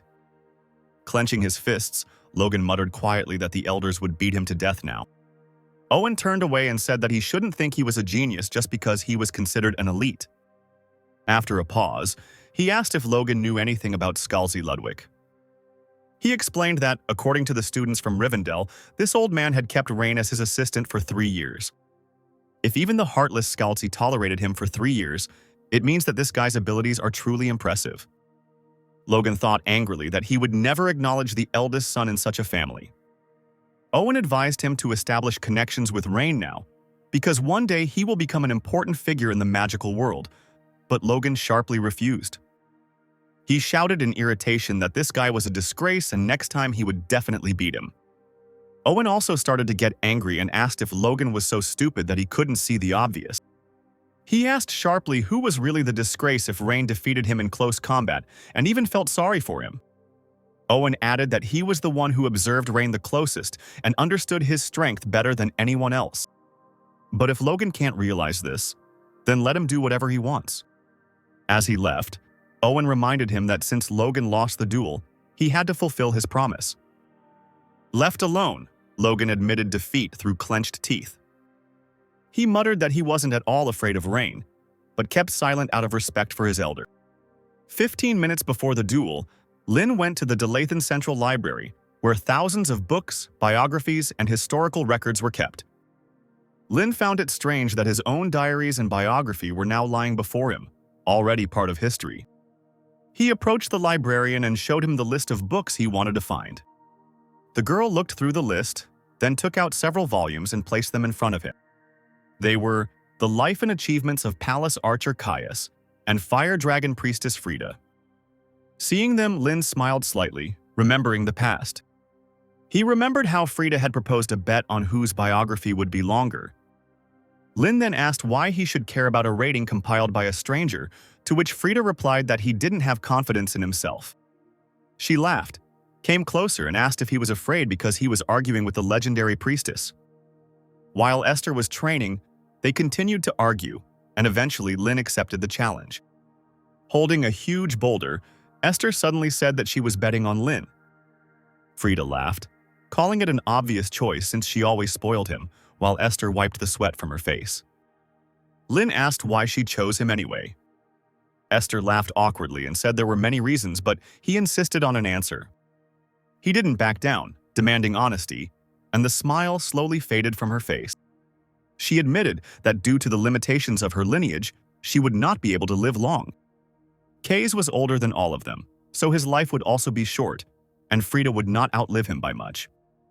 But Lin is still young, and therefore his biography will be the longest. Smiling awkwardly, she added that this was precisely why his book would be thicker. She laughed and said that the future was unknown, but she hoped to see his biography one day. Remembering this, Lin bitterly thought that he had died first. He looked at the book in Frida's hands and mentally congratulated her on winning their argument. Comparing the thickness of the volumes, he noticed that Kays' biography was still slightly larger. Opening the book, Lin began to read about how Kays, known as the Holy Archer, founded the Drunken Archers School, where they taught archery even when drunk. As Lin continued reading the book, he was surprised to learn that Kays had married a noblewoman 20 years his junior and had descendants. Smiling, the boy realized that his friend must have lived a happy life. Lin put down the book about Kays and picked up the book about Frida. As he leafed through the book, he noticed that there were no entries after 1168. He read there that she had led the Republic for a long time as a priestess, but her subsequent whereabouts were unknown. She did not appear until 1200, and the Republican Association of Witches officially announced her death. Lin couldn't believe that Frida, who loved being the center of attention, died alone. But he didn't think too much about it, deciding that this could have happened. She could have changed. But the very next moment he changed his mind again, because he could not come to terms with this information. He knew Frida better than anyone alive, so she certainly couldn't die alone. Lin thought that there was definitely some kind of incident that was bound to happen. The thought crept into his head that she had simply been made to disappear. Lin's head couldn't get over the fact that the altar priestess who saved the world simply disappeared, and no one noticed anything. The boy was pulled away from his thoughts when he noticed that he was gripping the page of the book tightly. Forcing himself to relax, he thought that this book would not be suitable. He decided to look for books from the Republic. The librarian came up to him and said that if he was studying Esther's group, then he should read this book too. Thinking it was a book about Esther, Lin thought he shouldn't read it, but he still couldn't help but accept it. But when he looked at the title, he was surprised, because the book was not about Esther. It was called The Ash Shaman Terena. At the sight of this name, the image of a girl with blue eyes immediately appeared in the guy's head, who happily called him master. Noticing the strange expression on the guy's face, the librarian asked him what was wrong, to which he replied that everything was fine. As Lin leafed through the book, he wondered if that little girl had actually become a shaman. A shaman who commands spirits belongs to the fourth highest class of witches. Not every witch is able to reach this level. Lin wondered if she had become more successful than Frida. Running his eyes down the page, he noticed the dates of Terena's life. The guy thought that this didn't make sense because a person couldn't live that long. Still debating whether he should get the book from the Republic, Lin heard a sound. He immediately realized that he was signaling that it was time for a duel. The guy lazily thought that he needed to go, even though it was none of his business. Getting up from the table, Lin asked the librarian if she could keep the book. Taking the broom, Lin went to the duel, and the girl promised to keep it, but if someone asked to give it back, she would have to do it. Lin told her not to worry because he would be back in just 15 minutes. After finishing the magical duel with Logan, the guy rushed back to the library. He saw that the librarian Karen looked very agitated and was looking for something. Karen asked the guy if he had taken the book, to which he replied no. Lin asked her if the book was missing, to which she replied that when she finished her business the book was gone, and no one could have taken it out, because if they hadn't taken it out of the library the sound signal would have gone off. As Karen continued to babble nervously, Lin looked at her and thought that it didn't look like she was lying, but not much time had passed. Karen continued to apologize non-stop when Lin got an idea. Interrupting the girl, he told her that they could just buy a new one. The guy said he would pay for the book so she could make it look like he had lost it, to which Karen exclaimed that that wasn't necessary. After some more persuasion, Lin was able to convince the girl, thinking that this was not something he should be principled about, but she was very attentive. Suddenly, Karen said that she was surprised that a person like him existed, and she thanked him sincerely with a smile on her face. As night approached, Lin returned to his dorm room and lay down on his bed. He thought about how lately he was constantly hearing thanks. Thinking about the head of the club, he thought that it was a waste of time, but he doesn't feel bad, which is strange.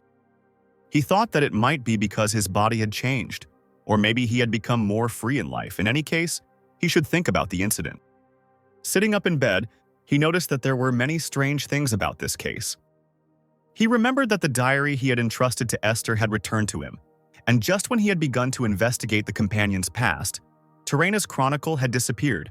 Could it have been Terena herself? Lin thought that this was impossible. She herself was already dead.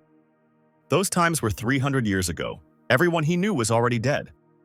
Angry, Lin began to actively think about who it could be. He took a book from the nightstand and opened it, and Rudian flew out of the book. A message has appeared stating that the research progress of unique magic in the surrounding space is 37.9%.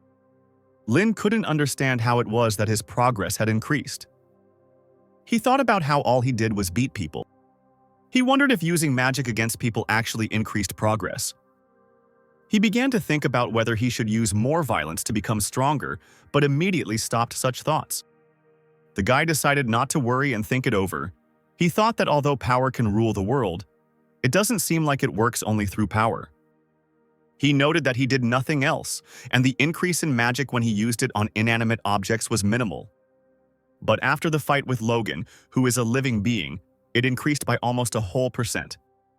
Getting out of bed and stretching, Lin thought that there were no other clues yet, so maybe it was worth checking. He thought that using magic against living beings inside the school might be problematic, so maybe he should try becoming an adventurer. When he thought about it, he realized that he would still need money to buy books. He asked that it wouldn't be so bad. The day after the resounding victory, many girls crowded around Rain trying to get his attention. Looking up from his book, Lin sternly told them that he had no desire to remember their names or get closer, and asked them to leave. The girls only laughed in response, telling him not to be so embarrassed. The young men began to talk about how this Rain was deceiving girls again. Lin listened with a dark face about how he had been seducing someone since early morning. Krista walked between the girls with a stony face, ordering the girls to clear the way. The girls immediately ran in different directions, and Krista took her place next to Rain. Gertrude walked up to Rain and whispered in his ear, asking him if his last name was Casanova. And then, proud of herself, Gertrude went to her place. Lin was about to turn to Krista when she sternly asked him if he could not talk to her. Taken aback, the guy asked her if she was angry, to which the girl, interrupting him, said that she asked him not to talk to her. Leafing through the book, she calmly said that they had already talked. There was no point in it anymore. Lin assumed she was angry about the magical confrontation, and sighing, he said that they were certainly not friends anymore. Slamming the book down angrily, Krista told the guy that she wasn't angry and was genuinely happy. Looking at the guy, she said that it was unpleasant for her to watch him pretend to be weak, having such skills. She told him that strong people had to show their strength, so he needed to square his shoulders and walk with confidence, and she said that he had won over her and Logan. Slamming the book on the table, the girl said that thanks to this she could now trample him, and she thanked him for the fact that now she would no longer hear any talk about bullying the weak. Pointing her finger at Rain, Krista said that next time she would grind him into dust. Everyone else in the class couldn't help but hear Krista's screams, and they assumed that Rain and the top student were arguing. They noted that it was simply a great confrontation. Lin noticed that it was Owen's job and asked her if she would stand there any longer and have her points deducted. Having come to her senses, Krista sat up and calmly thanked the guy. Gertrude thought that if she had rehearsed this dialogue all night, she must have at least tried. When Lin came back to the library, Karen told him that they had a problem. When the guy asked what the problem was, the girl replied that it seemed like all the books about terrain had been discontinued, and all the publishers had reported that there were no books and there wouldn't be any. Lin asked about the reason for such an event, to which Karen told him that it was not exactly known, but they say that the Golden Children, the body for investigating the heresy of the Light of the Dragon Church, suddenly put all books related to Terrena on the censorship list this year. The guy couldn't understand why she was considered a heretic after her death. He asked the girl if she had read these books, to which she replied that of course she had. She said that since she worked in the central library, these books were required reading. Besides, she was a follower of the Archmage Lin and Frida, the Dragon Priestess, and Terrena left behind as many great achievements as those two. This information did not surprise the guy. Lin asked her if there was anything strange in those books, something like black magic. Karen replied that she didn't remember such a thing, and since it was a biography, even if there had been any dangerous content, it would have been censored. The guy shrugged and said that they needed to go to the black market, and the girl asked why. Lin said that there was everything there, from books that had fallen under the status of heresy to magical items destroyed in the pool, so he would quickly be able to find works related to Terrena. Karen voiced her suspicions about the price. Since the books were censored, Lin thought that this could actually be a problem, and it would be difficult to ask the family to buy something like this. Karen said it would cost at least 3 gold, so her salary wouldn't be enough. Scratching his head, the boy thought that he needed to find money, but he thought that in this life he would not have to worry about such things. He thought about how he could get a lot of money in a short period of time. The first of his ideas was to sell magic on the street. Next, he thought about becoming a teacher. But all this took a lot of time, so the only thing left to do is move on to a strategy with high returns and risks. Thinking about where he could make money by risking his life, Lin immediately realized what he had to do. Turning around, Lin thanked Karen and said he was leaving. The girl asked him where he was going, to which the guy replied that he needed to try something. He said confidently that he was going to take part in an adventure and make money at the same time. Hearing this, Karen rushed to stop him, saying that he couldn't do such a thing with his status, and she would sort everything out herself. The guy quickly stopped her, saying that this was the only quick way that came to his mind. The next morning, one of the library workers noticed that Rain Ludwig had taken Turena's biography. He said that a first-year student during the first semester cannot take such a thing, and he asked who gave him the book. The girl standing next to him answered that it was Karen, who had been working for them for 4 months. The worker asked the girl where she was, to which she replied that she had a day off. A girl passing by overheard a conversation about how Karen had not yet received permission to issue books, and apparently Rain had been begging her for a long time. But the worker said that she was not the one to make mistakes. The girl suggested that the name might have been written incorrectly, and Professor Elin often comes here.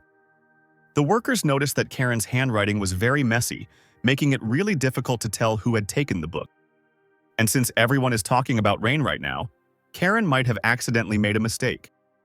Besides, she's been spending a lot of time with Rain lately, and when she's in love, she could make even worse mistakes. The worker decided that there was no problem then. And you just need to correct the reader's name to Professor Elin's. If we talk about adventurers in the past, their work was always dangerous but at the same time profitable. There was still a chance to run into scammers among such people. However, now it has taken on a different form. Adventurers are either masters of combat who help people or mercenaries who exterminate monsters. If they reach the highest level, they will be treated as a hero. Lin entered the Adventurers Association building, and conversations could be heard from all sides. The guy heard talk about how things were going well with earnings lately. It wasn't the same feeling without dead ends and labyrinths, to which another man said that after the Red Dragon Legion left, the mountain range was full of monsters. It was literally a gold mine. Others said that the spider rats were a nuisance and dangerous, but the rewards were substantial. Lin decided for himself that he would then go after these spider rats. Approaching the counter where the girl was standing, Lin said that he wanted to register with the association. The girl asked him to show his ID or student card, since he was a student.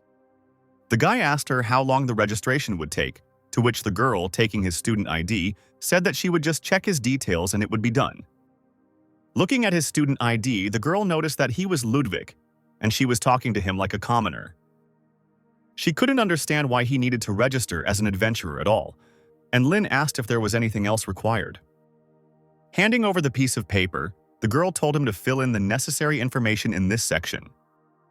Pointing her finger, she told him to be sure to check the last part. Lin asked what it was. Lighting a stick, the girl replied that it was a special form for noble families, something like that they were not responsible for problems that arose during work. The guy asked if there were people who tried to hold the guild accountable. The girl replied that she had heard that this happened often 100 years ago, so they developed such an agreement. Handing over her ID, she said that registration was complete. Now his ID is made of iron. Then the level will rise in turn: brass, silver, gold, platinum, diamond. Lin asked if everyone started at the bottom, to which she replied that this was not always the case. If a person had combat experience before becoming an adventurer, then the level in the association will depend on the level of the above. This simply shows whether someone has the ability to carry out assignments. The girl continued to explain, saying that you need to pass an exam to reach the level, but the guy interrupted her, saying that he understood everything. She asked him if he wanted to know anything else, to which he replied that that was enough for him. The girl wished him success and said that the higher his level, the more difficult work he would be offered.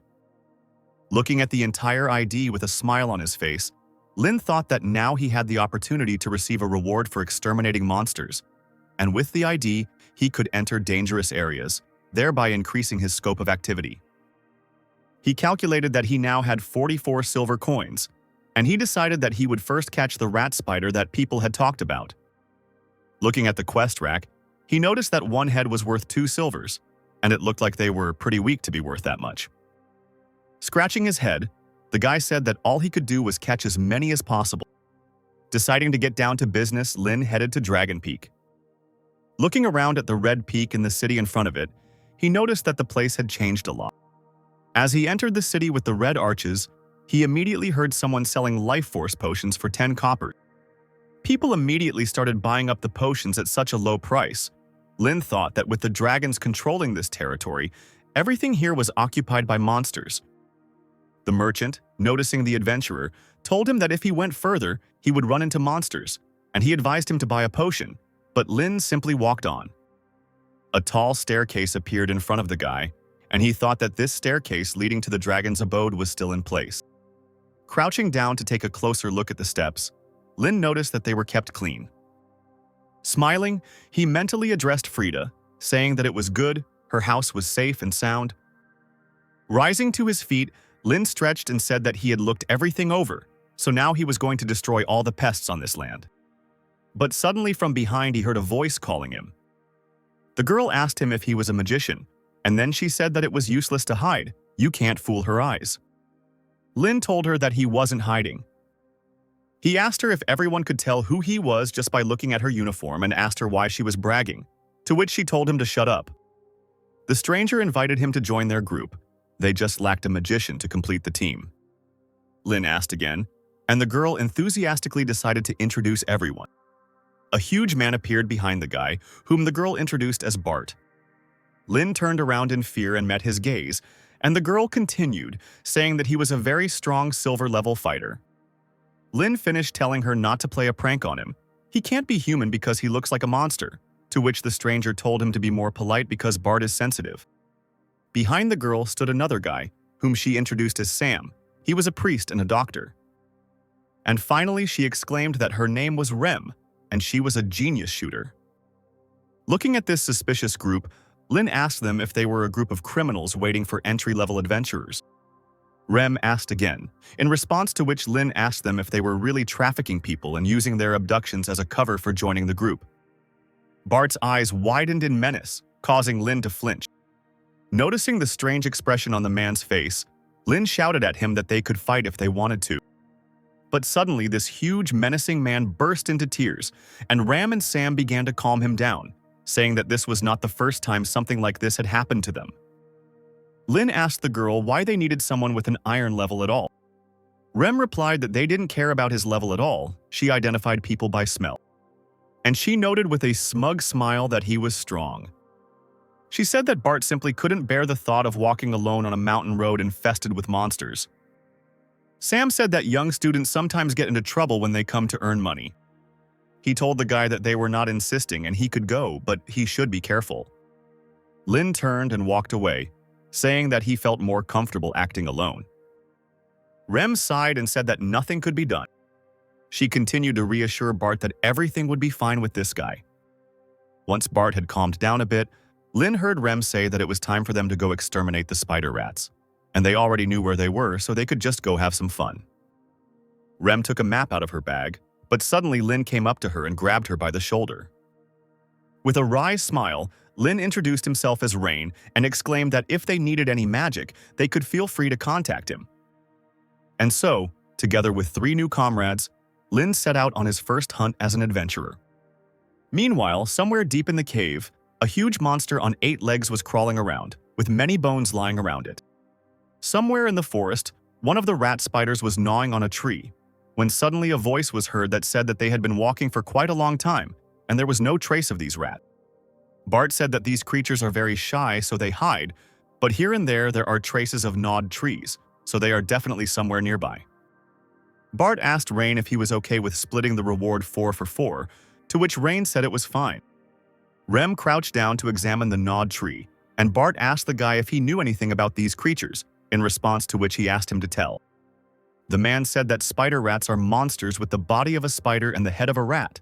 They live in colonies, which include a queen, an army, and workers. The latter are carnivorous pests that gnaw trees, and the warriors attack people. Lin asked about the queen, who was not on the mission. Sam told him that it was because this colony did not have a queen. The man said that the army is being exterminated, but the queen, who almost never comes to the surface, is not touched. This is the basic strategy. Lin asked why they weren't touching her. Shouldn't they all be exterminated? To which Bart replied that the danger of the queen was no match for the army, and that finding her would require a full-scale operation that cost a lot of money. Smiling, Lin noted that if such a monster were caught, the reward would be appropriate. Rem continued to search for rats, digging in the grass, and she said that in this colony there are none anyway, but it is difficult to catch her, because she is a tough opponent even for skilled adventurers. Finally finding the rat somewhere in a ditch, Rem jumped into it with a loud scream. The spider rats looked up at the girl, looking up from eating the deer. On the fly, the girl took out her bow and quickly fired several arrows. Bart also set to work, cutting the rats in half. While Ram and Bart were actively fighting, Sam and Lin stood aside and watched. Somewhere above, another adventurer appeared, who called out to his comrades, shouting at them to come here, because there was a whole bunch of them here. Rem shouted at Bart to deal with the others quickly. Lin asked Sam if he could really not fight and get his share for this matter. The man answered him that it would be enough if he later made a fire and got water.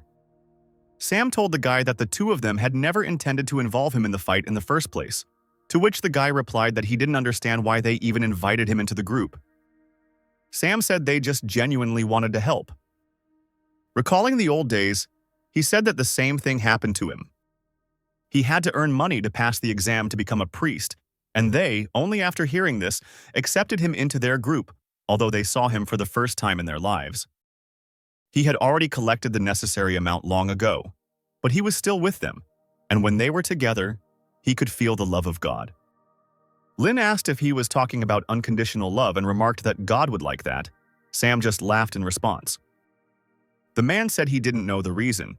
He felt a sense of unity that religion couldn't describe. He said it was like wanting to be one. And the reason is simply because it's a lot of fun. Sam said that the days spent together, the travels they took together, made his chest feel warm. The man quickly came to his senses, apologizing to the guy for talking so much and saying that he, as a follower of God, should be ashamed. But Lin suddenly agreed with a smile, saying that traveling with someone really is great. Remembering his comrades, Lin suddenly remembered terrain. He asked Sam if he knew about terrain. The man asked him if he was talking about the Ash Shaman. While the adventurers were chasing rats, Sam calmly told them that everyone knew her. Lin asked him if the church had recognized her as a heretic. The man replied that it seemed so, but at the same time it seemed as if it wasn't. Meanwhile, the adventurer, who had run away from his comrades, met a huge monster. Sam and Lin's conversation was interrupted when they heard a loud scream. Everything around shook. The adventurers began to look around, not understanding what was happening. But then a huge spider rat came into their field of vision, with the body of that adventurer sticking out of its mouth. Rem immediately tensed up when she noticed this monster and cursed quietly. The huge monster was getting closer and closer to the adventurers, looking at them with its dark eyes. Everyone screamed in panic that it was the queen. Lin panicked and asked Sam how this happened. Because they said that this colony did not have a queen, Sam only noted its size and said that this queen was twice as big as usual. Rem answered the guy that everyone had simply forgotten about this queen a long time ago. With her red eyes shining, the queen raised her head and screamed piercingly. The adventurers immediately panicked and ran away. Bart shouted after the fleeing men to stop, because they needed to fight her face to face. Feeling something strange, Sam yelled at Rem and Bart that they better leave. Rem replied that there was no problem. The queen was just a huge rat, to which the man responded that that was not the issue. The man exclaimed that when the queen appears, the remaining individuals turn into groups of mass murderers. The monster's eyes glowed red, and they began to attack everyone around them. Taking out a bottle of alcohol and taking a sip from it, Rem began shooting, exclaiming that this was why the young were useless here. Bart, breaking the rats into pieces, shouted to Rem that there was no point in catching these small fry. They needed to target the queen, to which the girl replied that she knew. Rem yelled at Sam to heal the newbies and at Reina to protect Sam. Taking 4 arrows from her quiver at once, the girl shot at the queen with a precise and quick movement. All 4 arrows hit the queen in the eye, causing her to let out another piercing screech. Hearing this cry, Lin turned around and noticed that all the arrows hit at the same time. A bunch of small monsters wanted to pounce on Rem, but Bart appeared in front of the girl, chopping them with his axe. Having pushed aside the crowd of monsters, the girl and the man ran to the queen. Continuing to suffer from her damaged eye, the queen did not have time to do anything, and Bart managed to run up to her and hit her on the head. Noticing this, the other adventurers immediately perked up and began to smile. The queen stopped moving, her eyes rolled back, drool began to flow from her open mouth, and everyone decided that she was dead. But then Lin noticed that black liquid began to ooze from the wound where the blade of the axe had hit. The boy shouted at the man to run away quickly, otherwise he would die if he touched him. Leaving the weapon in the monster's skull, Bart rushed away, managing to run away a moment before the black liquid gushed out like a fountain. The other adventurers, who were still fighting off the other rats, suspected something was wrong because it wasn't blood. As it turned out, the queen was not dead. She grabbed the axe in her skull with her paws. With a squelching sound, she tore the weapon from her head. The axe flew to the ground, and the edge that was in the rat's skull melted. Without thinking twice, the queen raised her paw again and tore her wounded eye out of her head. But soon the eye recovered, as if nothing had happened to it. Having regained full vision, the queen immediately looked at Bart, who then plunged the axe into her skull. Rem immediately became excited and wanted to run to her comrade to protect him. But the queen quickly rushed forward and bit Bart on the hand. Ram, ignoring the rats that were biting her, took out her bow and fired in an attempt to protect her friend. The rats continued to bite her, but the girl did not pay attention and continued to run towards the queen. When there were even more rats around, the girl screamed in irritation, trying to push them away. A panicked Sam shouted for Rain to help them. Lin just froze in place, not hearing anything around him. The only thought in his head was that the black liquid was not water. He immediately remembered himself dying from this liquid, which was a black poison that destroyed the soul. Lin thought that this poison meant that there was a black magician nearby who was empowering the queen. Taking a step back, he thought with excitement that this magician was somewhere nearby. Sam jumped up and grabbed Rain by the shoulder, shaking him to come to his senses. When Lin looked at him, Sam asked the guy what was wrong with him. He told him that he can't use offensive magic, so Rain is the only one who can fight. Sam shouted at the boy, begging him to help.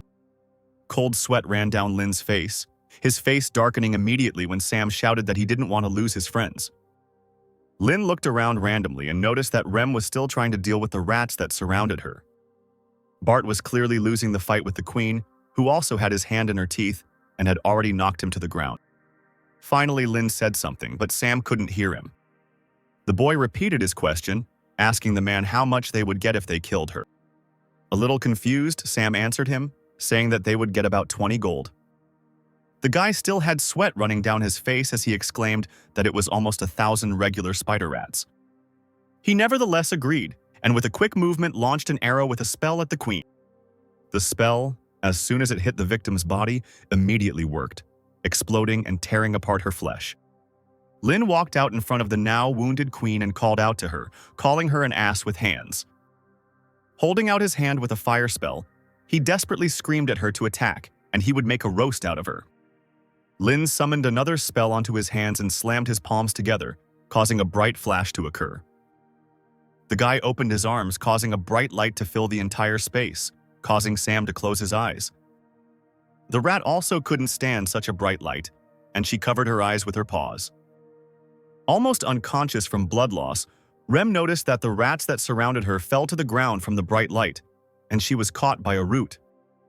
The light went out, and the root quickly threw Ram and Bart aside. The boys fell to the ground next to Sam. Lin, who was in front, shouted at the man to take care of them. Without waiting for an answer, the boy called the other adventurers and told them that if they wanted the healer to return alive and help everyone, they had to protect him. Rem lay tiredly on the ground in her own blood, looking around. Having resolved the situation a little, Lin shouted to the queen that he would deal with her himself. The wound that the explosion had inflicted on the queen began to heal, becoming covered in black poison again. And suddenly, with a loud sound, a new whole paw burst out of the rat's flesh. Taking a deep breath to calm himself, Lin noticed that the rat was missing one leg, but it didn't seem to care. Deciding to act a little differently, the boy rushed forward, casting a spell as he went.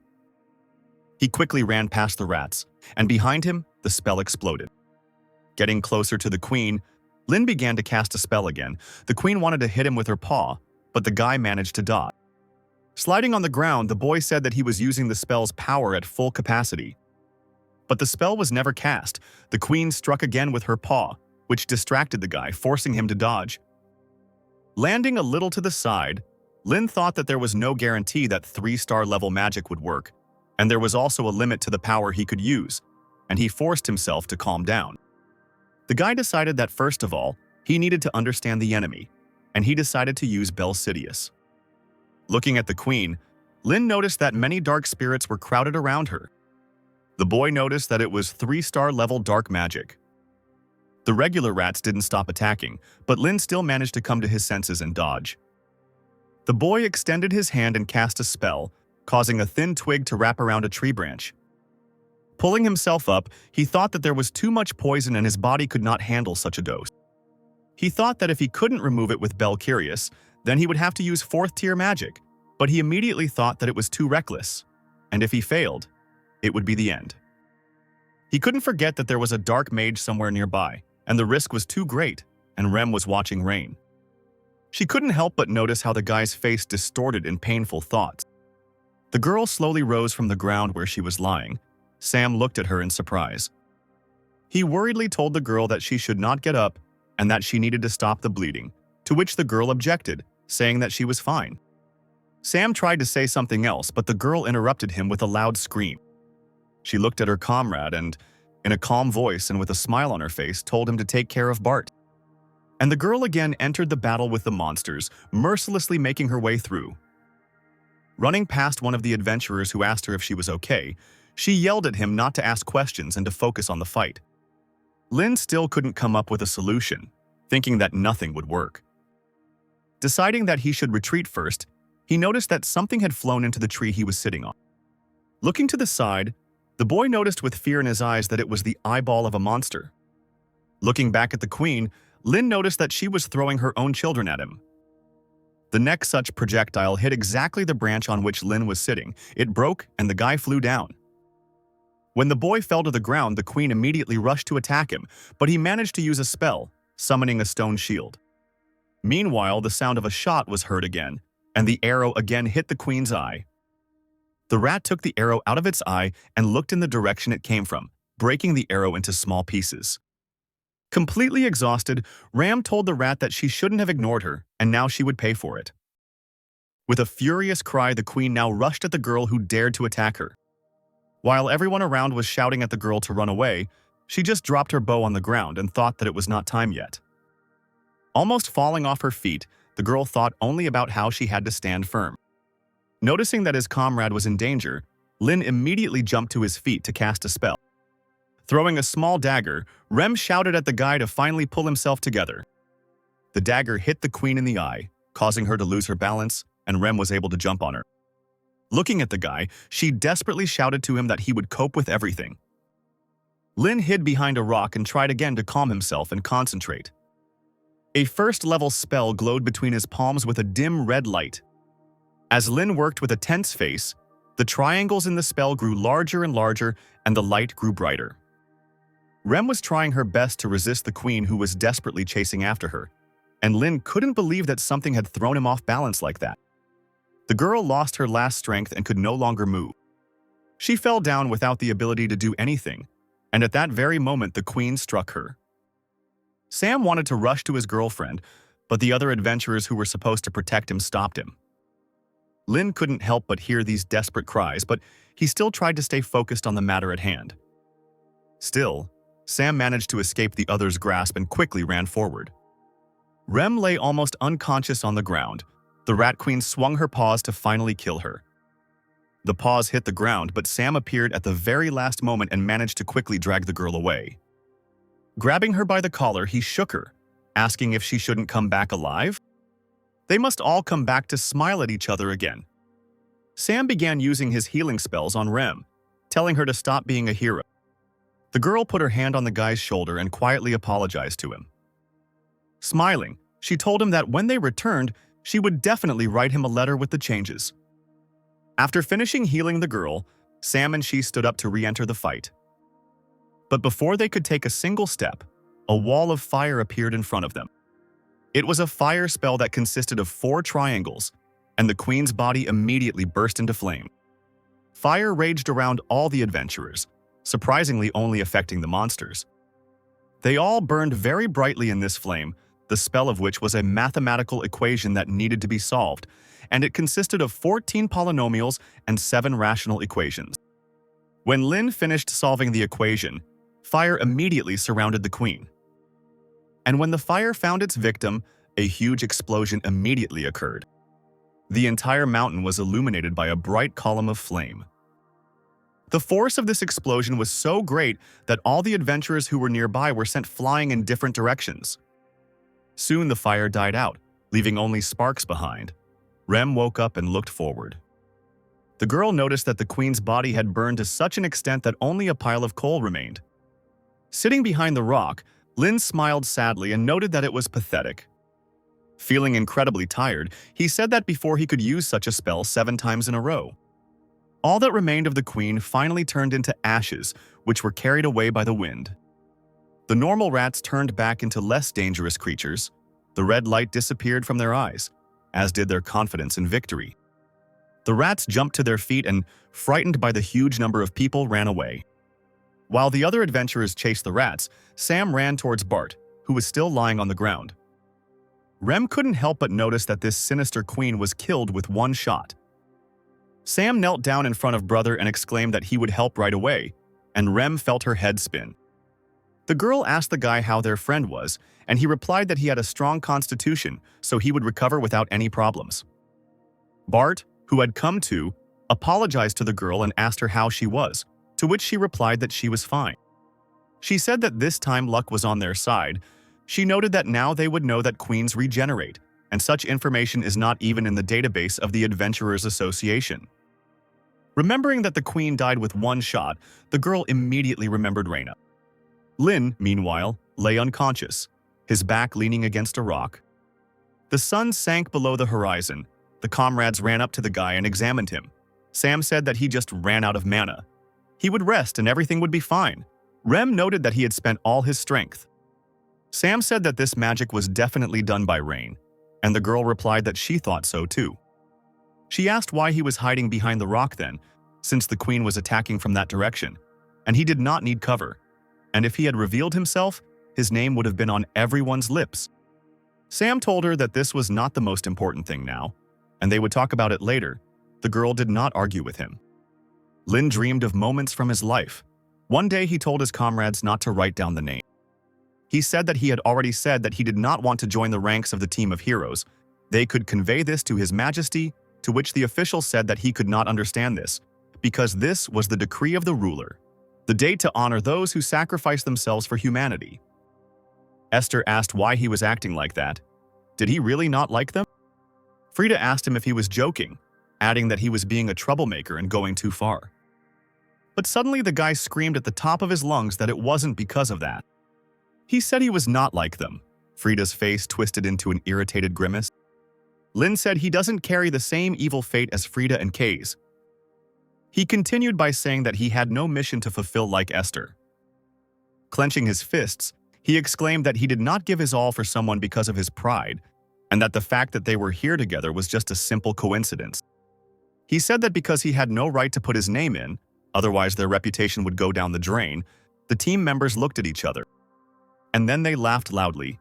Kays, as usual, ruffled the guy's hair. Frida began to say through her laughter that he was just a cutie. Esther, relieved, told him not to worry about it, and an irritated Lin exclaimed, waving it off, that he had not worried, but had come to the conclusion with the brains in his head.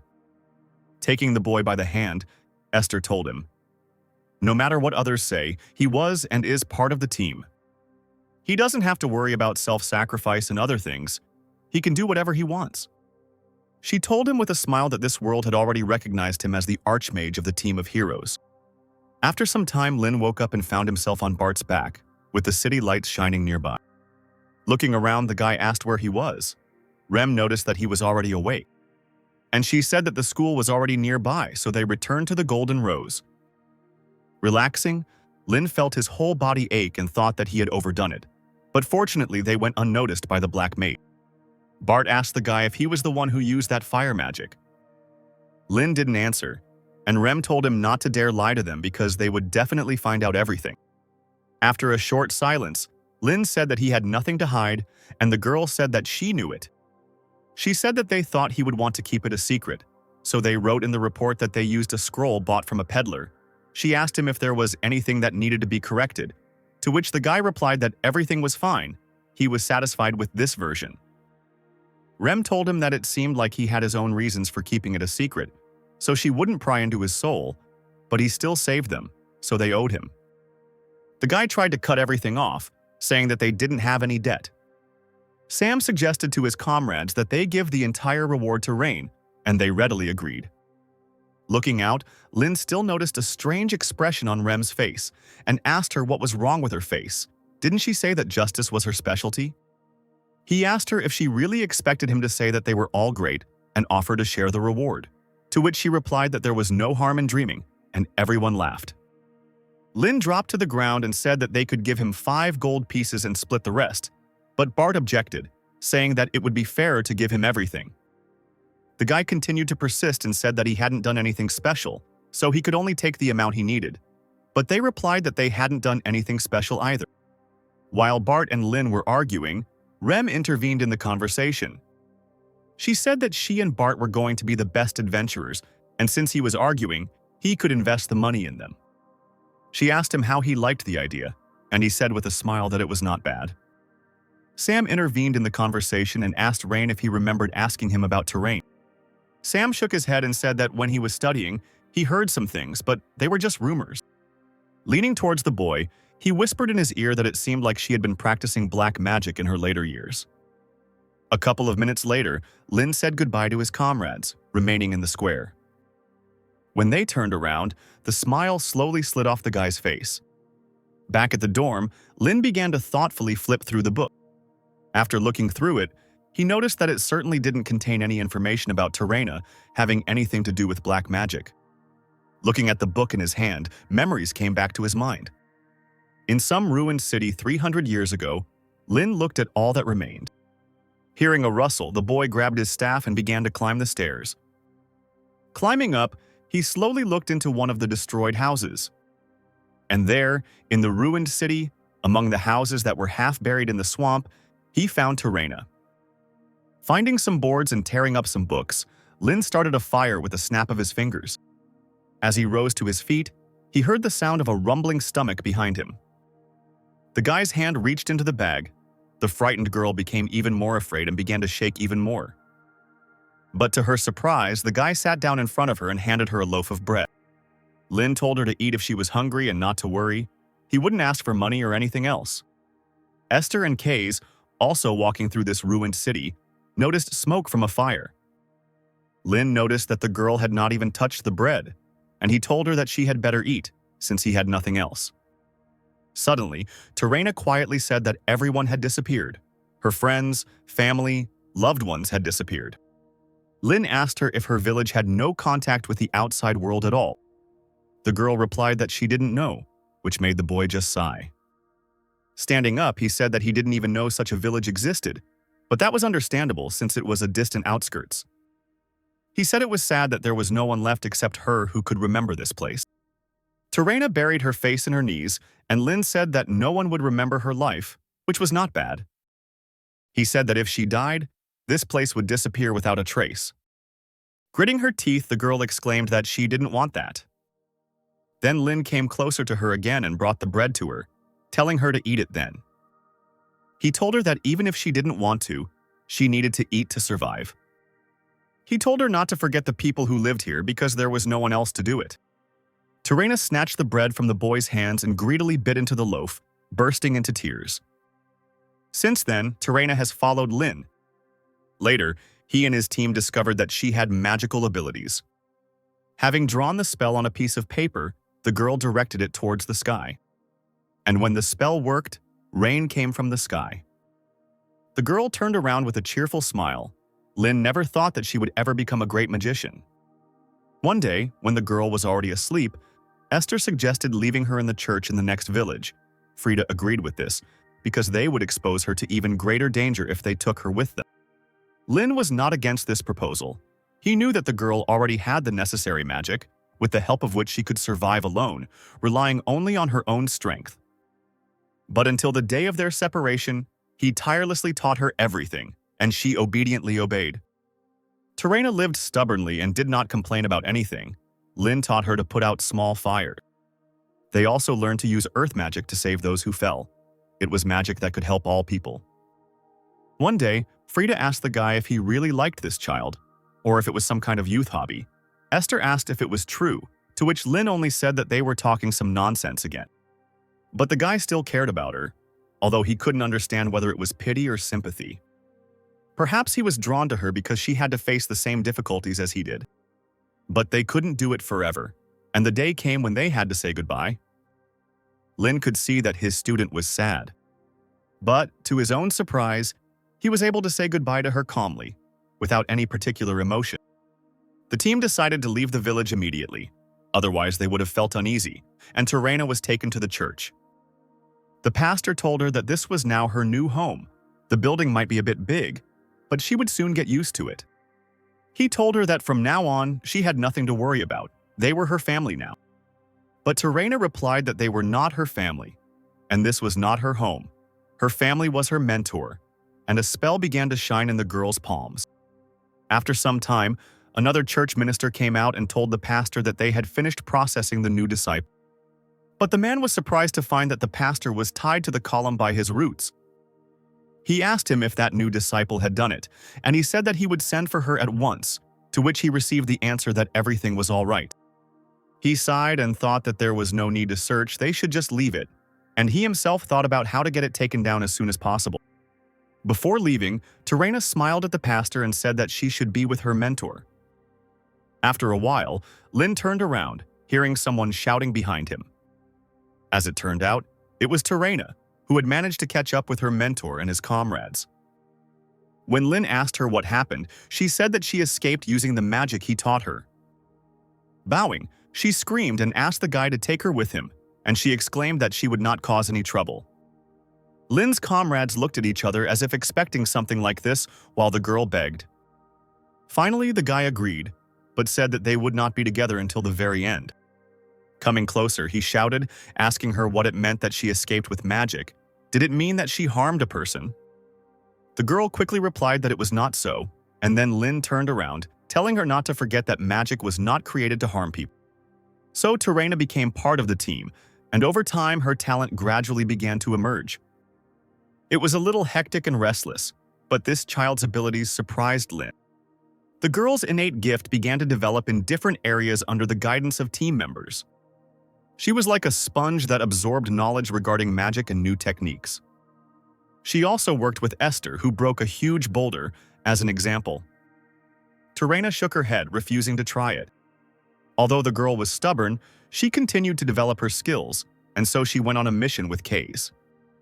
Terena had grown to the point where she could take on powerful monsters and was accepted as a member of the team. One evening, Esther returned to camp with a pile of bags and a wide smile on her face. As it turned out, the girls bought new clothes for the new member of their team. Lin took out a hat and asked her if she wanted one. And then he said with a grin that she would get it only when she defeated him. So the days and months passed, and their journey was coming to an end. In the final battle with the Abyss, the girl's strength increased significantly. She lay in the middle of the rubble, but there was a triumphant smile on her face because she had managed to take the hat. One day, the team of heroes stopped in the territory occupied by the Abyss. Lin told his student that she should stay here, in their base. The girl jumped up, not understanding why she couldn't go with the whole team. She exclaimed that she would fight. Esther exclaimed that they knew what the girl was capable of. She could help, but the team agreed with Lin. She told her that they couldn't take her with them because it was dangerous. Then Terena turned to Kaze and Frida to say something, but they only remained silent. Terena clenched her little fists and said that they had been through so much together and it was just too unfair to leave her here alone. Rising from the table, Lin told her that she was too small and that the enemies they would face were very dangerous. Ruffling his hand through her hair, he told her that they had originally started this adventure as a foursome, and that it was now over for her. But he told her not to worry because they weren't abandoning her. As he walked away, he told her that he would return and continue teaching her magic. When everyone had already come out of their shelter, Terena shouted that she agreed. With tears in her eyes, she cried out that she would look forward to seeing him. And so his journey with Terena ended. Lin now could not understand why she got involved with black magic, and it was also very suspicious that all the books with her were censored. Lin opened the book from which Rudian flew out. Rudian sat on the guy's head, and he noticed that his progress had increased by a whole 2%. As he leafed through the book, he wondered if they had gotten any better after destroying that rat, but in any case, there was still a lot to do. His gaze fell on one page, which had a drawing of Lin on it, and at the bottom was the caption, "The coolest mentor ever." Lin chuckled and wondered out loud when the little one had managed to do that. But suddenly a realization struck him, and the smile slowly slid off his face. Meanwhile, at dawn, at the place where the battle with the queen took place, a man in a green cloak kicked the ground and shouted that he thought it would reduce the number of adventurers and reveal the golden children to them, to which his comrade noted that there was still a lot of fiery ash left, and the explosion radius was huge, so it was at least 4th level magic. Those adventurers who fought the rats with Lin, Ram, Bart, and Sam were now hanging limply from the branches of the tree. One of the cloaked men said that if they were telling the truth, then it was Ram and Bart, and his comrade shouted that they would take revenge. He would gut both of them and hang them by their guts. The second man in the cloak said that this way he would leave material evidence for the golden children that they were in the south. It was impossible to destroy the case just by starting it, to which his less patient comrade irritably kicked the rat's corpse. To begin with, they need to focus not on the place, and then the first asked him about that. And on what then? The second said that they should report everything to Terrain. The next day, Lin went to the Magic Development Club and greeted his clubmates.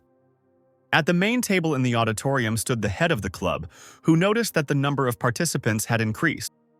The leader greeted him and said that his name was Zhuan, and that he was the chairman of the Magic Development Club. He said that he didn't expect so many listeners to come, so he was very surprised, but he couldn't help but be happy, and he hoped that they would all get along. Zhuan said that he would now talk about the club's purpose and objectives. The guy started talking about how they were studying magic for the development of the area and agriculture, when suddenly his speech was interrupted by the appearance of another participant. Somewhat irritated, Logan walked into the classroom without saying anything. The guy reluctantly said hello and introduced himself. Zhuan was a little confused, but immediately said that he came just in time. Waving his hand nervously, he told him to sit in any empty seat. Looking around the audience, Logan noticed that there was only one empty seat left, which was next to Rain. Shuffling through his papers, Zhuan exclaimed that they should change their tune then. Lin snidely asked Logan if he kept his promise, to which he replied that he was just following the rules. Zhuan continued to talk enthusiastically about his club, occasionally drawing something on the board. Lin couldn't help but think that there was a black mage nearby, and he wasn't sure he could defeat him again in his current state.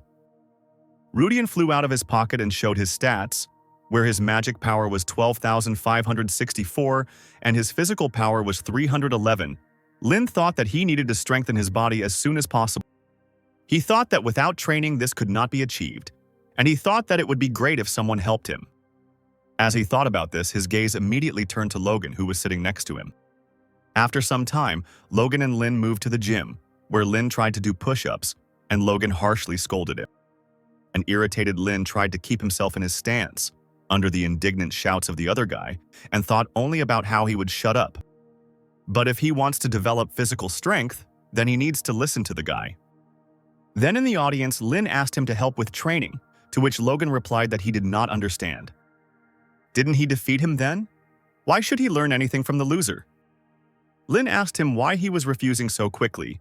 He was the best in the group at building muscle mass. Logan angrily told him that he had indeed lost the confrontation, so he could ignore him. But he has no reason to treat the entire faculty with contempt. Tapping his finger on the book, Lin told him that he didn't have time to make fun of others, and it seemed he didn't understand, so he would say it straight. Lin told him that he was strong, so he asked him for help. He said this without sarcasm and had personally seen it, and he was surprised that someone at such a young age had achieved this. Not understanding the part about being young, Logan still thanked her for the compliment.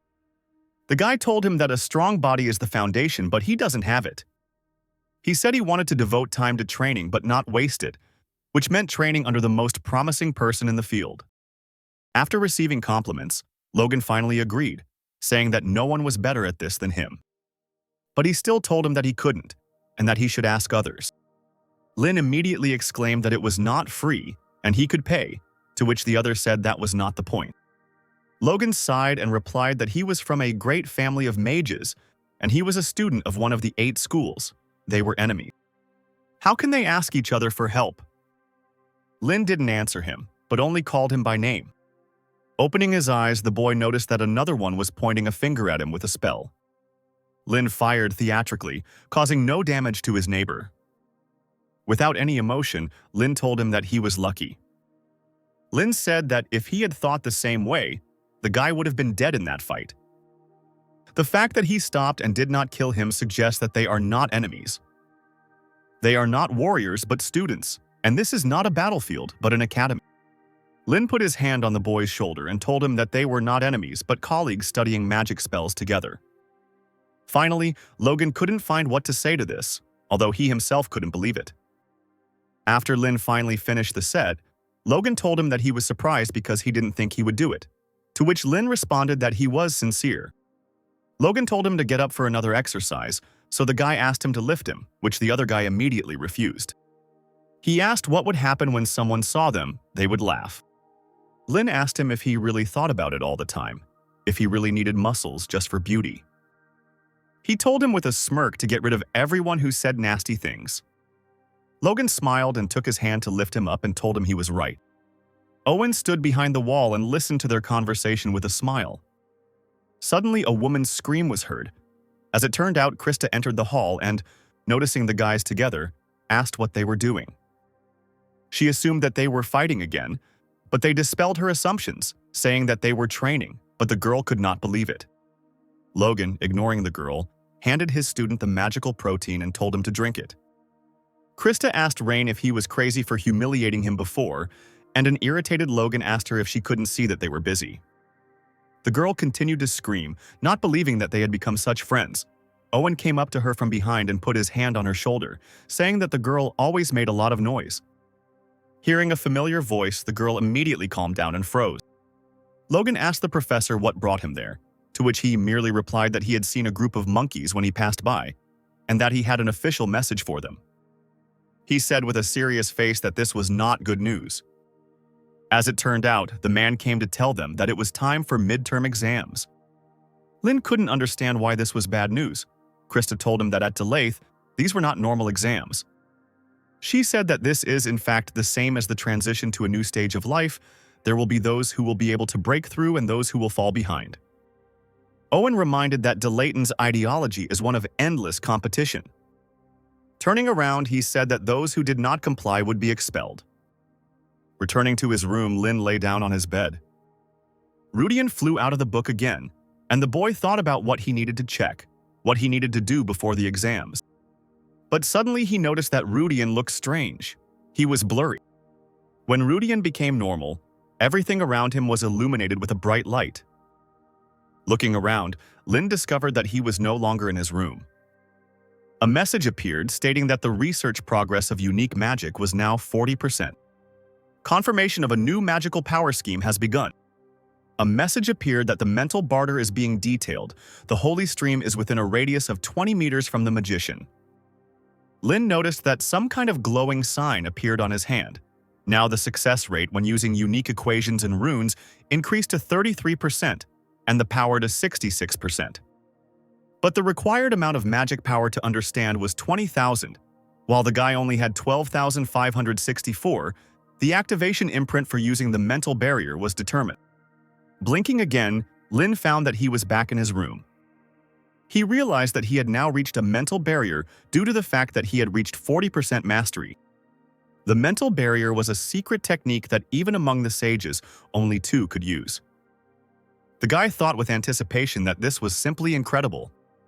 He wrapped his hand with the sign in bandages, hiding it. Once he got out into the city, he headed straight to the black market. Humming the song joyfully, he thought that so much had happened in the last few days that he was almost going crazy. Suddenly, he crashed into someone's large back. He immediately apologized, rubbing his bruised nose. Suddenly, he realized that the voices in front of him sounded very familiar. As it turned out, he met Ram, Bart, and Sam by chance. Bart grabbed the guy and said that they hadn't seen each other for a long time, and Rem noted that it had only been a couple of days. Bart immediately threw Rain over his shoulder to Rem's loud laughter. Having grabbed the guy, the team immediately decided to go on a new mission. Lin shouted at them to stop, asking them what they were doing. Rem cheerfully replied that the students were very busy, and they were all going together, so this was the fastest way. Sam told Rain on the run that they had been told that for their punitive expedition against the rat spiders, he, as the main character, was obliged to receive a reward. Bart told him not to be so stubborn, and besides, sometimes you need to visit places like that. And he said that this award would be given at the central office of the Adventurers Association, which surprised the guy a little. The boys reached the branch of the association and climbed the stairs, and a whole crowd had already gathered behind the fence. Everyone immediately recognized Bart from the Black Iron, and Rem from their drunken shooters. And the boy with red eyes was immediately recognized as the eldest son of the Ludwig family. Lin asked what all this pathos was about. Rem said that it couldn't be otherwise, because Bart's school is the first holy school of the 7 swords, and she is from the school of drunken shooters, and he killed the monster with 1 blow. Lin asked her about the likelihood that their schools, including the founders of the schools, were not distinguished in any way, and Rem immediately shouted at him, asking again. Bart told the boy that it might seem that way to him, but even though he and Rem had fought countless enemies while achieving the silver rank, they never thought that they lacked skills. However, this was true until they encountered the queen. The knights, noticing that a familiar figure had appeared, immediately stood at attention, letting him go ahead. There were admiring whispers and conversations throughout the crowd, and Lin's eyes widened in surprise. Lior and Akka, the Saint Bow of the 4 Emperor's battle stars, asked the boys if they were rising star adventurers. Unable to bear it any longer, people began to express their admiration louder. They could not believe that he had been sent here straight from central control. Sam said that the Empire gathers the best warriors and grants them the status of the Emperor's 4 battle stars. They are guaranteed power and honor, but in return, they obey the Emperor without question, and as expected, his ego is huge. Noticing that Ram's face had darkened and she had lowered her head, Sam asked her what had happened. Leorin noticed the girl, looked into her face, and with a grin asked who they had here, in response to which she asked him what he wanted. The man exclaimed, asking who this cutie was here. Rem told him that he was mistaken, in response to which he said that this could not be. He exclaimed that it was impossible for a little man who got angry and left the martial arts hall to dye his hair and become an adventurer. Leorin asked her if she was stalking him, saying that she needed to ask her brother for permission first. Rem shyly pushed his hands away and shouted at him to shut up. Sam tried to stop Rem, who wanted to beat the man, and he only noted that she was, after all, the leader of this team. Bart replied that it was, and Lauren said that he must be very strong to be able to defeat that creature. The man told Bart that he had been through a lot because of this restless woman, and he asked him to take care of her in the future. Bart replied that their team never cared about anyone. They just covered for each other's shortcomings. Leorin smirked and remarked that he liked it and told the man that he would soon become a platinum rank. Lin watched as Leorin began to actively communicate with Sam. Seeing that green hair and the bow behind him, Lin couldn't help but think of Kay's, and then he noticed the man's gaze turning to him. Rubbing his chin, the man thoughtfully told the guy that he had seen him somewhere before, saying that he was more familiar with the energy than the face. The man waved to the knight. Having seen the guy's name on the papers, Lauren happily hit the guy on the shoulder, asking him if he was really the grandson of Old Man Scalzi. And he exclaimed that he could have guessed right away because Even their eyes were similar. Lin smiled and shrugged as Lauren spoke about how he owed him a lot from his days as a holy mage. The guy, looking at the man, thought that if Kays could speak, he would definitely have a different manner of communication. Behind the man's back, he immediately noticed a cane of Irni root. Mentally turning to it, he asked her if she was doing well.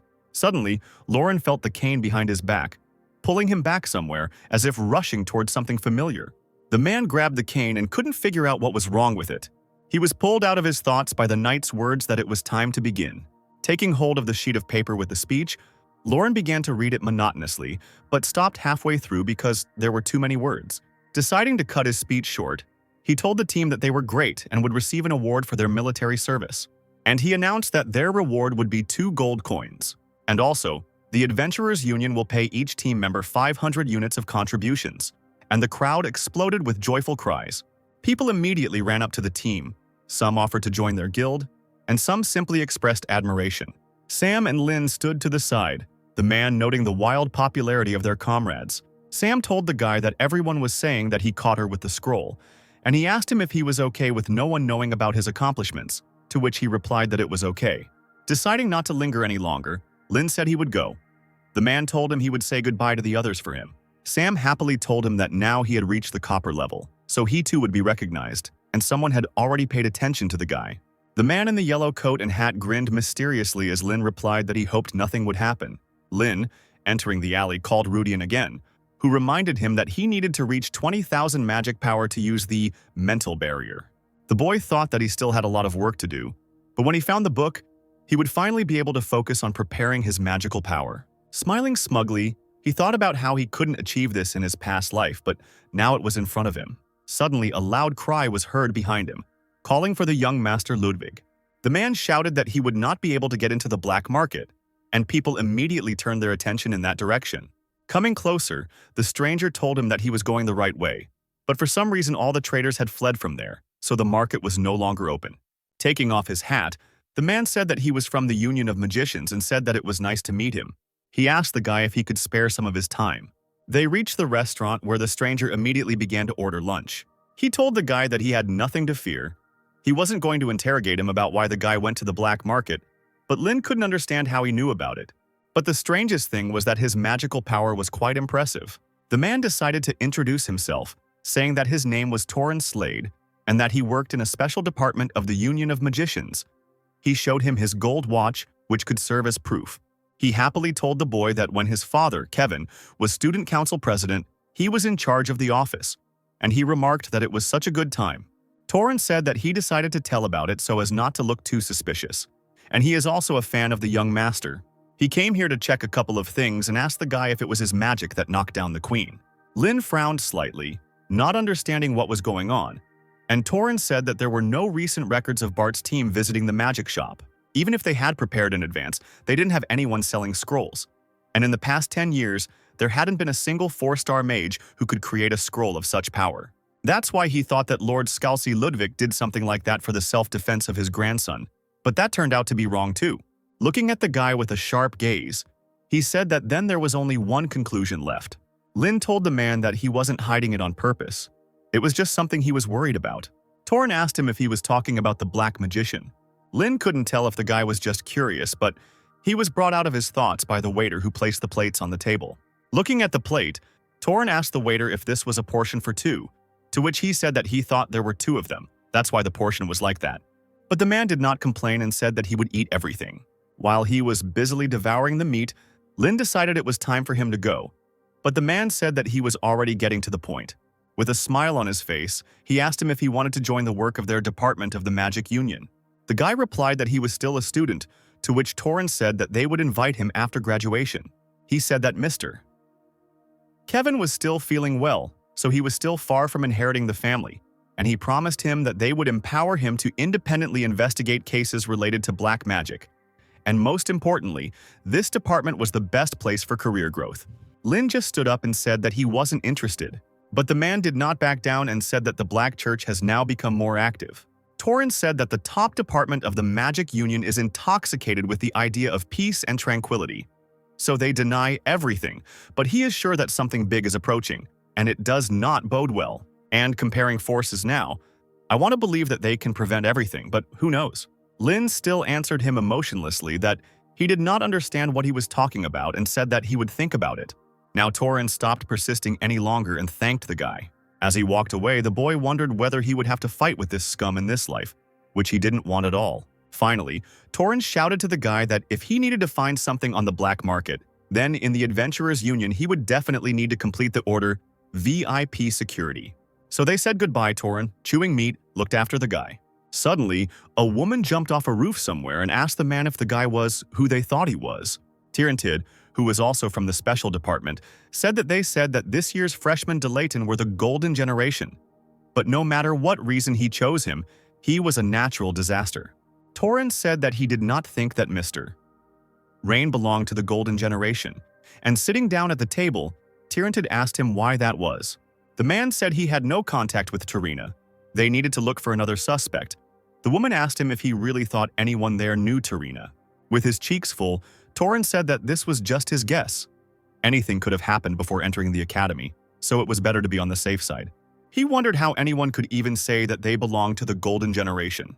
He thought about how Mr. Kevin had given birth to a real monster, and this was the first time he had been so scared by someone's potential. When Lin arrived at the library, he told Karen why he couldn't find the book, to which she replied that it was okay, it was her fault, and she thanked him for his help. She said the important thing was that he was alive and well. The guy asked the girl if a strange guy, smiling and wearing a hat, had come in there, to which she replied that no. But then she noticed that a man who worked in a special department of the Magic Union came in. She said that she heard that he came, remembered the old days, said that he had known the high-ranking librarians for a long time, but she was not able to meet him, so she does not know what he looks like. Thanking the girl for the information, Lin walked away, thinking that the guy had definitely come. But he couldn't understand how he knew about the black market if he hadn't seen Karen. As he approached his door, he noticed that there were 2 huge boxes standing there. After taking them inside and unpacking them, Lin discovered that there were 2 huge white spheres. The guy thought that he made the right choice by buying the largest ones, because with such soul pearls, he will be able to save the necessary amount of magical power for the mental barrier. He sighed and placed his hands on them, remembering that he currently had about 12,000 magic power, but needed 20,000. He decided that now he would save 8,000 units in these balls, and when he would create a barter, he would take them back. The guy tensed his whole body and the balls under his hands rolled with a bright light. The light grew brighter and brighter until Lin fell to the floor exhausted.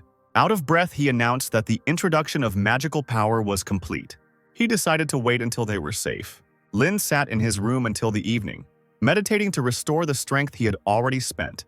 When he felt that he had already recovered, he decided that it was time. He clasped his palms together. A bright light lit up between them. In response to this, the balls also glowed with a bright light, and the guy began to establish a mental barrier. A huge stream of force poured out of the balls, and they, unable to withstand the load, began to crack. The spell flashed between the guy's hands like a bright flash, and he suddenly almost choked on his own blood that came out of his mouth. Both balls were destroyed, and once again exhausted, Lin leaned his hands on the floor. Looking at his hand, he couldn't understand whether he had succeeded or not. But the mark on his hand shone even brighter than before. Looking around, Lin noticed that 4 runes were glowing around him. Yu, Flow, Ryan, Understanding, Chan, Strengthening, and C, Peace. With the last of his strength, the guy stood up on his feet while his entire room was illuminated by this bright light.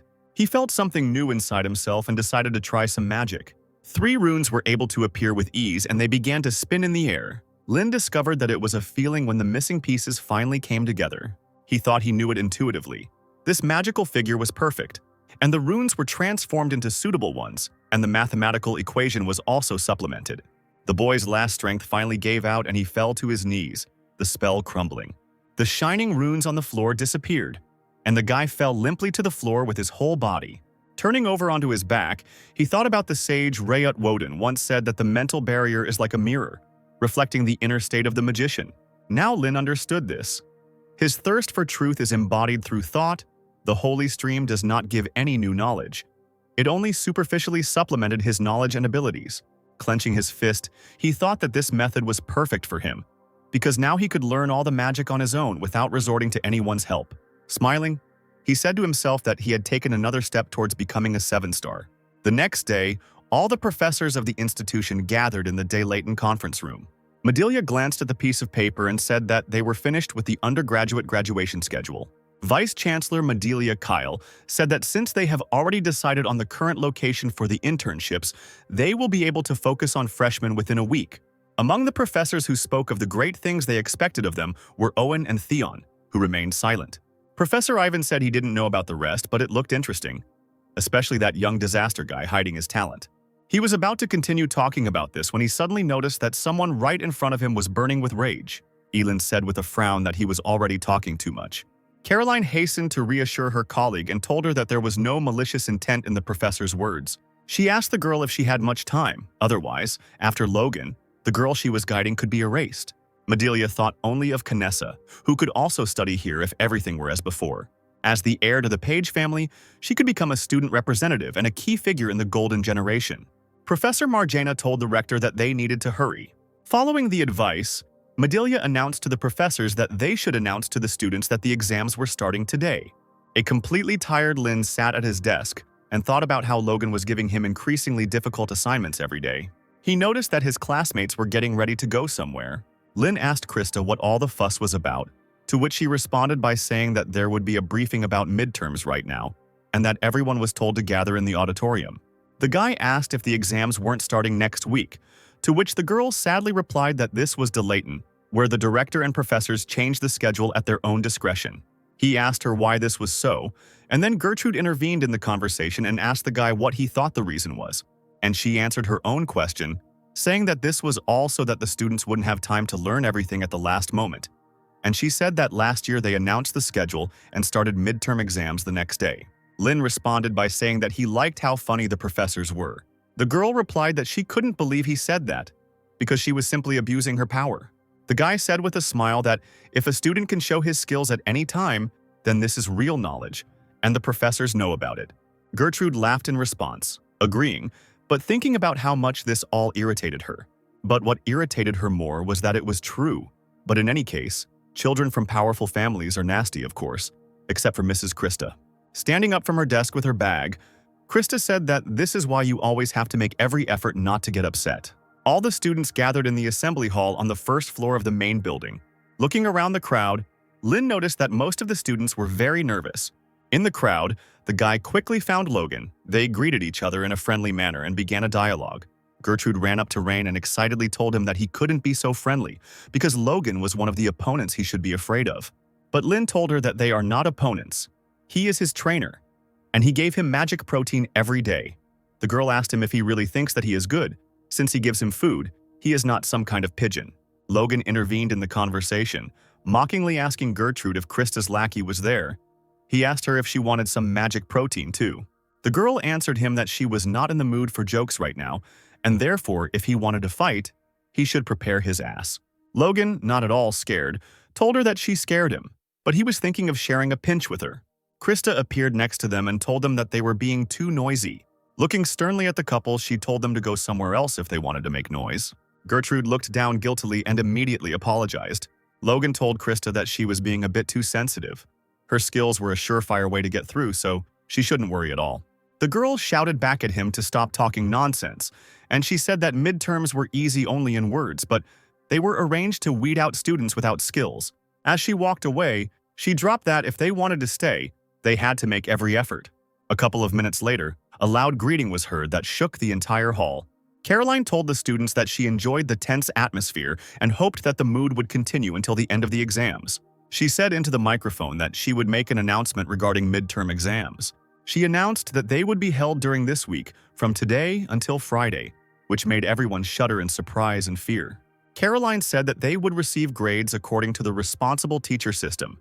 In case the teacher makes a decision about expulsion, then the student must pack his things and leave the dorm within a day. And she took it upon herself to introduce the professors who would evaluate them. Gertrude immediately began waving her arms when she noticed someone on stage. Lynn asked her, confused, what was the matter? And she, screaming, asked him if he really didn't know Professor Margina. She said that she was the head of the Magic Union, and now she's a senior teacher in Day-Layton. And the head of the Magic Union is the most honorable position that can only be occupied by an outstanding magician, recognized by all the magicians of his time. Logan frowned and thought that this was a very important person in the magical world. But Gertrude went on to tell Rain that it was she who had replaced his grandfather in that position. And now Lin was surprised. Lin thought that this woman was on the level of his grandfather, maybe even higher. The girl continued to shout that there were still outstanding personalities behind. She said about Kyle that he was a genius student who graduated with the highest scores among 1,378 groups. About Professor Zeron that she built her magic tower at the age of 20. And about Elin, she said that she has her own column in the Magic Herald. The girl exclaimed that these professors are the elite and are in charge of the second and third years. Hearing all this hubbub from the hall, Margana stepped forward, a bright ball of light shining between her fingers. Like a megaphone, this ball of light carried the woman's voice throughout the room, and she told everyone to shut up. The students, who had almost fallen to the floor, immediately closed their mouths. The professors were also under the spell. The woman slammed her cane down and shouted at the students, asking if they really thought they were going for a walk. And she told them that they would now get rid of the most useless among them. She said that the professors evaluating them this time were not the professors responsible for their first-year teaching and who treated them like children. And everyone immediately remembered the tough Owen and couldn't believe it. Margana shouted that they were now with heartless people who would expel them as soon as they decided that they had no abilities, and they were all wondering how many students would remain. Quieter now and with a smirk on her face, she said that she could now see from their faces that they realized the seriousness of it. Exams are held at different sites.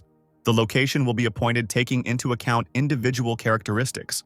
The location will be announced soon, so once they get the information, they can head there. She raised her voice again, exclaiming that in Delatain the strong go on, the weak go away. With a big smile on her face, she told the students to move forward. The first testing ground was the Red Mountain Range, Chulin Peak. Kyle told the students that they would have to get out of this labyrinth using all their magical knowledge and experience. The students began to talk excitedly, wondering if she would be able to get out of there safe and sound. Lin said thoughtfully that, as far as he remembered, there was no cave in this area. Kyle noticed his expression and asked him what was the matter, to which he replied by saying that this Red Mountain Range was the sacred land of the Red Dragon Corps, so it was surprising that there was a cave in such a place. Kyle was pleasantly surprised that he knew this, and he said that this cave was artificially created specifically for the exam. What is inside is controlled, so they do not have to worry about safety. He smiled and said that they could of course get hurt, but there was almost nothing there that could harm life. He told the students that they had better worry about whether they would pass the exam or be expelled. Kyle said that he would now talk about the grading system, and compared to absolute grading, he liked relative grading better. Therefore, the first place will be given to the S level, the second and third to the A level, and so on. The F level is 39th place, and everyone who ends up lower will have to retake the exam or will be expelled immediately. The evaluation criterion is the time spent on completing the labyrinth, and completing it means destroying all the targets located inside the labyrinth, but if you don't meet the deadline, you will be immediately expelled. Kyle said that the exam would be held in pairs, and nearby, Assistant Zamar was adjusting something on his magic screen. The man said that based on the results of their entrance exams, an average was calculated, and based on this data, pairs were formed, and a list was created according to which they had to be divided into pairs. Lin immediately wondered who his partner would be. Suddenly, a small clay doll fell to the ground next to him. Someone immediately approached the guy and trampled the doll with their foot. It was Krista, laughing smugly, telling the guy that heaven didn't care about him, since he had been competing with her from the very first day. They cried out to him to get ready. Otherwise, the same thing would happen to him as to that doll. Logan came up and asked the girl what they were doing there, and he said that he wanted to go with them too. Looking at the face dark with fatigue, the guy told Rain that he had good news. He announced to him that they were on the same team. Shaking his hand to his partner, Lin said with a smile that he was lucky and that they had to try harder. Krista screamed, asking if this distribution was strange. She couldn't understand how two of the best students could be paired together. Lin asked her if she had just acknowledged his abilities, to which she immediately shouted back that he wasn't as good as her. But suddenly she remembered that Rain had taken an additional entrance exam instead of the main one, which meant that he was, in fact, the worst of all. The other students noticed that Rain and Logan were on the same team, and they immediately wondered if she would fight like last time.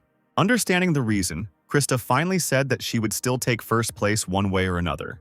Lin noticed that she seemed ready to put her life on the line for the exams. He suddenly asked Logan if these exams were important, if he was going to graduate as the top student. The guy replied that they were very important because they only take 4 official exams a year. Hearing this, Lin apologized to Krista, and he said that this time he wouldn't be able to be a gentleman. Smiling, Krista told him not to even hope. Kyle announced that he was giving the students 10 minutes to discuss how to get through the maze, and they could come in whenever they were ready. The exam would start as soon as time was up. Kyle said that there were a total of 20 routes in this maze, each with the same number of targets. There could only be one team on one route, so it was better to focus on their own route rather than others. And all the students began to discuss heatedly what to do. They discussed how to use magic and which one was best to use. Zmar asked the professor if there was a reason why he insisted on giving this exam to freshmen every year. He replied that the moment when one can see the true abilities of a magician comes precisely when he encounters something that he has not encountered before. In such situations, all thoughts disappear from the head. The ability to make decisions decreases and their execution slows down. However, it is in such situations that geniuses emerge. Exams are only a basic assessment to identify talents, and they find such children and encourage them to further education. This is his job. Logan suggested to Rain that they kill everything they see when they go inside, to which he smiled and said that it was all brilliantly simple. Putting aside the jokes, he said that this was indeed a good option, but it was better to have a spare one, because if you didn't distribute the magic correctly, there would be problems. Someone behind him mockingly repeated the guy's words. Krista asked him with a smug grin if he really thought he could get better with such a plan. The guy sullenly told her to think better about how she would go about it, to which the girl said that they had already come to an agreement regarding their plan. Logan told her that the magic they would be using was not too different. She was too confident, to which Krista said that he would soon see for himself. The girl asked Rain if he had expressed a desire to graduate as the best student.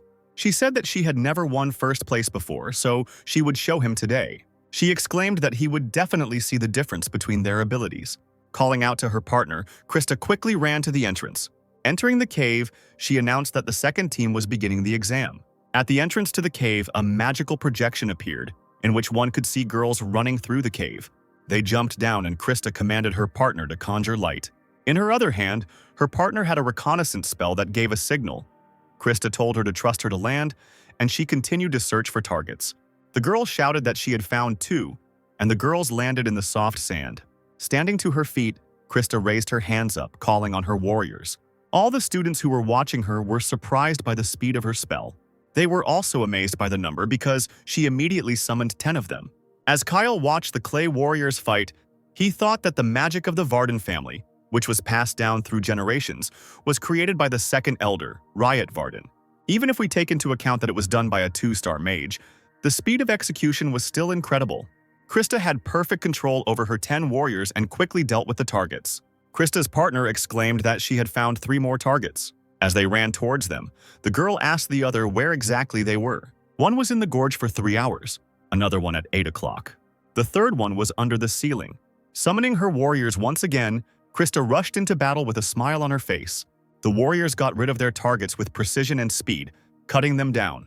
The partner opened her mouth wide and couldn't believe that the girl had taken out 3 at once.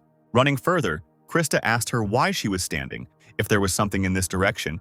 She came to her senses and answered that there was not. Then Krista shouted at her to search further. The students watching them pass noticed with horror that they did not even pause once. Lin noted that Krista is very skilled at working with 2-star magic.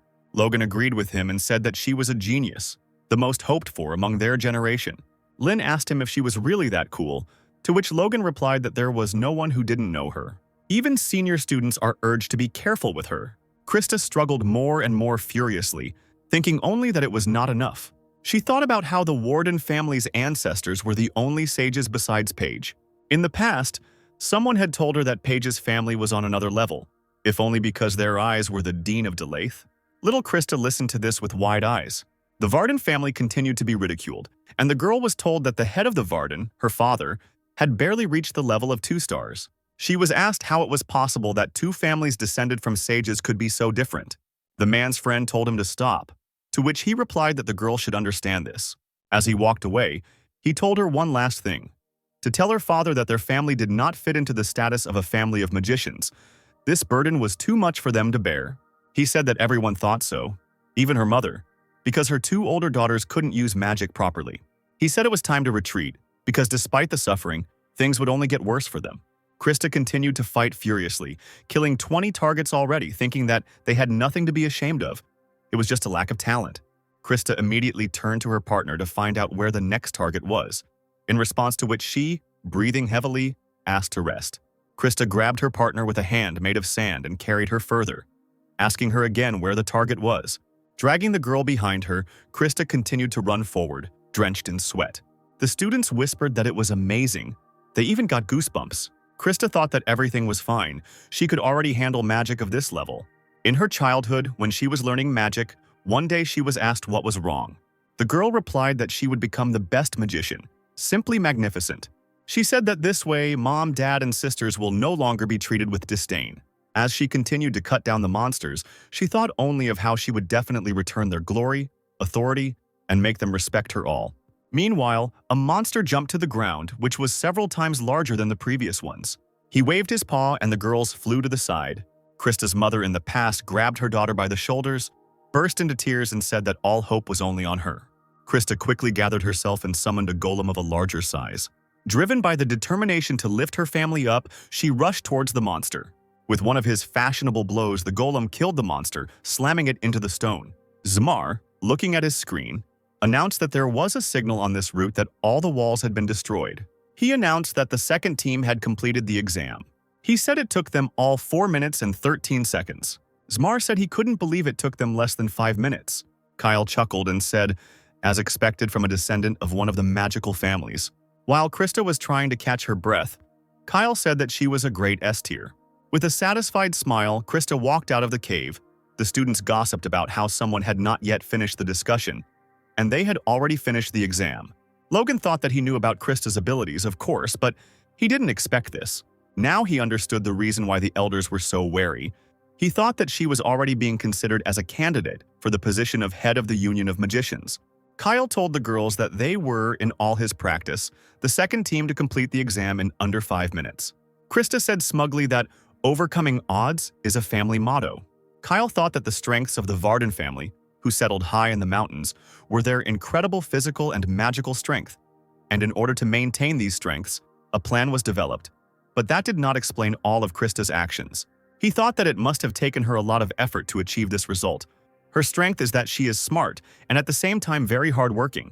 Smiling, he told the girls that there was no need to tell them that they had passed the exam. And although not all the students had finished yet, he rated them at S level. Remembering her manners, Krista made a small curtsy and said that Kyle was too kind. Looking at Rain, she thought that she was a good girl and that she was the best student. Lin told his partner that exams were a lot more fun than he thought. One day in his past, Lin and his team reached the southern star Orvidon. Earlier at noon, the sun's rays poured down on the city from all 4 directions. But now, Esther said that she didn't even want to get close to it. Frida asked her what their plan was then, since entering that fog meant voluntarily going to their death, to which Lin agreed. Esther, with an unchanging face, told the guy to blow everything up, to which he immediately agreed. As soon as he realized what Esther had said, he turned to look at her in surprise. He asked her if that city was a cultural heritage site, to which she replied that it was. He exclaimed that then it was necessary to preserve its original appearance as much as possible, to which Esther agreed. She told him with a smile on her face that sometimes you just have to do something first and regret it later. Frida agreed with the girl with a smile.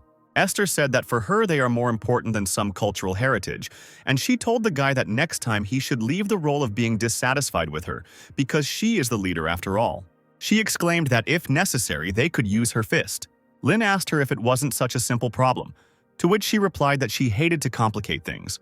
Lin, already starting to create a spell, said that then it didn't matter what they would say later, but he himself was very worried.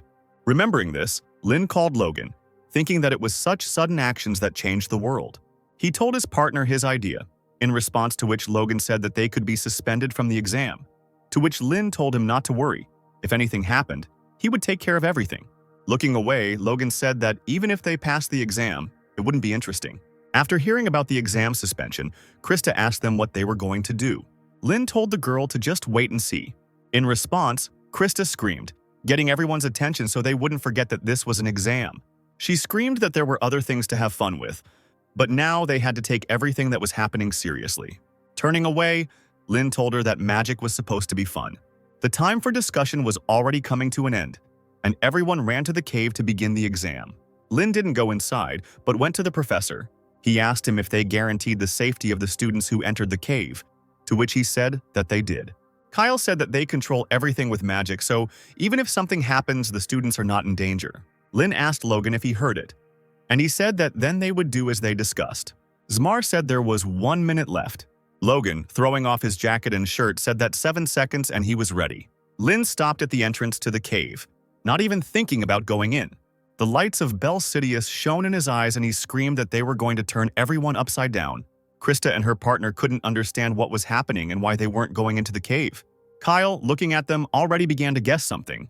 Looking into the boy's eyes, he immediately recognized the magic of the Ludwig family, Belsidius. Kyle couldn't believe he was using it at 16 years old. Out of all the geniuses in the family, it was the fastest result.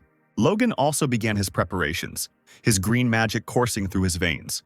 All around, Krista's screams could be heard, and she still couldn't understand what was happening. Lin, with the help of his powers, immediately found all the targets, which for him were little lights. Having found everyone, he descended to the ground, on which a magic circle began to shine, and he gave a signal to his partner. Logan ran up and hit the ground with all his might, right where the magic circle was. Krista, who was blown away by the impact, screamed and asked what they would do if the exit collapsed. Kyle noted that the scale of the damage was too small for such a force.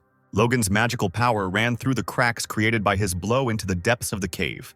The magic continued to spread further and further, cracks in the cave stretching in all directions.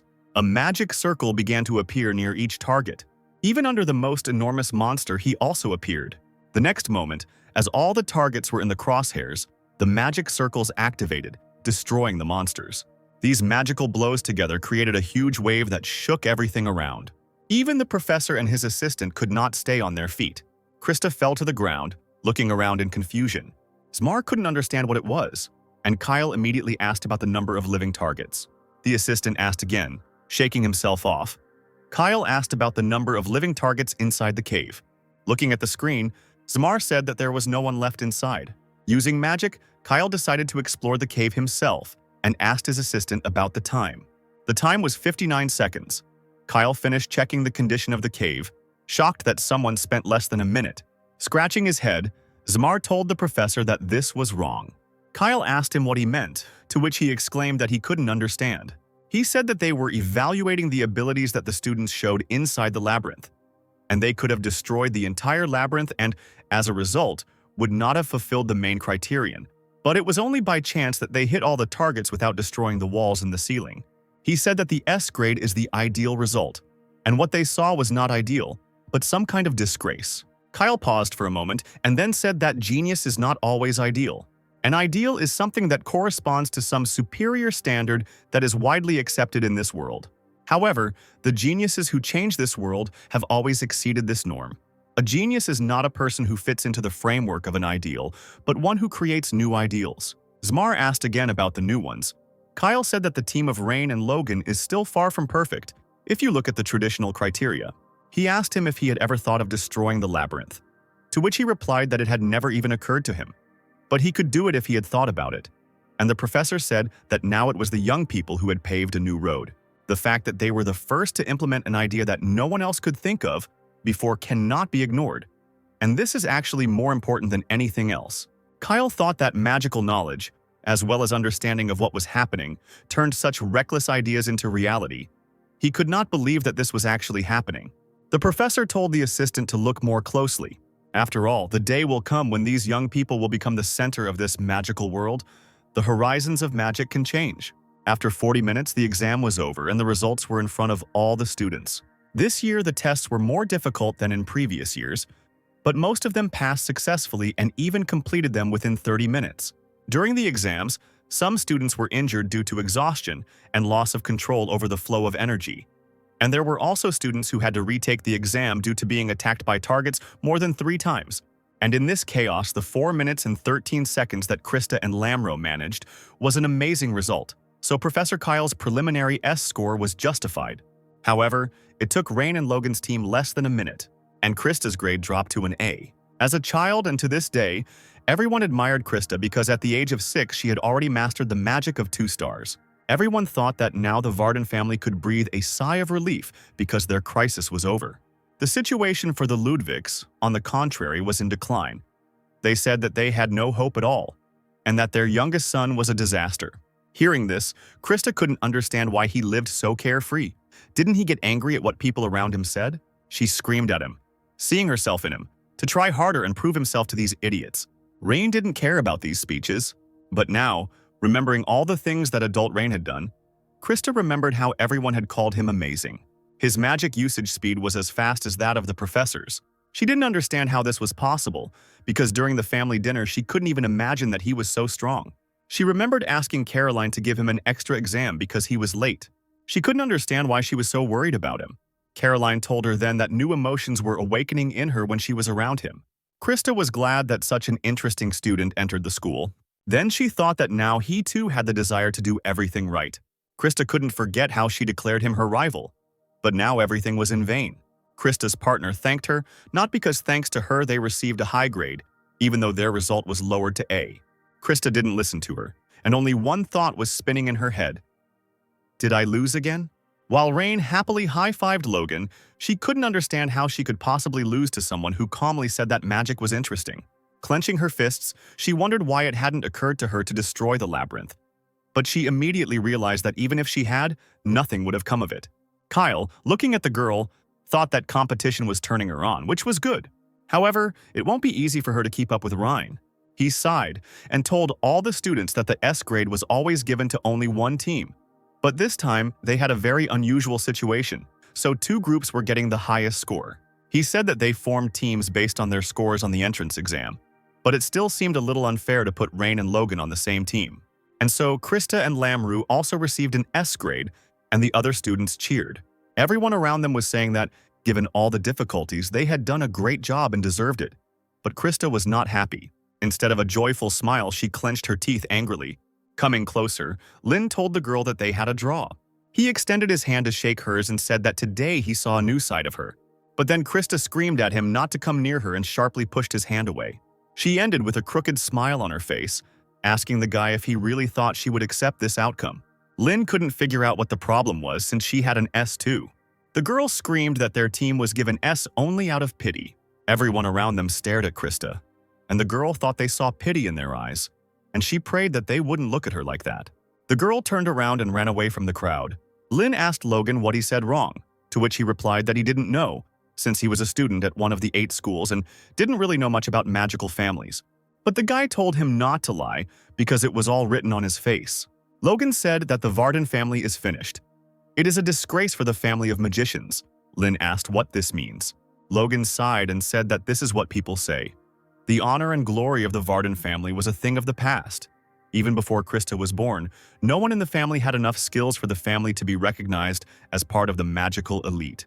Krista single-handedly raised her family from ruins and even made them recognized as a great family of mages. She did everything herself, and even now she is the only one who supports the family. She has taken on too much. After running through the forest, Costa stopped and crouched down on the ground. Footsteps were heard behind him, and she said that aristocrats from magical families should always be treated with respect, even fear. She said that they are the ones that everyone should look up to, that everyone should respect, that they should not be treated as equals but not sympathized with. Standing on her feet and clenching her fists until they trembled, she exclaimed that she had tried hard no matter what. From the age of 6 until today, she had almost reached the level where she could be called the genius of this century. She shouted at Rain that he was butting into things that weren't his business for the sake of those who didn't have a pedigree. No one in the Union of Magicians behaved like that. She exclaimed that he communicates so calmly with everyone. She screamed that she couldn't understand what was fun about magic. There was nothing exciting about it. She continued to scream, asking why everything was like this, and a spell flashed between her palms. She pointed her hand with a spell at the guy, and a golem appeared behind her. The girl screamed, asking why he was considered better than her, although for him it was just fun. Lin waved his hand towards the golem that ran up to him and destroyed it with one blow. Tears flowed from Krista's eyes when the boy told her that he liked magic. Coming closer, he continued, saying that when you can manifest the spell according to your desire, all the difficulties and complications fade into the background. He said that this was a picture of the world that could be seen if you tried hard enough. Krista jumped back, preparing the next spell. She summoned a new golem, and Lin told her that he wasn't always happy. She should understand that. He also had moments of despair when things were really hard. The guy destroyed another one and told the girl that she was carrying the entire Varden family on her shoulders as the family's last hope. She had honed her skills to be able to use magic at this level at 16, and he couldn't even begin to imagine how much effort and dedication it took her to put in. When his magic faded, he said that he could only say one thing for sure. He said that this was the moment when she first managed to master magic for real. He told her that she didn't have to take everything on herself. She could quit magic at any time. He shouted at her, "But you didn't do it, why?" Krista waved her hands and a huge golem appeared behind her, and she screamed at the guy to shut up. But Lin didn't shut up. He just asked her if it was because she still felt the pride and excitement of her first successful spell. Screaming, the girl struck the spot where Rain stood. But the boy's words awakened memories from her childhood. She remembered how she was able to summon a small clay doll back then. She remembered the happiness and joy she had felt then, as a smile spread across her face. The blow missed Ryan. He stood next to a stone spike, and he told the girl that she was strong. Smiling, he told her that no matter what choice she made, no one could or would laugh at her. He asked her to feel the joy of magic again, and the girl fell to her knees, sobbing bitterly. A couple of minutes later, Krista stood up and said that he was annoying her, putting on airs here. Lin replied that he could afford it because this time the victory was his. Krista looked away from her eyes, red from tears. The guy extended his hand to the girl and said that he, however, had not felt such inspiration for a long time. He told her that she was truly a worthy opponent. Krista was a little quick to say that, and Lin said he hoped they would do it again, because he had had a lot of fun thanks to her. Unable to bear the embarrassment, Krista swung and hit the guy in the face. She quickly ran away, shouting at him that he had only won once and next time she would beat him. Lin rubbed his bruised cheek, thinking that her hand was really heavy. Krista ran away. In her thoughts, she apologized to her father, but a happy smile played on her face. Kyle told Zamar that talent always reveals itself in different forms. The assistant did not understand anything and asked again. Kyle said that sometimes he reveals himself as a catalyst to cheer up his fellow student. Sometimes it's like a huge wall that needs to be overcome, and sometimes like a friend you can rely on.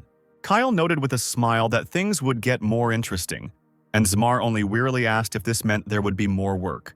The professor asked the assistant if that was not what they were working for, and he told him that no matter how much he thought about it, he still came to the conclusion that he was doing an excellent job, and that he was doing it with all his heart. Finally, Kyle said that everything needed to be put in order and the candidates needed to retake the exam. During this period, additional exams were held, so there were no classes in the afternoon for the entire period. When they got to the building, Logan noticed a bruise on his friend's cheek and asked him about it, but he only sullenly said that he imagined it. Lin suggested that they go to the gym since they had some free time after lunch. Someone asked them if they weren't tired from the exam that just ended. Lin said that's why they needed to try harder. Logan agreed with him. Owen, who appeared before them with a predatory smile, said that he was pleased to hear that they still had strength. He pointed to the huge stacks of paper, saying that he had just happened to have prepared 150 assignments on mathematics and magic. He told them that they had to pass a written exam as well, and that they would not return to the dorm until they had decided everything. Logan asked hopefully if that applied to him too. Smiling, Owen told him that if he wanted to, he could go, but only home with all his things. Looking around at the other students behind Rain and Logan, he told them that it concerned them too. The students began to say that they were completely exhausted, but the professor looked at them sternly and said that he had already said that he would not repeat it twice. Everyone sat down sadly at their desks.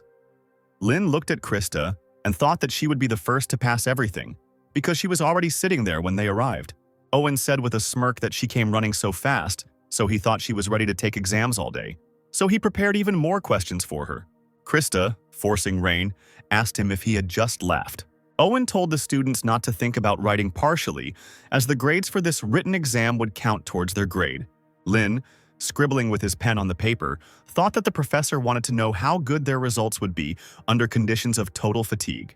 But he noted that this number of questions was still too many. He thought wearily that here the problems they had solved thousands of times were like correctional labor. Deciding to take the easy way out, he activated Bell Sidious. 10 minutes later, Lin called the professor and told him that he was finished. Owen told him that he had finished rather quickly for a man with nothing but sawdust in his head, but that he could pass if he was confident in his answers. A tired voice came from the side, asking him if he was really so confident in himself. Krista tried to smile with a martyred look and asked the guy if he really thought she would have fewer correct answers. Lin noticed that she was already a little out of it. Owen screamed at them to shut their mouths, and Krista apologized in a pained voice. Lin, getting up from his seat, glanced at Logan, who still had a lot to decide. Sighing, he headed to the dorm, intending to take a shower.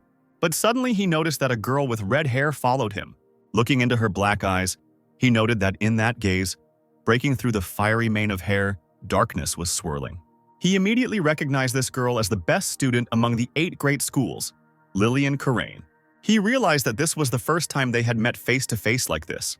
A little later, in the gym, Lin asked Logan if he knew Lillian Karain. While lifting the dumbbells, he said he knew and asked why he was asking. While wiping his face with a towel, Lin said that he ran into her yesterday after the written exam, and the atmosphere was quite tense. He asked Logan what she was like.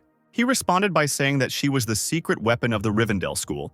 It was said that she had been using the magic of the 2 stars since she was 5, and at 7, she made a contract with one of the 4 mythical creatures. Ever since she was admitted to the school, there have been many rumors about her. Thinking about Rivendell, Lin remembered that it was a school that specialized in fire magic. Logan said that, as he probably knows, a person receives red hair as a confirmation of passing a baptism of fire, and this means that their sensitivity to the properties of fire is a priori several times higher than that of ordinary people. Among the 8 great schools of magic, Lillian has an incredible reputation. She is not considered a real monster and is put on the same level as the genius Little Varden. They even say that she can become an archmage. Lin asked with a smile if she was overrated. Logan just said that he knew it was annoying, but she was really strong. Lin thanked his friend for the information, and then he asked him how he knew everything about her, if he really had a crush on her, which made Logan choke on the protein he was drinking.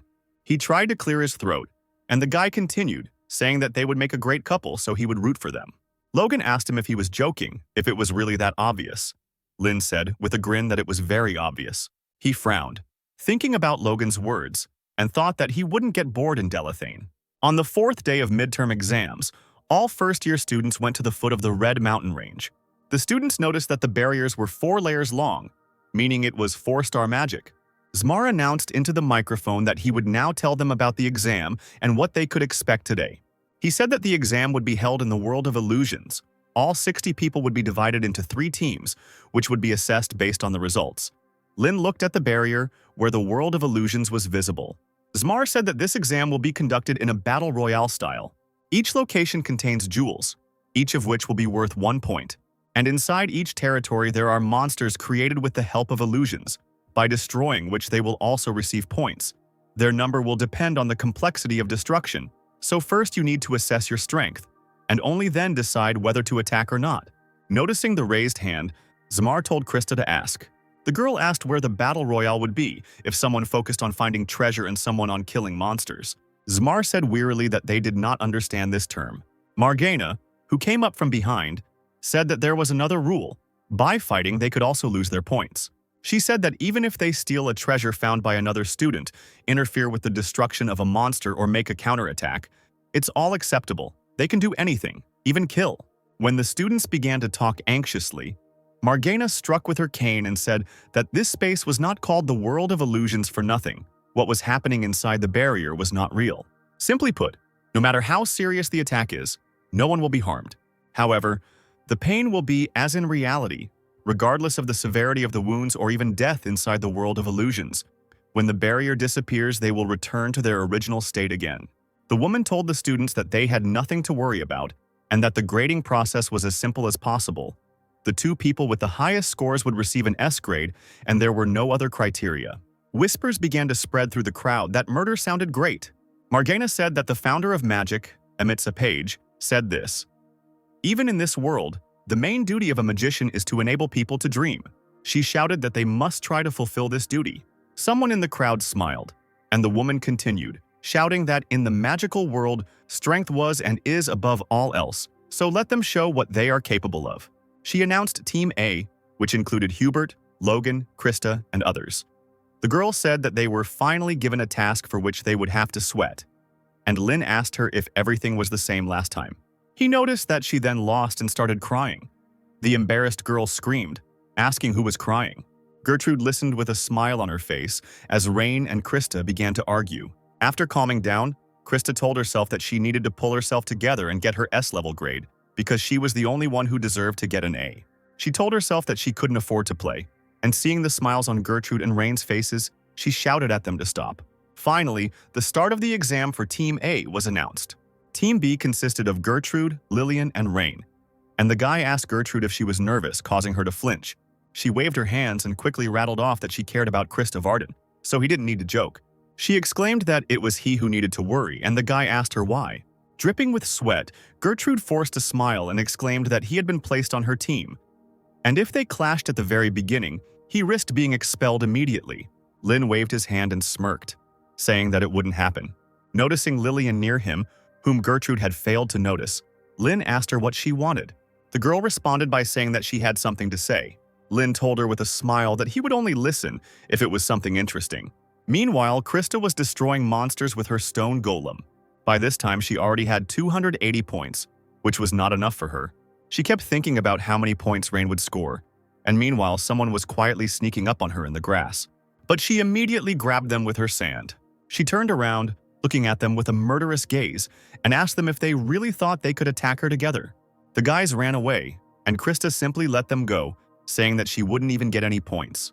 The students admired Krista, who could already use the magic of 2 stars, but someone also noticed Hubert. His strategy is his talent for wind magic.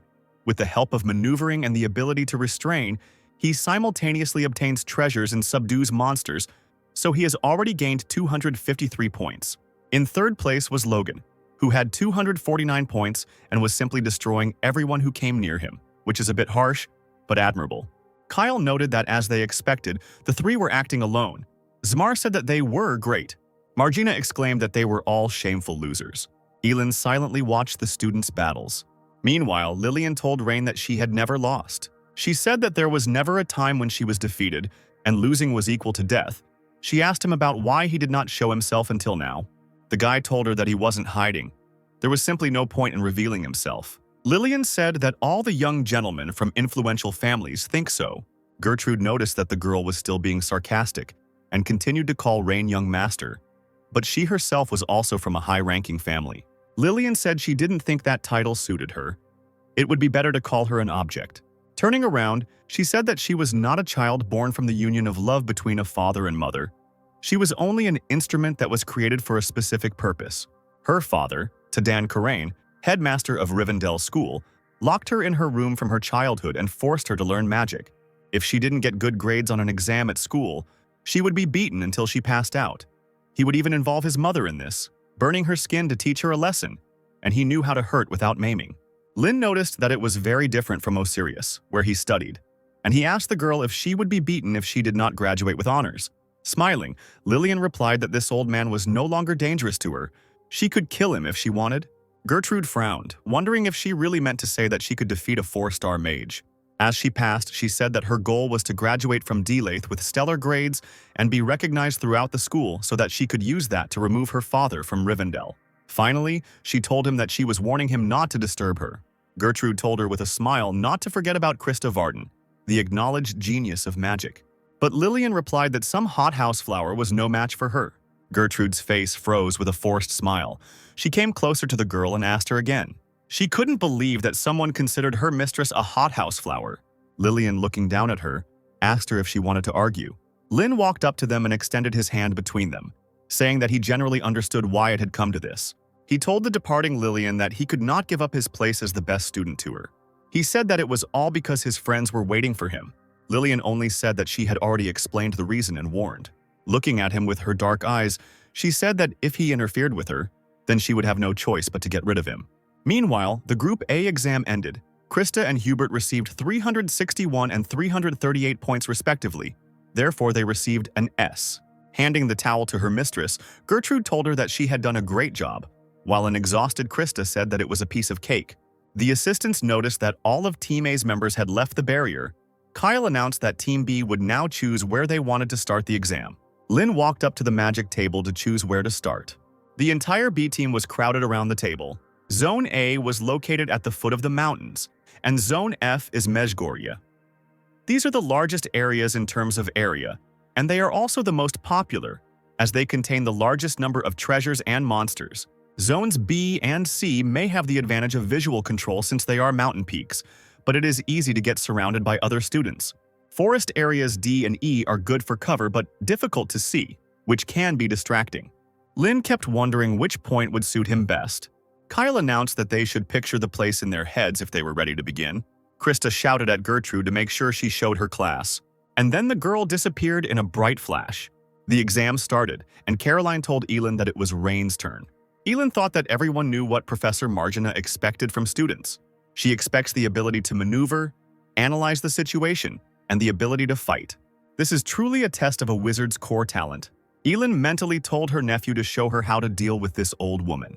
The students noticed that Lillian and Krista chose the F zone as their starting point, which shows their confidence because it is dangerous there, but they can get the highest scores. Zone F is the most convenient place to get to other areas.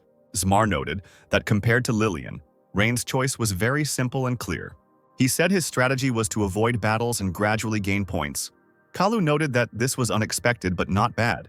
Lin touched the tree, and the students were saying that it was boring, and it would be more interesting if he chose Zone F like Lillian. The boy's finger flashed with magic as he touched the branch. Elin asked Caroline if this guy was annoying, to which she replied that he was a little bit, and she couldn't believe that he was acting so cautiously, considering that he could destroy all the promising students of the great schools. While walking through the forest, Lin met a student. The students who were watching this shouted with joy, hoping for a good fight. Caroline wondered what he was going to show them now. She wanted him to show off his abilities, which is why Kyle gave him an S. But suddenly Lin turned around and ran away from the girl. Everyone's mouths dropped open in surprise. Even Caroline couldn't help but gasp. Elin screamed in frustration about what the asshole had done, while the other professor held her down. Krista asked if he was even going to get an A. Margana was infected with laughter. Watching Scalzi's grandson Zmar asked her if this was something to laugh about. She said there was no problem with it. It just made it more interesting. She thought that he was saving his strength and waiting for the right moment to make a breakthrough, so they would still see if he could compensate for the lost points. 40 minutes passed. Team B's highest score was lower than Team A's, but still excellent. In first place was Gertrude, the youngest daughter of Baron Panton's family, and she abruptly stole the stone from the boy. Suddenly, a huge monster appeared behind her, intending to devour her. She reacted quickly and kicked. Caroline thought that she was constantly in Krista's shadow, but it was obvious that she was an excellent mage. Kyle asked Zmar where Lillian was, to which he replied that she wasn't even in the top 20. He was surprised to find that she was in last place. He said she had no points at all. The students couldn't understand what her tactics were if she just sat there from the start and one of the students decided to attack her with the monster. But Lillian destroyed the monster without even lifting a finger, and the student ran away in fear. She didn't show any initiative at all. Rain collected treasures. He fought a monster only once, when it suddenly appeared right in front of him. But even so, he was in 13th place with 198 points. Caroline noticed that he was now in the highlands of Zone C. She asked Elin if he often went to the mountains to be able to move around so dexterously, to which she replied that he was clearly a monkey in a past life. Caroline said that at the rate he was scoring, it would be a dream for him to get into the leading group. Suddenly, the sky became covered with clouds and it started to rain. Lin smiled and said that it was the perfect time to hunt monsters with keen hearing. He spread his hands, calling on the spells, and noticed that the rain was interfering with them. Meanwhile, somewhere in the sky, bright balls of fire were flying, which were not extinguished by water. Without touching the monsters, they flew to Lillian. The girl told herself that she had found everyone in the top 10. Finally getting to her feet, she said it was time to begin, and suddenly the volcano began to erupt. Everyone who was in the area was told to evacuate the area as soon as possible. This Battle Royale-style exam was designed so that no one could survive by simply sitting in the bushes. With the once safe zone now dangerous, everyone will have to fight. A barrier was set up, and one of the assistants said that the top students, as expected, began to act as the time came. Logan said that if only they hadn't lost their pace in that part of the exam, the result might have been different. Krista, drying her hair with a towel, replied that he simply lacked skill. Suddenly it was noticed that someone was showing strong activity. It was Rain Ludwig. Margana told them to show him. As it turned out, Rain was now in the middle of an open area, hiding behind the stone peaks he had built himself, and surrounded by monsters on all sides. Elin immediately perked up and smiled when her nephew stopped chewing his snot. Lin killed monsters one after another. His score grew rapidly and now he was already in 8th place. Smiling, Margana noticed that he was quite the impudent one. Logan asked how he did it, to which Krista replied that he caused an earthquake and thereby attracted the monsters. The girl noticed that he acted so slowly in Zone C and was now using vibration propagation magic. Lin continued to fight the monsters, dodging their attacks. He raised his hand to use the 3-star spell, deciding it was time. He hit the ground with his hand and something sharp started to emerge from it, piercing the monsters. As it turned out, these were tree roots. Kyle was surprised to see that there were no trees in this area, but he immediately understood everything, remembering how he touched the trees at the beginning. The assistants quickly counted the points for such an attack and added 164 points to him.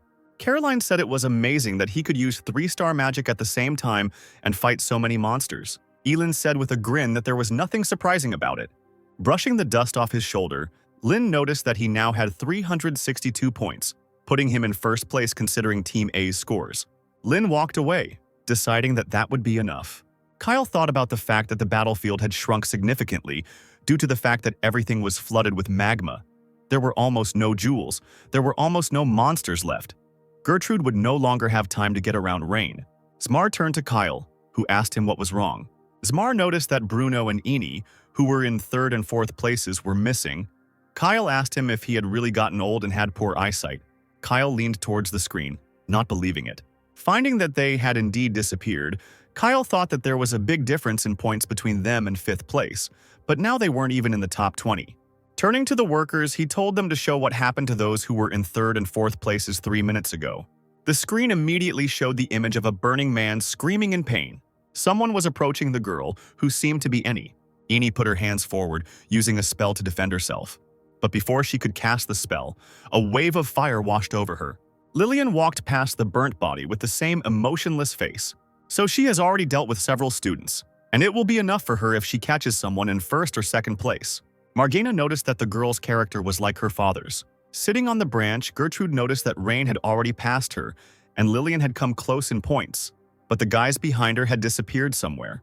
She couldn't understand what was happening, and meanwhile, a fiery bird was flying towards her. Seeing it approaching, Gertrude dodged and began to fall down. And after her, this fiery bird flew again. The bird gained more and more speed, smashing the girl into the ground. Lillian moved closer to the fire to make sure she was rid of the girl. But suddenly she felt a gust of wind behind her and bent down. Gertrude's foot flew over her head, and she was thinking that she had not felt the heat of the fire. Lillian threw fire behind her, but Gertrude twisted in the air and sent a stream of water at him. With a quick and dexterous movement, Gertrude jumped back and landed. Lillian pulled out a paper talisman, saying that perhaps she should have handled things differently with those she had eliminated earlier. Calling for water, Gertrude answered her with a smile that it was too late to regret.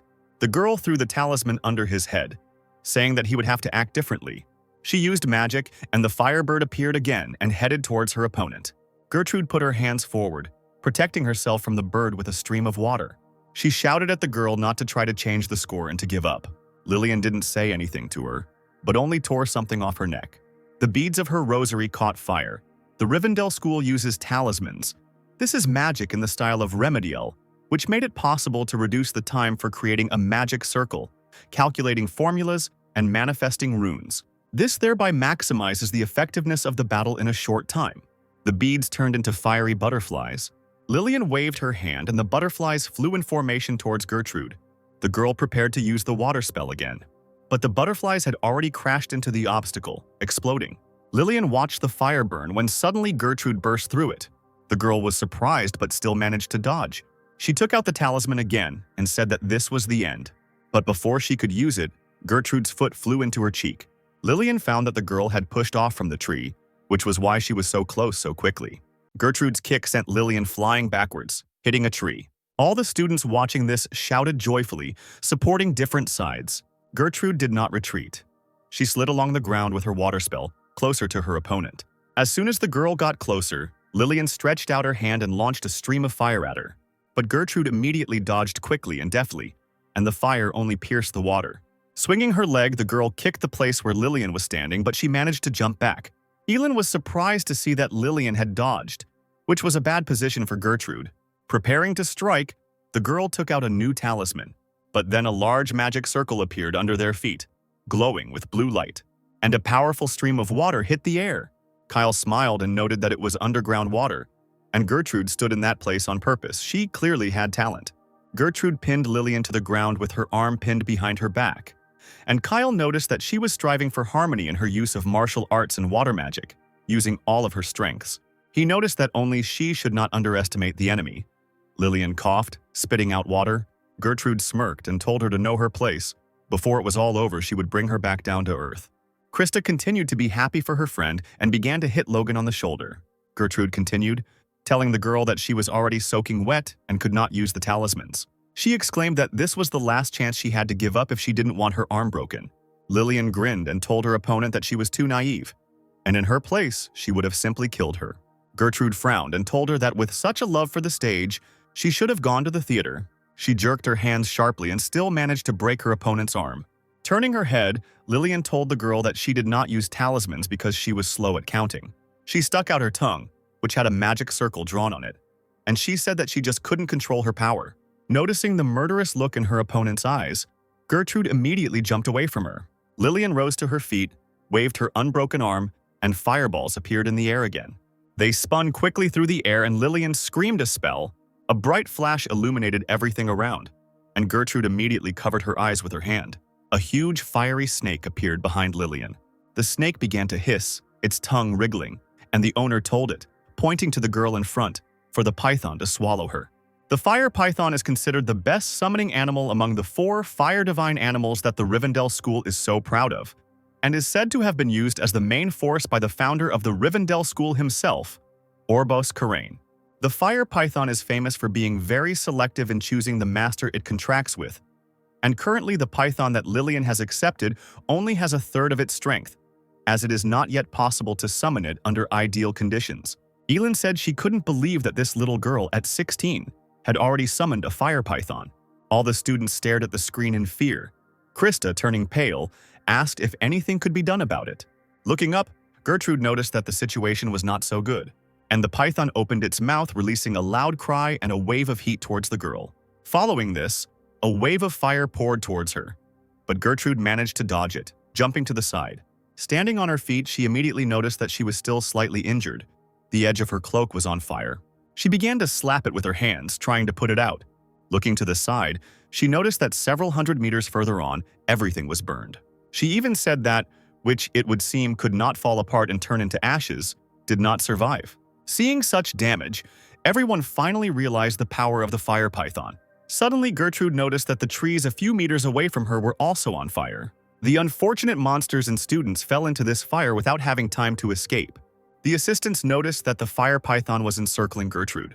The fire python circled the forest, setting trees ablaze behind it, surrounding the girl with a ring of fire and choosing her as its target. Zmar jumped up and asked Kyle if they should intervene.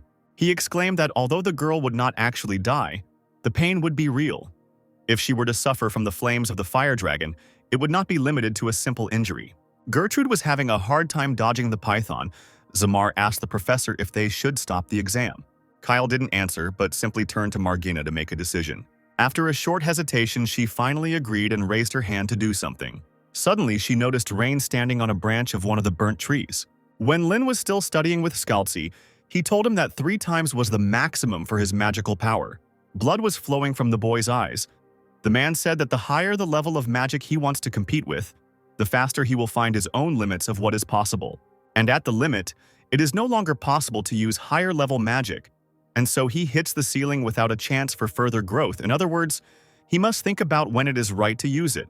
Standing at the top, Lin reasoned that he had already earned enough points, and now he just needed to wait in a safe place, holding the line. He thought that due to the legal hunting, there was almost no magical power left. Now he had no reason to deliberately expose himself to danger. But something in him wavered as he saw Gertrude begin to give way, the fire burning her face. Yet Lin jumped from the tree branch, determined to join the fight. His eyes flashed with bright flashes of Bel Curious. Looking at the python, he noticed that the formula of the magic equation consisted of 5 triangles. The runes were formed. As he made his way down the charred remains of the trees, he continued to analyze the python. From such overexertion, his eyes began to bleed again, which forced the guy to close his eyes. He thought about something he definitely realized during the fight with Logan and the Spider Rat Queen. He realized that every time he overcame obstacles, his strength grew, so the more he fought against strong opponents, the faster he would be able to reach the level of 6 stars of magic. While the python was flying at full speed towards Gertrude, she only sank tiredly to the ground. She smiled sourly, ready to accept her fate, and Lin thought that he was doing all this for himself, and not for the sake of young Panton. He used Bell Curious again, and the python flying towards the girl exploded into a bright flash. Lillian stared into the air in disbelief, not believing that the fire python had disappeared. Helping someone during an exam does not bring any benefit. This is where, under limited time, resources, and special conditions, it becomes possible to test whether students can make a choice, leaving behind all the pros and cons. Krista, once her friend was safe, sighed in relief and hung on Logan. Margana looked at Rain, mentally asking Scalzi if this was his doing. She noted with a grin that this would definitely be a high score. Lin thought that suppressing the 5th star-level magic required more mana than he thought, and he began to choke on his own blood. His whole body ached. The guy just thought that this meant that he was not ready yet. Noticing the guy, Gertrude quietly called him. Lin yelled back at her to run away faster and not sit there. The girl rose to her feet and walked away. Lillian stood in place, her head down. Breathing heavily with anger, she thought about how her magic and the Panton family's magic were completely opposite, and she didn't have the strength to summon the python again. More importantly, this idiot had made her first kite disappear, and she wondered if he would continue to bother her.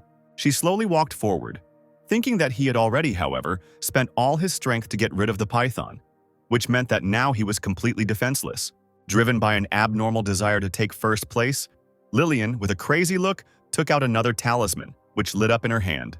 A fire python appeared in the air, much smaller than the previous one. The assistants immediately became tense, but when they noticed that he was smaller, they calmed down.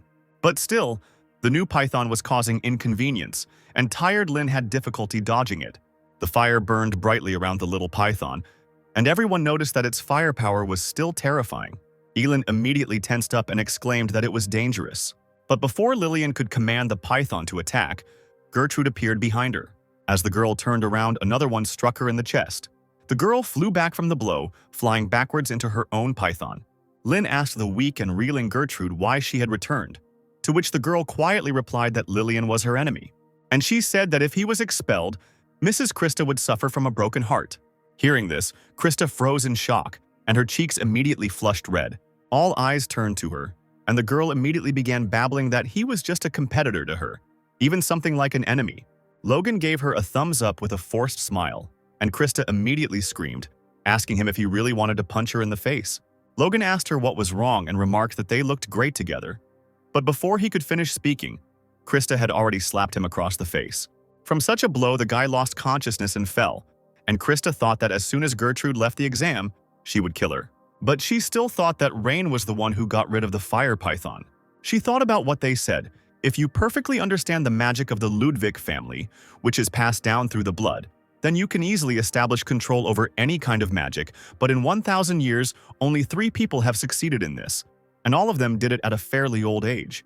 The fire began to flare up again, and Gertrude stepped forward, telling the boy to leave it to her. Lin noticed that she was injured, to which the girl said with a grin that everything was fine, and he, to be honest, was more of a hindrance to her in this state than a help. She said that she hadn't beaten that crazy woman up yet. Lin didn't argue and ran away, telling the girl to make sure she survived. Choking on her own blood, Lillian muttered to Gertrude to move aside.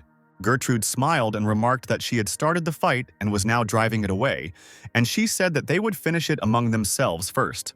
With a wild grin, Lillian smiled and said that everything would be as she wished. Lin was running through the forest at the time when suddenly he encountered a crowd of low-ranking students on his way. Picking up a stick from the ground, the boy thought that his physical and magical strength was already running out. Taking a defensive stance with his stick in his hand, he frowned, admitting that things were bad.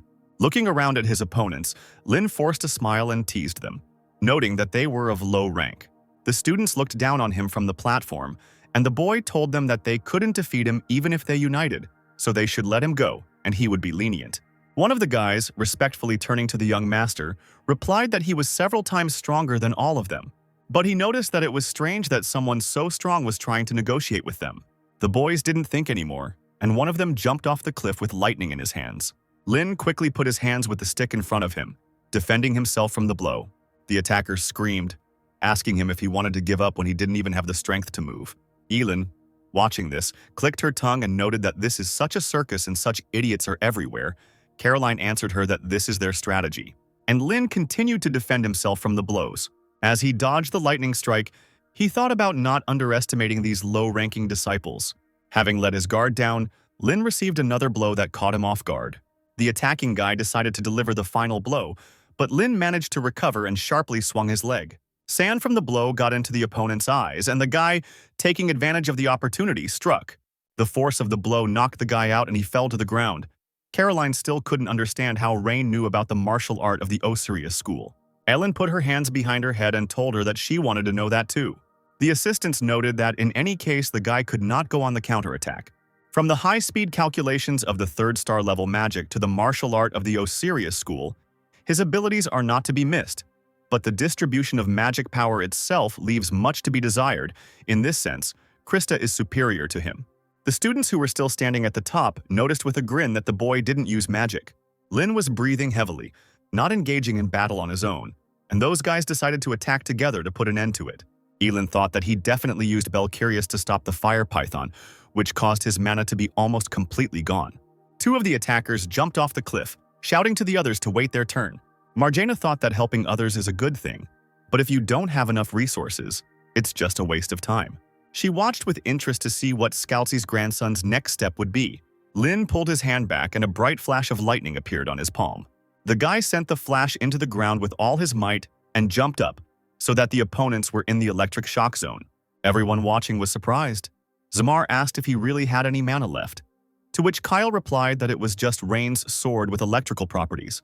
The boys fell to the ground unconscious, Kyle continued, saying that the sword was in a plasma state and was used the moment their feet touched the rain-wet ground, which caused the electric shock. The man said that even if you know how to do something, it doesn't mean it will work, so there's nothing more to say except that this guy is very experienced. One of the last guys on the platform started to use a spell and grinned, and told the guy that he was not a contender for first place for nothing, but now he had no more trump cards left. But suddenly his comrade standing next to him waved his hand, knocking the guy out. His hand was covered with his clay. He said that now even he alone could win. Logan clutched his head and asked what it was, to which Krista replied that it was magic that enhanced physical abilities through the soil. The guy's body was completely covered in his clay, making him look like a knight in huge armor. Krista said that this magic, however, does not combine well with martial arts, which are expressed in physical strength. The guy told Rain that he could give his points to other students. It would hurt when he got hit, so he better give them the nice way. Lin asked him with a smirk and a challenge in his voice what if he didn't want to. The guy noticed that he was funny and jumped off the cliff. With a loud bang, the enemy landed on the ground in his clay armor, the ground beneath his feet breaking, and he told the boy that he had looked at him in powder then. But when he looked up, he noticed that Rain was already flying towards him with his stick and a sparkle in his eyes. The boy's clay armor cracked from the impact and he flew backwards. Lin exclaimed that Osirius's technique was created together with him. He told the guy that he shouldn't have looked down on him. However, the enemy was still standing on his feet. Lin couldn't understand if he had done something wrong, because even his insides were shaking from the blow. But soon he noticed that his opponent was already at the limit of his capabilities. Saliva was flowing from his mouth, and everything was swimming before his eyes. Lin told him that if he failed the exam, he would immediately receive an F. He asked him why he thought everyone, even professors, were monitoring an exam with such a supposedly simple grading system. And he answered his own question by saying that the reason was that later, they would probably have to make changes to the grades, the exam being one of the grading criteria. But they guys couldn't score any points, but also failed in their attack, lost to someone who completely spent his mother and relied only on martial arts. But the problem is not even the F grade. If a student fails an exam, he will not only be kicked out of the academy, but will also be laughed at by all the students. Lin said that if he survived, he would get at least an E, and depending on the number of students expelled, his grade could rise to a C or B. Somewhere behind, among the trees, an explosion flashed from the clash of forces between Lillian and Gertrude, who were still fighting. Lin told the guy that there were 2 people with the highest rankings fighting hard over there, so it would soon turn into ruins. The explosions continued to rumble, becoming louder and more destructive. The guy told the other that the exam would soon be over and he did not want to get involved in their fight. Finally, Lin gave the boy a choice: give up and get a B or he would be expelled. Thinking about it, the striker realized that a B grade wasn't such a bad option for him. He will quickly get rid of this thought, deciding that he deserves more and he cannot stop. Gritting his teeth, he thought irritably that this idiot had hit his head. Apparently, he wouldn't back down. Looking at the staggering rain, he thought that anyone would say that he was at the limit of his abilities. He spent even more energy repelling the attacks. He kicked the ground and thought about how he could crush him into dust and take all the points. There was only one thought in his head. If he loses, he will be expelled. But then Lin raised his head and stared at the guy with his piercing red eyes. The enemy froze for a moment, and he came to his senses only when a sound signal sounded throughout the entire territory. The end of the exam was announced, and all students were told to finish their battles and return immediately. Staggering more and more, Lin noticed with a smile that it was finally all over. Having barely finished this sentence, the guy fell face down on the ground like a doll. His opponent didn't know what to say, but just grinned. Elin sighed in relief, and a slight smile played on her face. Caroline asked her if she was really that worried, to which she agreed. But suddenly the assistants noticed that they had a problem. Lillian and Gertrude continued their fight. Kyle noted that their points would be deducted. Zamar exclaimed that it was not something to think about right now. Looking at the girls, everyone realized that they were no longer in control of themselves. Marjana clicked her tongue in irritation and said that she would show them now. She struck the ground with her staff and blue circles began to spread out across the ground. Succumbing to this impulse, cracks appeared on the barrier that stood on the territory. While the girls were flying at each other, the magic barrier fell apart into small pieces. The woman irritably pointed out that despite their abilities, they were still very green. Still, the girls stopped and listened as Marjana told them to go back if they didn't want to get the lowest score. Gertrude looked down at her hand, which should have been burnt but showed no sign of injury. The students began to gradually come to their senses, realizing that all the pain was just an illusion. Marjana's patience was wearing thin as she shouted at the students to leave while she spoke nicely. The woman, irritated, leaned back on the chair and noticed that these fools were making her repeat it several times. The assistant timidly turned to her, in response to which Marjana shouted at him, asking what was the matter, to which he said that she had already removed the barrier, but one group had not yet passed the exam. In response, the woman shouted at them to restore the barrier then. Meanwhile, the students were returning from the exam area. Lin also woke up and followed everyone. Lillian asked the guy what he did with the python. Sighing, the guy told her that he would first ask her something himself. He asked her if she respected her father. That crazy look came back into Lillian's eyes when she asked the guy if he was looking for a fight. The guy told her that it wasn't like that. He just heard something similar before. He noticed that she, in order to get rid of her father, tried to get the first place. Whatever the reason, she destroys everything that gets in her way and strives to rise higher. But isn't this the life that her father wants for her? He noticed that the way she burned her opponents for a purpose was no different from her father's actions in the past.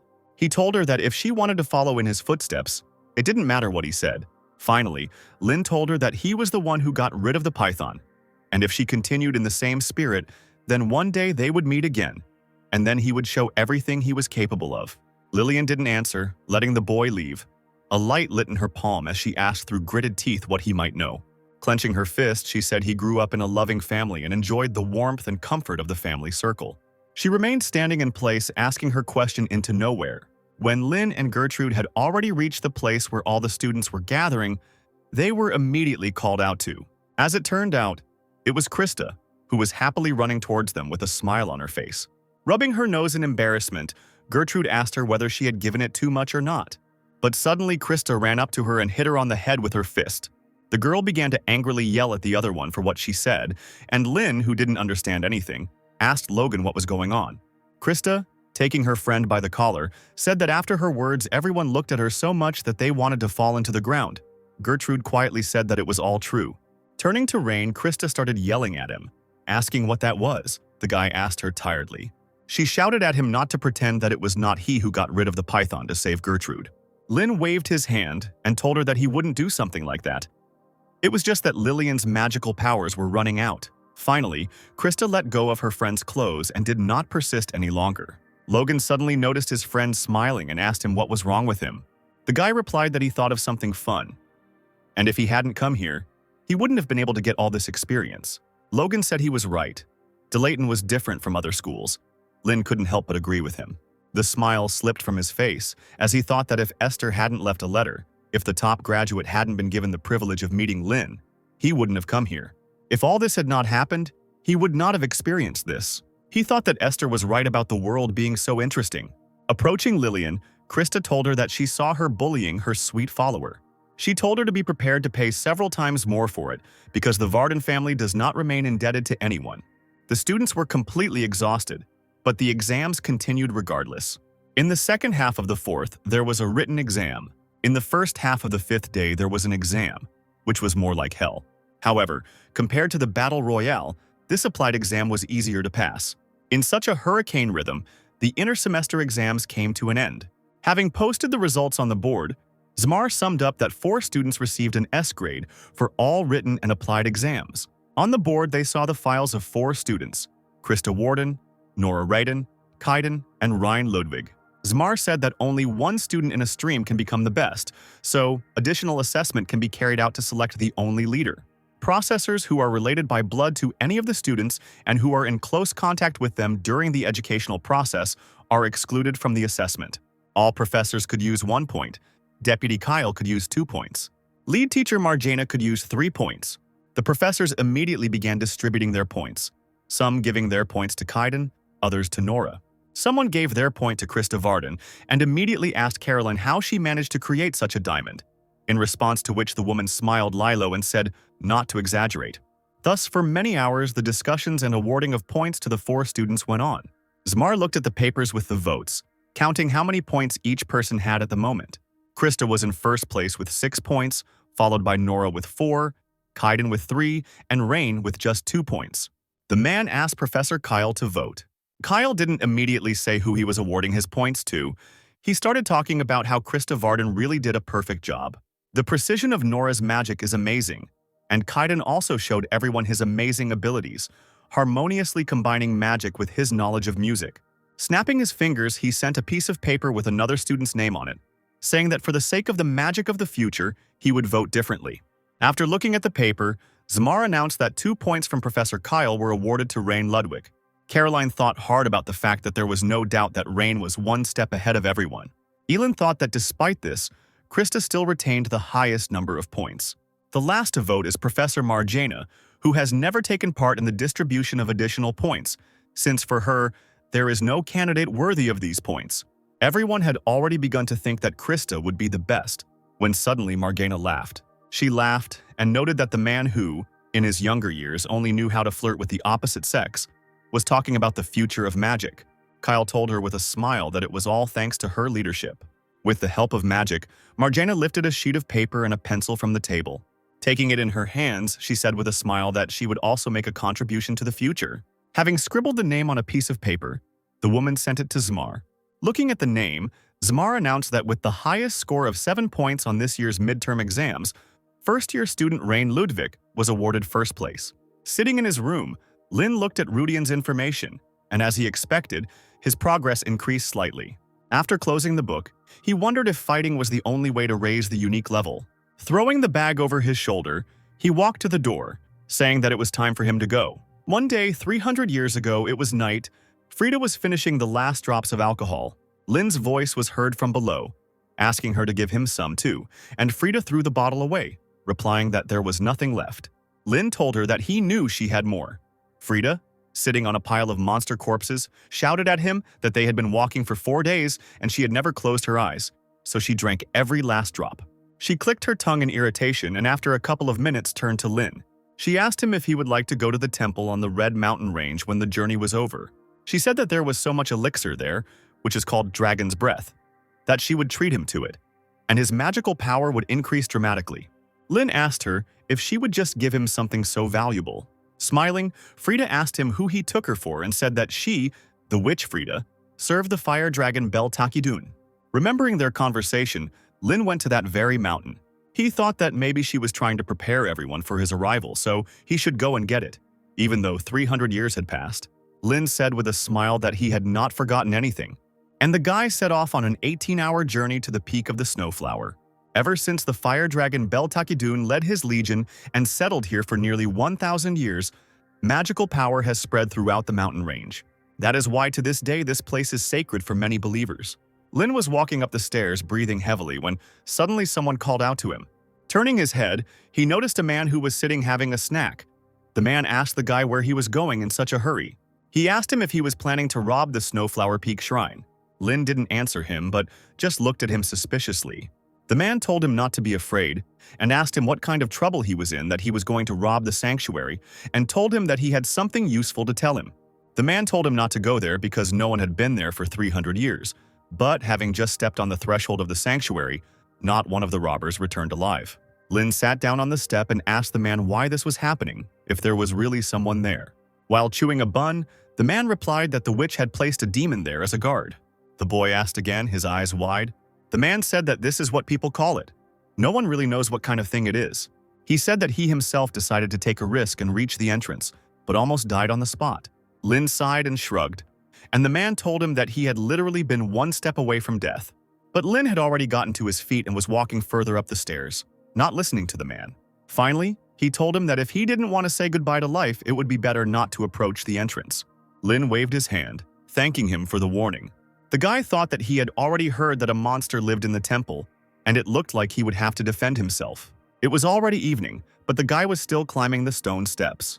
He took a flashlight out of his backpack to light the way, and the sounds of the forest could be heard from all sides. Lin thought that it was too loud.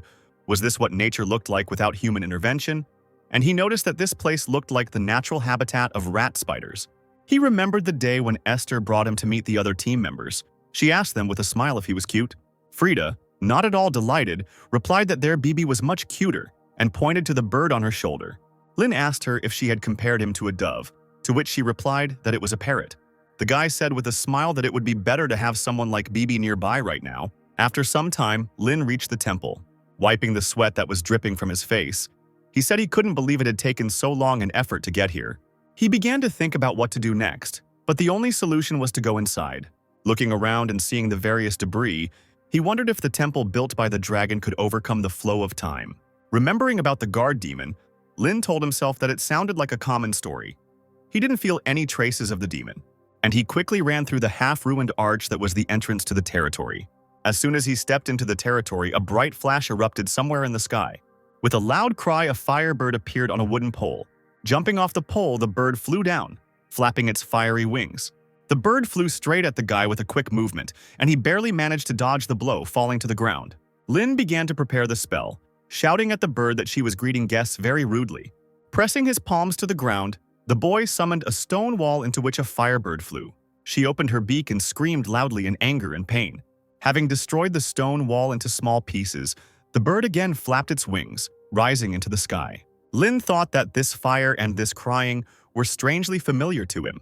He immediately remembered the little yellow bird on Frida's shoulder, which occasionally breathed fire.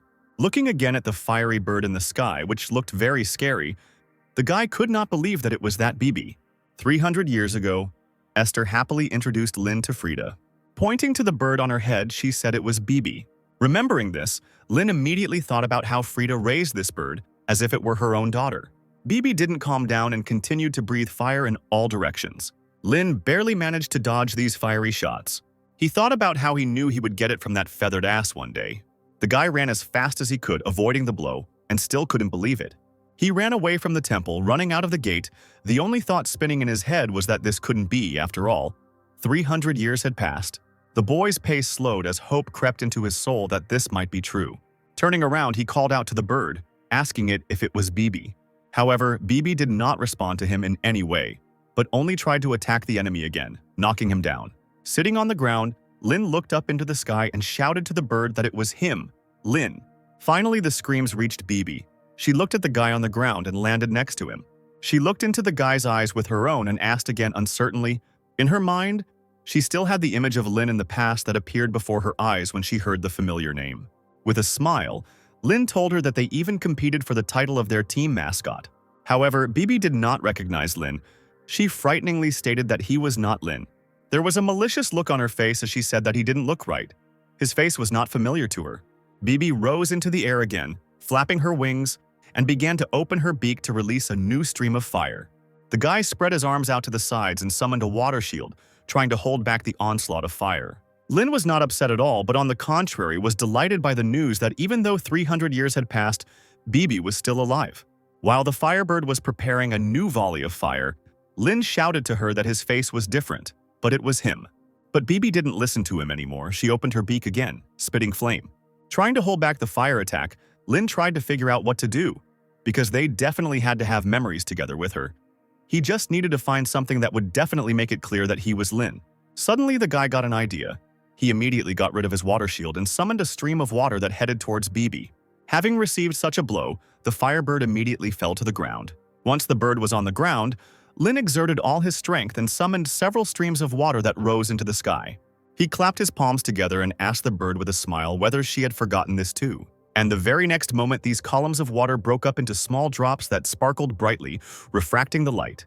BB immediately froze, watching these drops of water that fell like snow. Lin remembered how he had done this in the past, calling upon this spell that was not mentioned in any grimoire. This moment was and is only in the memories of those who were there then. Smiling as he watched BB, he told her affectionately that this was her favorite spell. Just like in the old days, BB began to dance joyfully under the bright glow of these drops, and suddenly the fiery body disintegrated into bright, but already fading flashes of fire, and a small bird appeared in the center. A small yellow bird flew up to Lin, flapping its tattered wings vigorously. Looking at the boy with her faithful button eyes, she chirped and called his name. Lin held out his hand and the bird landed on his fingers and he gently told it that it was him. BB jumped further on the guy's hand, calling him the timid magician Lin, which surprised the guy, but after she called him her friend. Finally relaxing, Lin felt incredibly tired from the long hike and fell to the ground, while BB continued to chirp, calling him a coward. The guy noticed with a smile that she hadn't changed at all. She was still just as noisy, but it would be strange if that happened. But then he noticed the almost broken beak and the frayed skin on her paws. Overall, BB looked quite rumpled. The guy asked her how she had lived before these days. BB chirped that Lin said he would come back and he did. Bowing his head to his knees, he asked her brokenly why she, a fool, had waited so long for someone like him. BB sat on the guy's head and said that Frida told her to wait for Lin, so she did just that. A tear ran down the boy's cheek as the bird continued, chirping that she had been waiting for him because he was her friend. After being reunited after 300 years, Lin and BB spent the entire night talking, enjoying the time they spent together. BB told him what he had missed, and then they told each other what had happened to each after his revival. Unfortunately, they didn't have any extra time, so the conversation as a whole was brief. The sun rose over the horizon. Lin rose from the steps where he was sitting and apologized to BB for making her wait so long, because 300 years is a long time. The bird agreed, and then she threaded the feather through the rope that hung around her neck, and on that rope hung a ring. After removing the rope from BB's neck, Lin asked if this was really Frida's ring. The bird chirped joyfully that this was indeed the case, and flapped its wings and flew to the entrance to the temple. Following after her, Lin asked her if she had been protecting this place all this time. The eyes of the stone dragons that sat on either side of the temple entrance began to glow red as soon as Frida's ring came close. With a quiet rustle, the doors of the temple swung open, letting in the owner of the ring. Without waiting for the guy, BB flew into the depths of the temple, so the guy had no choice but to run after her. Finally, after running through the dark corridors of the temple, Lin and BB reached the bedroom. Looking around, Lin thought that this was probably Frida's bedroom. BB sat down on a dark box that lay on the bed and began to tap on it with her beak, attracting attention. Taking the box in his hands and removing the lid, Lin discovered that there was a small bottle lying on the red pillow. Taking out the bottle, he blew on it. Blowing away the dust and removing the cloth from the box, he discovered a letter. Having taken out the letter, the guy noticed that the paper was already so worn that it would fall apart in a little while. His gaze immediately fell on the date on the letter and who it was intended for. It was written on September 24th, 1168, and it was intended for Lin. It was written 250 years ago. Sitting on the edge of the bed, the guy began to read the letter in which Frida wrote that this year she was writing a letter again, this time the last one. She wrote that she knew that he was doing very poorly with finding things in principle, so she decided not to hide the envelope away from the eyes of the thieves and left BB as a guard. She would protect this letter and the gift until he returned. In the letter, Frida asked the guy if he had met little BB, and wrote that the magnanimous dragon had taken pity on them and increased the life expectancy of her daughter. She wrote that she was very sorry that she would not see his surprised face. The letter said that Frida and BB had already grown very old, but they still hoped to meet him. Age was already taking its toll, so she often cried and remembered the old days. And she thinks only about what she couldn't do for him. She wrote that she must now leave this place. She plans to go to the Flame of 10,000 Li, located at the South Pole. She says this just in case her dream comes true, because she does not know if they will be able to meet again before she leaves this world. She would like to write more, but she is forced to finish, because Esther and Kays will scold her. The item enclosed with this letter is a gift for his 19th birthday, and it is Dragon's Breath. Frida wrote that she hoped that her gift would help him, at least a little, to overcome all the hardships on the journey called life. The last words in the letter were, "Thank you for everything, I miss you very much." In a weak voice, Lin noticed that she had written almost formally, a style that did not suit her. Covering his face with his hand, Lin burst into tears, his body shaking with tears. Bibi circled around the boy, trying to calm him down and telling him not to cry. Wiping away his tears, Lin reassured Bibi that he wasn't crying. It was just the respectful style that made him laugh until he cried. Without a doubt, the guy uncorked the bottle of Dragon's Breath and decided to drink it, mentally thanking his girlfriend for the gift. As soon as the liquid hit his mouth, he immediately winced at the disgusting taste. But the next moment he felt a strange sensation throughout his body. Having frightened Bibi, he turned to her sharply, asking her to take the diary out of her backpack. The bird obediently took out the diary. When the guy opened it, Rudian flew out of it. And he showed that the current level of magic power had doubled and became 26,444. Lin couldn't believe his eyes. He thought that even the elixirs created by the 8 major schools, which took hundreds of years to make, would only help to add 5,000 units of magic power at best. The boy didn't know that this potion would be so effective. Falling back onto the bed, he exclaimed that he needed to increase his strength even more before drinking. Soon his discontent turned to joy. He looked at his palm with a shining sign. He noted with a smile that he could now use the mental barrier, and that was enough. After some time, Lin got up and got ready. He told Bibi that he had to go already. The bird was surprised. The guy asked her if she wanted to go with him. Bibi replied that she was waiting for Frida. She said that first she was waiting for Lin, and now she is waiting for Frida. Smiling, the guy told her that she could wait with him. He told her that in that case she definitely needed to go with him, because she shouldn't wait here at all. Frida is very famous, so if she's alive, they will definitely hear something about her. He asked Bibi if she would like to go look for Frida with him. Starting to flap her wings, Bibi landed on the guy's head, happily chirping that they would be together. And so Lin and Bibi left the temple together. Walking through the corridors and going outside, they noticed that it was already morning. The sun was shining brightly in the sky. The doors of the temple closed immediately as soon as they left it. Bibi and Lin walked away. The guy asked her what she would like to eat. Bibi chirped that she wanted corn. And Lin felt like he had gone back in time and replied that he remembered how much she loved it. 300 years ago, Frida finished writing a letter to Lin. At this time, Bibi was enthusiastically pecking at the corn that was lying on the plate. Smiling at her bird, Frida asked her if she would wait there for Lin and said that it was time for her to go. Taking off to move onto the table, Bibi told her hostess that she would wait for him. Frida warned her that it would be hard and lonely. She would be alone until this child was born.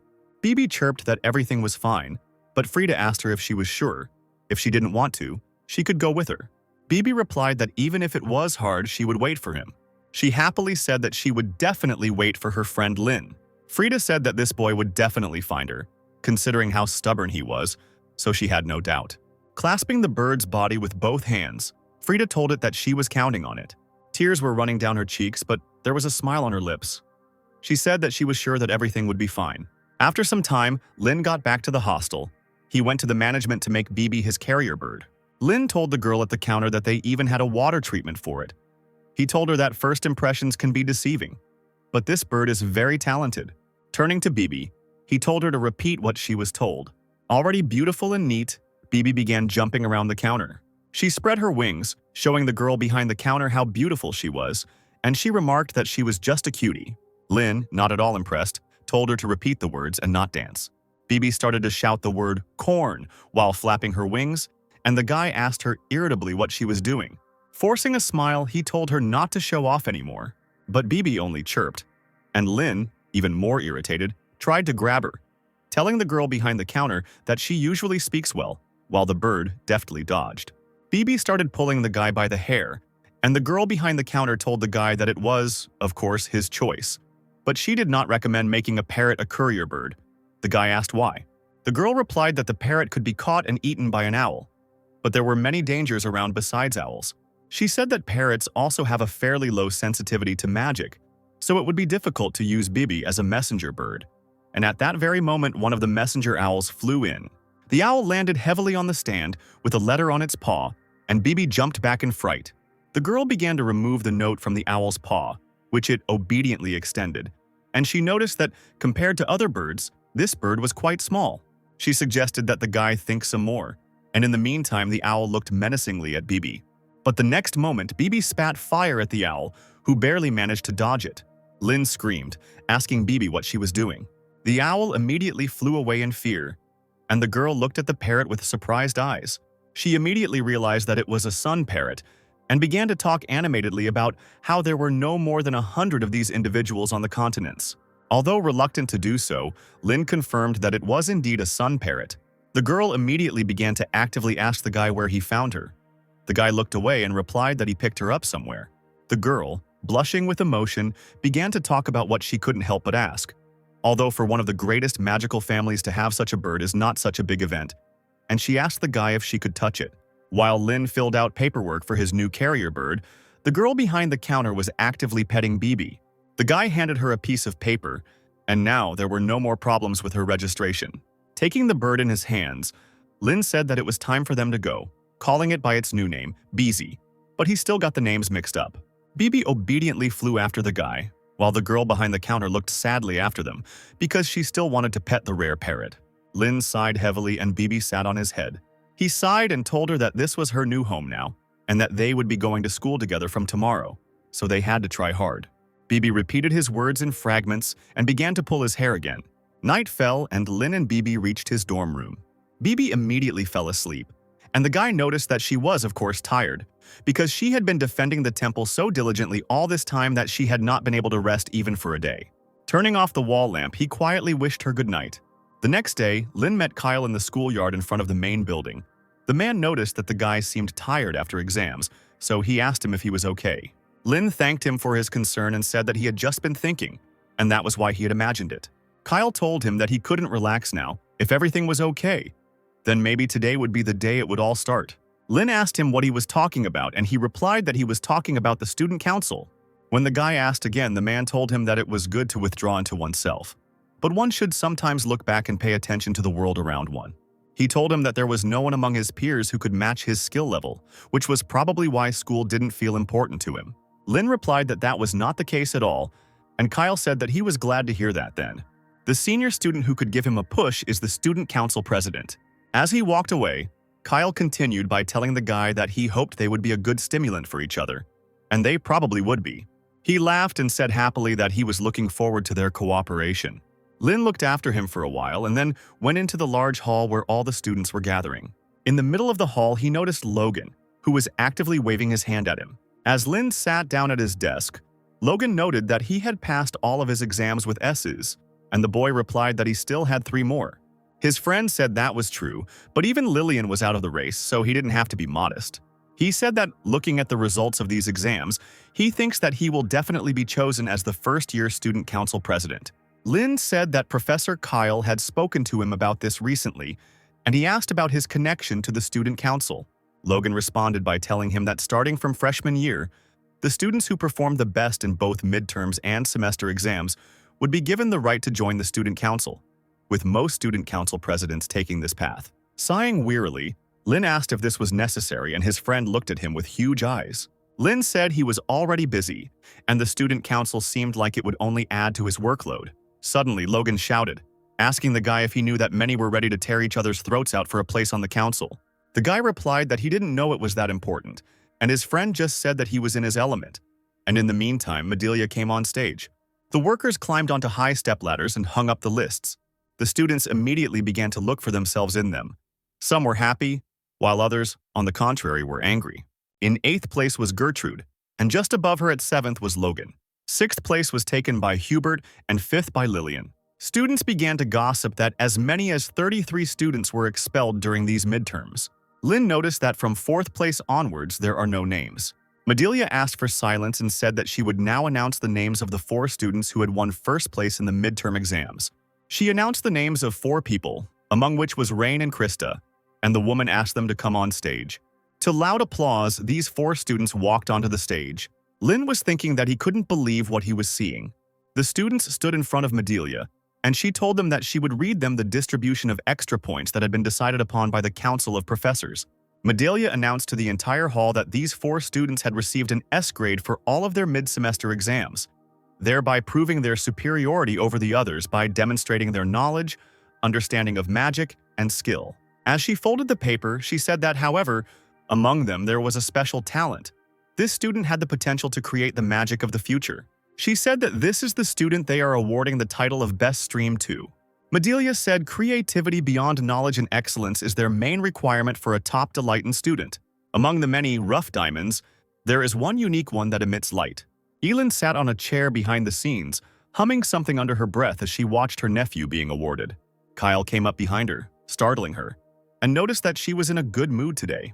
Elin exclaimed that it was not like that at all, and that she just had to imagine how high he could climb, and she immediately felt sick. Kyle thought with a slight smile that she was hiding her true feelings again. Looking at these students, he was immediately reminded of their younger days, when they also competed for the title of Best Student, when he was Margana's student and Elin was Scalzi's.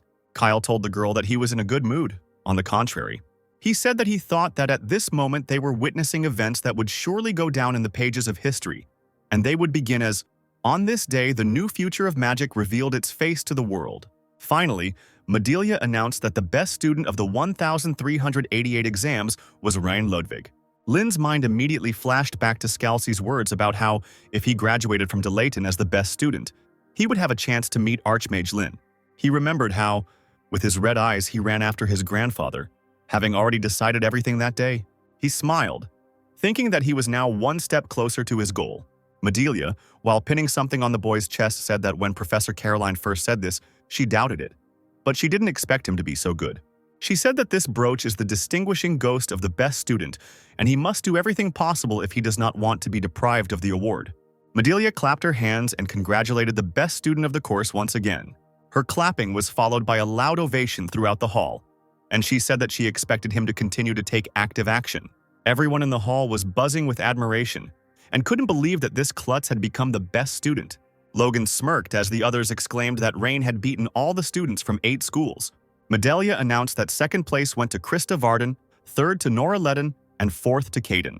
As she concluded the ceremony, she began to talk about how Delayton was just a transit point. Madelia told them not to relax and to continue to develop and move forward. And she finished her speech, turning to all the students, saying that she expected initiative and active actions from them. Nora noted with a grin that things would get even more fun from here on out. Krista, looking at Rain, thought that this time she would accept her defeat, just like she had during the exam in the labyrinth. But she noticed that the difference was not big. She still had a chance to catch up with Rain. Filled with determination, the girl walked loudly off the stage. Caroline, watching her, thought that everything was right because tears would not help matters. Without difficulties, there will be no victories, and victories breed perseverance. She thought that, as they say, a fighter is tempered in the fire of defeat. After the ceremony, everyone returned to class and everyone began to do their preschool activities. Someone entered the classroom with a loud slam of the door, frightening everyone around. A girl with short hair turned to someone and asked him if he remembered her because they had already met. Walking towards Rain, she said that he was really cool, and he was the same Rain who was staring at the sky as if rooted to the spot. Lynn tensed and remembered that he had met this girl once at a family council. This girl was Sandra Keppel, and she was already a second-year student. And on her chest was the same ribbon as the top 4 students of the first year. Sandra waved to Krista and greeted her happily. She said that she was confident that she would be the best student among the first year, again reminding Krista of her defeat. Krista was heartbroken again, and Sandra laughed loudly so that everyone could notice the presence of the student who had become the best student in her first exams. Lynn used his abilities to assess the girl, thinking that she was now the top second-year student. He noticed that her mana seemed unusual for some reason. Turning to Rain, Sandra grabbed his hand, saying that everyone was already waiting for them. She pulled him along with her. Lynn asked her where they were going so suddenly. Sandra replied with a wide smile that the student council was waiting for them. Running ahead, Sandra exclaimed that they needed to hurry. There was a lot of work to do. Lynn ran after her and asked her if she was the president, to which the girl waved her hand and said that she was a sophomore, so not even a deputy. She asked him if he didn't know who the student council president was, and Lynn awkwardly remained silent. Sandra said that even so he would like him. The guy asked her if she could tell what kind of person he was. On the way, the girl told him that the president had no family, no school. He was alone and left to his own devices. She said admiringly that, however, no one could compare to him. She noticed that everyone began to call him a master of his craft, So they ran to the fourth floor, to the student council room. Sandra, going inside, loudly introduced their new member. However, all the members sat quietly at their desks, and the girl continued, saying that according to Professor Kyle, he was an excellent candidate for the student council. Since no one responded, Sandra volunteered to introduce the other participants to Reina. Pointing to the red-haired guy, she said that his name was Felix Drake. He was a third-year student and the vice president. Sandra and Lynn walked past him and Felix waved at them. Looking at the blonde girl who was actively writing something, Sandra said that it was Travis. She used to be the clerk, but now she was responsible for the accounting department. They passed her desk and Lynn and Travis nodded at each other. Lynn noticed, without much joy, that the girl was surrounded on all sides by stacks of documents. He asked Sandra if she really had to do all of this, to which she replied that now is the time when there is a lot of work. But from tomorrow, some of this work will fall on him. When the girl's words reached the guy's brain, he immediately asked again. Sandra laughed and said that this was until a new council member arrived. She said that they meet every day after classes, and if they have nothing to do, they only come to the meeting. But when they have a lot to do, they stay until everything is finished. Not encouraged by this outcome, Lynn told her that he did not think he had the skills and abilities to be part of such a team. He said that they would be better served by someone more knowledgeable and suitable, so they better not have him on the board. Sandra asked him what he was trying to say. Suddenly, the guy who had been sitting with his back to him intervened in their conversation and asked Lynn if he was Rein Ludwig. Sandra immediately answered herself that she had completely lost her head and had not imagined it.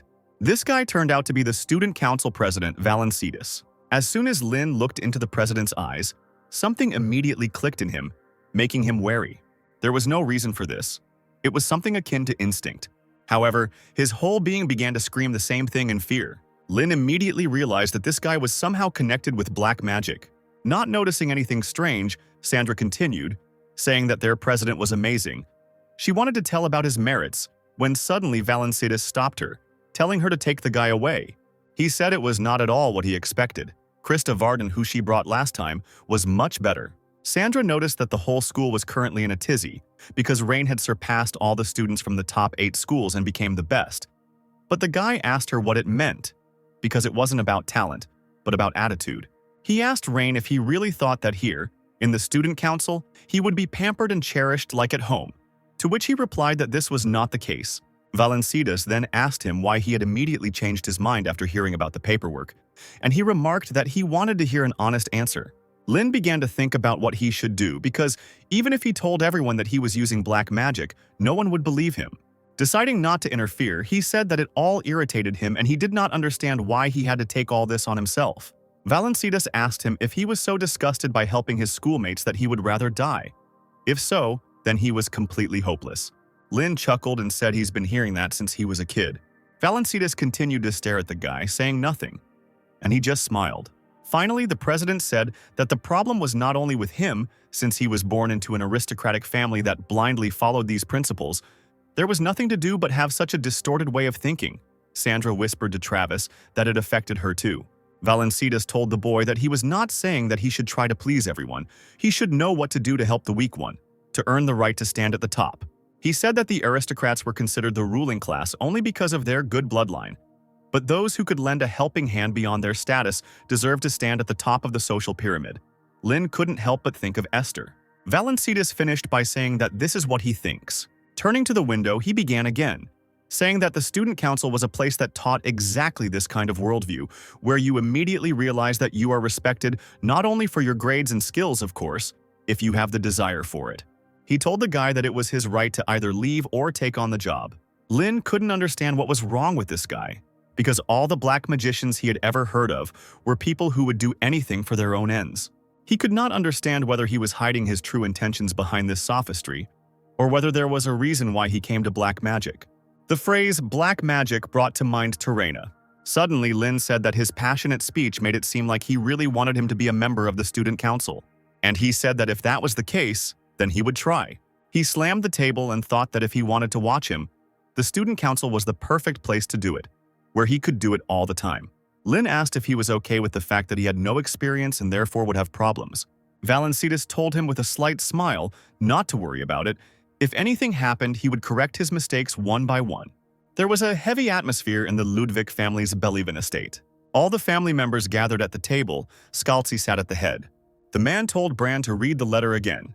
The second son, Bran Ludwig, took up the letter with confidence. In his thin voice, he read haltingly that Rein Ludwig had been chosen as the best student in the exams. Scalzi told his grandson to let Ciri read it now, and the boy handed the letter to his sister. The girl took the piece of paper and cleared her throat. And then she read again about Rein Ludwig being chosen as the best student in the exams. Listening to this, Scalzi couldn't help but smile. Everyone at the table also began to quietly chuckle. Laughing loudly, Ciri happily tossed the letter. All the family members and servants began to clap, congratulating. Yud also clapped his hands, thinking about how Scalzi came to Bellevin. When he heard that Rein became the best student, he thought that this day would never come. Scalzi told the man that his contribution to Rein growing into such a wonderful young man was invaluable, and Yud bowed and thanked him. Raising his glass, Scalzi invited everyone to drink to this. Kevin said that this time the school had some outstanding students, including the third daughter of the Varden family. He thought that it would be difficult for Rein to become the best, but he was worried for nothing. Scalzi exclaimed that the only thing to worry about was that Margana was the organizer of the exams, but fortunately her personal attitude did not affect the grades in any way. Rein's mother noted that she thought they were close enough to each other since their school days. Suddenly, Ciri stood up from the table and shouted to her grandfather that she would also enter Delayton and become the best student. Scalzi told her that it would be so, and she, like Rein, would make their family name famous. Yud thought about how Ms. Ciri had also become the best student in Leeuwarden High School, and she was so talented that everyone was saying that the little girl was following in Krista's footsteps. He thought that these brothers and sisters were creepy. While Kevin was actively communicating with his father, Rein's mother was silent. But then Scalzi said that the most important thing was that she was able to raise such amazing children. He said that she had invested more in his grandchildren than anyone else. Nothing else could be expected. She definitely deserved to be the daughter-in-law of the Ludwig family. The smile slid off the woman's face and she apologized and stood up from the table. Kevin stood up from the table following his wife. Kevin caught up with Preem and asked her why she was crying on such a nice day. At first the woman didn't answer him, but then she said that this was the first time. She said that today was the first time Scalzi had called her daughter-in-law. This was because Prim was from a fallen baron family with no status or abilities, and there was a huge gap between her and Kevin, who was a descendant of one of the great families. Scalzi Ludwig, who wanted his son to marry a bride from the royal family or a daughter-in-law from one of the great families, was categorically against this wedding.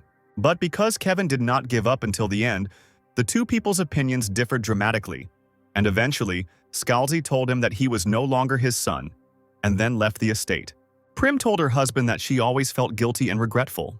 The memories of her begging them to make peace with tears in her eyes were still fresh in her mind. But because of her, the father, who loved his son so much, broke off all relations with him. Tears streamed down her cheeks again as she said that if they had not gotten engaged, he would now be in a higher position, and the relationship with my father wouldn't be so tense. But then Kevin said that if it were as she said, then Rein would never have been born. And also Ciri and Bran.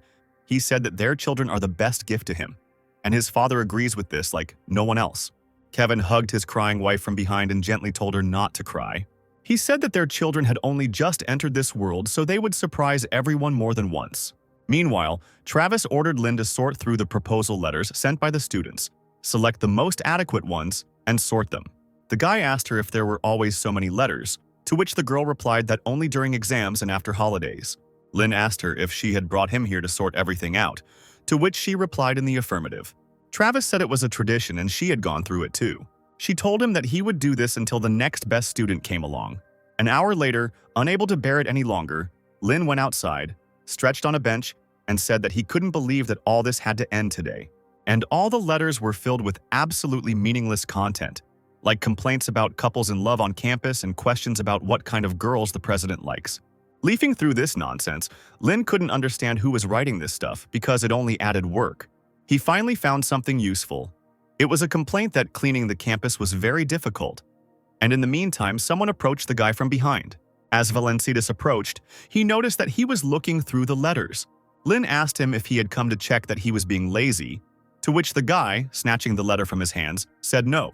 Lynn asked the president if he thought this was a great agenda, since anyone could handle it. The president replied that that was the whole point.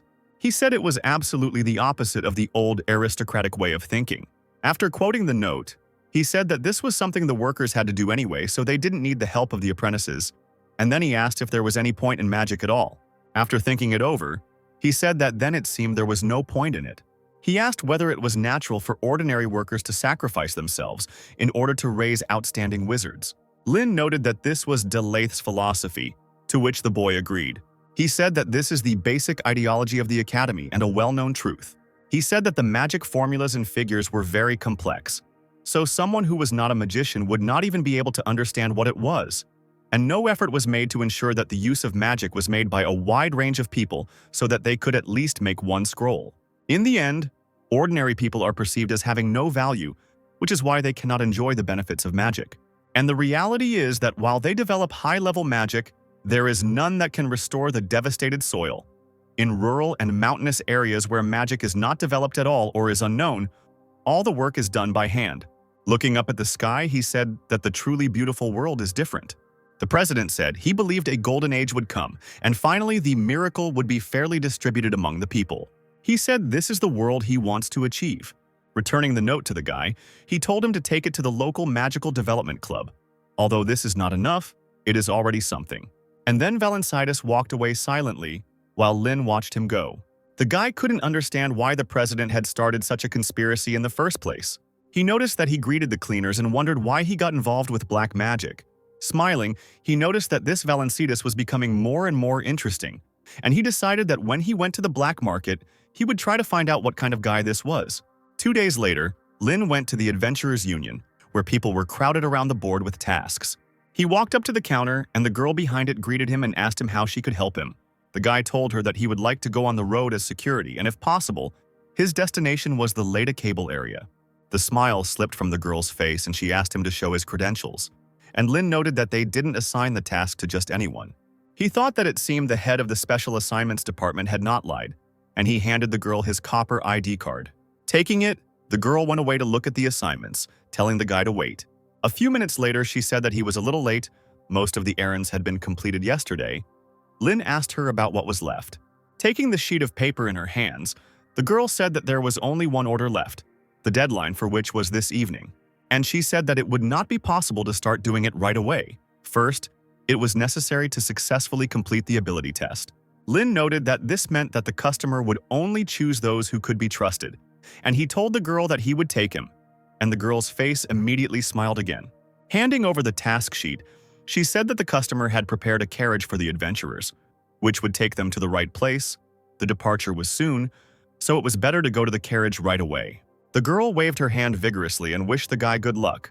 As soon as Lin left the Union building, someone immediately called out to him. The girl with blue hair looked at Lin and said that she was calling the cutie with the boyish haircut. Without answering, Lin looked around, trying to figure out who she was talking to. But then, shrugging his shoulders, he turned around and walked away. Noticing that he was leaving, the girl jumped up and grabbed the guy by the shoulder, exclaiming that she already realized that he was a guy. Smelling the sea, Lin immediately assumed that she was a swordswoman from the Iron Knight Islands, and he asked her what she wanted, to which she told him not to be so cruel. Waving a piece of paper, she suggested that they join forces and go together, since they had the same task. Lin asked her why they should go together, to which the girl replied that it would be so that they would have someone to talk to. But this did not arouse the guy's enthusiasm, and he quickly walked away. The girl ran after him. She screamed, asking why he didn't want to go with such a beautiful lady, and he too was so handsome that she mistook him for a girl. Lin muttered tiredly that she was a leech. So, while the girls were talking, Lin and she reached that very cart. Lin still didn't answer her, but the girl didn't calm down. She continued chatting even as they climbed into the cart. The girl was talking about how when she returned home, she would change her name to Swordmaster and instantly become a bronze-level adventurer, while Lin was thinking about how he had never wanted to go deaf so much. The girl belatedly noticed that they hadn't even introduced themselves, and the guy didn't care. Turning to the guy, she said that her name was Harpian and asked what his name was. Exhaling tiredly, Lin nevertheless said that his name was Rain. Someone new approached the cart, and Harpian said that she had heard that name somewhere before. Throwing back the cloth, the stubbled man peered into the cart. As he climbed inside, he told the boys that he would go with them. Harpian asked him if he was an adventurer too. Throwing the spear over his shoulder, the man did not answer the girl, but only said that there would be 2 more with them. So, following the man, 2 more people entered, the first of whom was a blonde with a large backpack. And another girl, she looked around at those present and said that it was worth a try. Once everyone had taken their seats, Harpian happily said that they all needed to try harder. The blonde said she was nervous at the thought of being escorted, and the man said he agreed that it was worth the effort. The cab driver threw back the cloth and told everyone that it was time to go, and so the cart slowly drove out of the city into the forest. The man with the spear asked the driver where they were going now, to which he calmly replied that they were going to the place where the owner was. The man asked how far the place was, to which the guy replied that it was just a little bit further. After some time, the cart stopped, having arrived at the place. Everyone got out of the cart. One of the girls noticed that they had, of course, arrived in the forest, and she asked where the customer was. The cab driver said that the owner was waiting for them at this place. Looking at the map, the girl noticed that it said Golden Rose, which was the same place they left from. The brunette grabbed the cab driver by the collar and asked him why they had brought them here, to which he asked her, didn't she listen to the explanation of the terms of the agreement in the Adventurers Union? The guy said that if they were going to take on security duties, they would first need to successfully pass an aptitude test. Something flew past Lin's head quickly, flashing a bright light, but he managed to notice it in time and dodged. The blonde raised her head and noticed that an arrow was stuck almost its entire length into the tree. All participants immediately moved closer to each other, standing in a circle. Harpian asked Lin if he was not a mage, if ordinary mages did such things, to which he replied that she was too naive and could not expect any more help. The man with the spear said that this is exactly what he was talking about. It would suck if a silver-level adventurer went to the afterlife because of an arrow that hit him. The brunette told him that she only reacted a little later because she didn't feel anything. This doesn't happen to her in normal life. The blonde noticed that it was a real arrow and it was flying straight at the head. The cab driver said that this was how it should be, because it was a test. He said that only the one who safely got out of the forest would be hired and would be able to meet with the customer. What is being assessed are the basic skills that are used in security work, so you have to think about it that way. Waving his hand towards the cart, he said that those who were unsure of themselves could return to the cart. It was not subject to attack. However, no one moved from their place. Everyone continued to carefully examine the trees. Lin wondered who was doing these checks these days. The brunette threw up her daggers, saying that they attacked with the intent to kill, but she did not feel any malice or aggression from the attack. She noted that this meant that it was not a person who had shot, but something or someone like a booby trap and a summoner. She thrust one of her daggers sharply into the ground, exclaiming that it was much easier to react when the target was narrowed. As soon as the blade of her dagger pierced the ground, vibrations immediately began to spread from it. Having blocked the arrow that was flying at the back of her head, the girl noticed that it was something big, but it seemed that the customer decided to save money. She noticed that there were only 5 of them, and since they test adventurers in such numbers, they greatly underestimate them. Lin thought that she could detect traces of someone's presence too easily for such a wide area, which was expected of silver-ranked adventurers. The man with the spear turned to the cab driver and asked him if this test involved killing. Then did that mean they could kill when counterattacking? In response, the guy just nodded, causing a wide smile to spread across the man's face. Raising his hands above his head, he began to quickly spin his spear, shouting that then he needed to let loose. The small tornado he raised repelled the arrows that flew at him. These gusts of wind were so strong that they tore all the leaves off the trees nearby, and the man noticed that now everything was visible much better. Turning to the man, Lin thought that this guy was not bad either. The man was about to start looking for his targets, but then Lin called out to him to stop him. Raising his hands, he called upon 2 spells. The circles were of different colors. The man and the blonde immediately admired how he could calculate 2-star level magic so quickly. They immediately assumed that he was the magician Yahello, who calculated everything in his head. Lin's red eyes flashed and he noticed that everything around him was a disguise. He told the brunette that she was right. It wasn't a person who shot. It was something that worked with the help of telekinesis magic. And besides that, there were a couple more traps set up here. The blonde asked if they were controlled by magic and if he could point out where they were.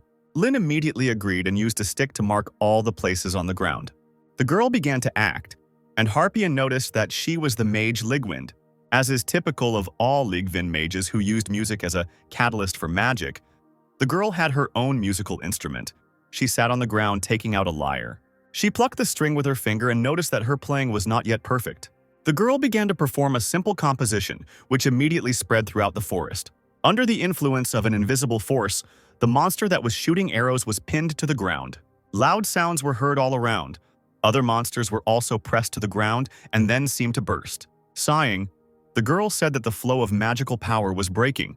As long as it was not a classic trap that worked without magic, they could be safe. Lin thought that she knew her business very well. So it turned out that there were amazing magicians outside of Delayton. The man with the spear told the blonde and Lin that the mages he had met up until now were either cowards or lazy, but they were completely different. The man introduced himself, his name was Wills, and he suggested that they team up and make money. The brunette also introduced herself, saying that her name was Brienne. She asked if it was time for them to meet the client, since they had all introduced themselves. The blonde awkwardly introduced herself after everyone else. Her name is Yanar. Clapping her hands, Harpian suddenly said that there was no need for that. Brian asked her what she was talking about and said that she needed to get to the location first so that the test would be completed. But the girl said that it was already completed. She said that she decided that the test was complete because she was the organizer of this test. Harpian asked the driver if all the traps were destroyed, to which he confirmed that the traps were destroyed. Then the girl told him to bring the contract. She told the boys that she liked the four of them, that they had good skills, and that they were interesting in themselves. The driver said that the customer in front of them was the eldest daughter of the Dial family, Harpian. Dial, Harpian was for disguise. Brian immediately asked if she could expect a premium since their client was an aristocrat, to which she replied that anything was possible. Lin, looking at the girl, thought that he did not even doubt that she could be from a family of aristocrats. Harpian asked him about what kind of look he had. She has already told everyone that they did a great job. There is no better way to test someone's abilities than to watch in person from the front row. Giving a thumbs up, she exclaimed that from now on she was asking them to act as her guard. After some time, the whole team reached the Harpian mansion. Harpian burst into the room and asked the boys if they had met yet. Before this, Lin asked the other three what their adventurer rank was, to which all three answered in unison that it was silver. No one had any more questions, and Lin said that, in essence, they had met.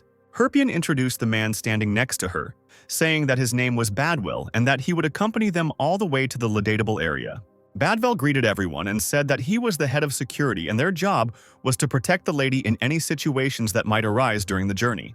He said the lady was planning to visit a market in the area, which was illegal, but they knew it was currently run by a religious order. Frowning, the man said that there had been rumors recently about the beginning of a religious order movement. There is a chance that they will appear on the black market, so you need to be prepared for this. Lin thought that there was probably a reason in the Children of Gold who were fighting heresy. He had to be careful because the Special Magical Appointments Authority had probably started digging into it too. Brian asked if they could buy them something on the black market if they liked it, in addition to the reward, to which the man replied that it was at his own expense. Harpian noted that if this something was less than the value of their reward, then they could buy it for them instead of the reward, but otherwise they would add it from their own pockets. Lin asked about the time frame for this mission, to which Badwell replied that they would be able to return in 9 days. The man asked if there were any more questions, and then said that if there were no questions, then they could rest. They would be leaving tomorrow morning. The next day, everyone had already climbed into the cart and went to Ledicable, where Lin asked Yanar to teach him sound magic, saying that he would never learn it anywhere else. The girl told him that this magic was useless to use if there was no musical ability or knowledge, so it was not a fact that he would be able to learn anything, even if she taught him. Lin enthusiastically told her that he didn't care whether he could play or not. He was interested in the basics.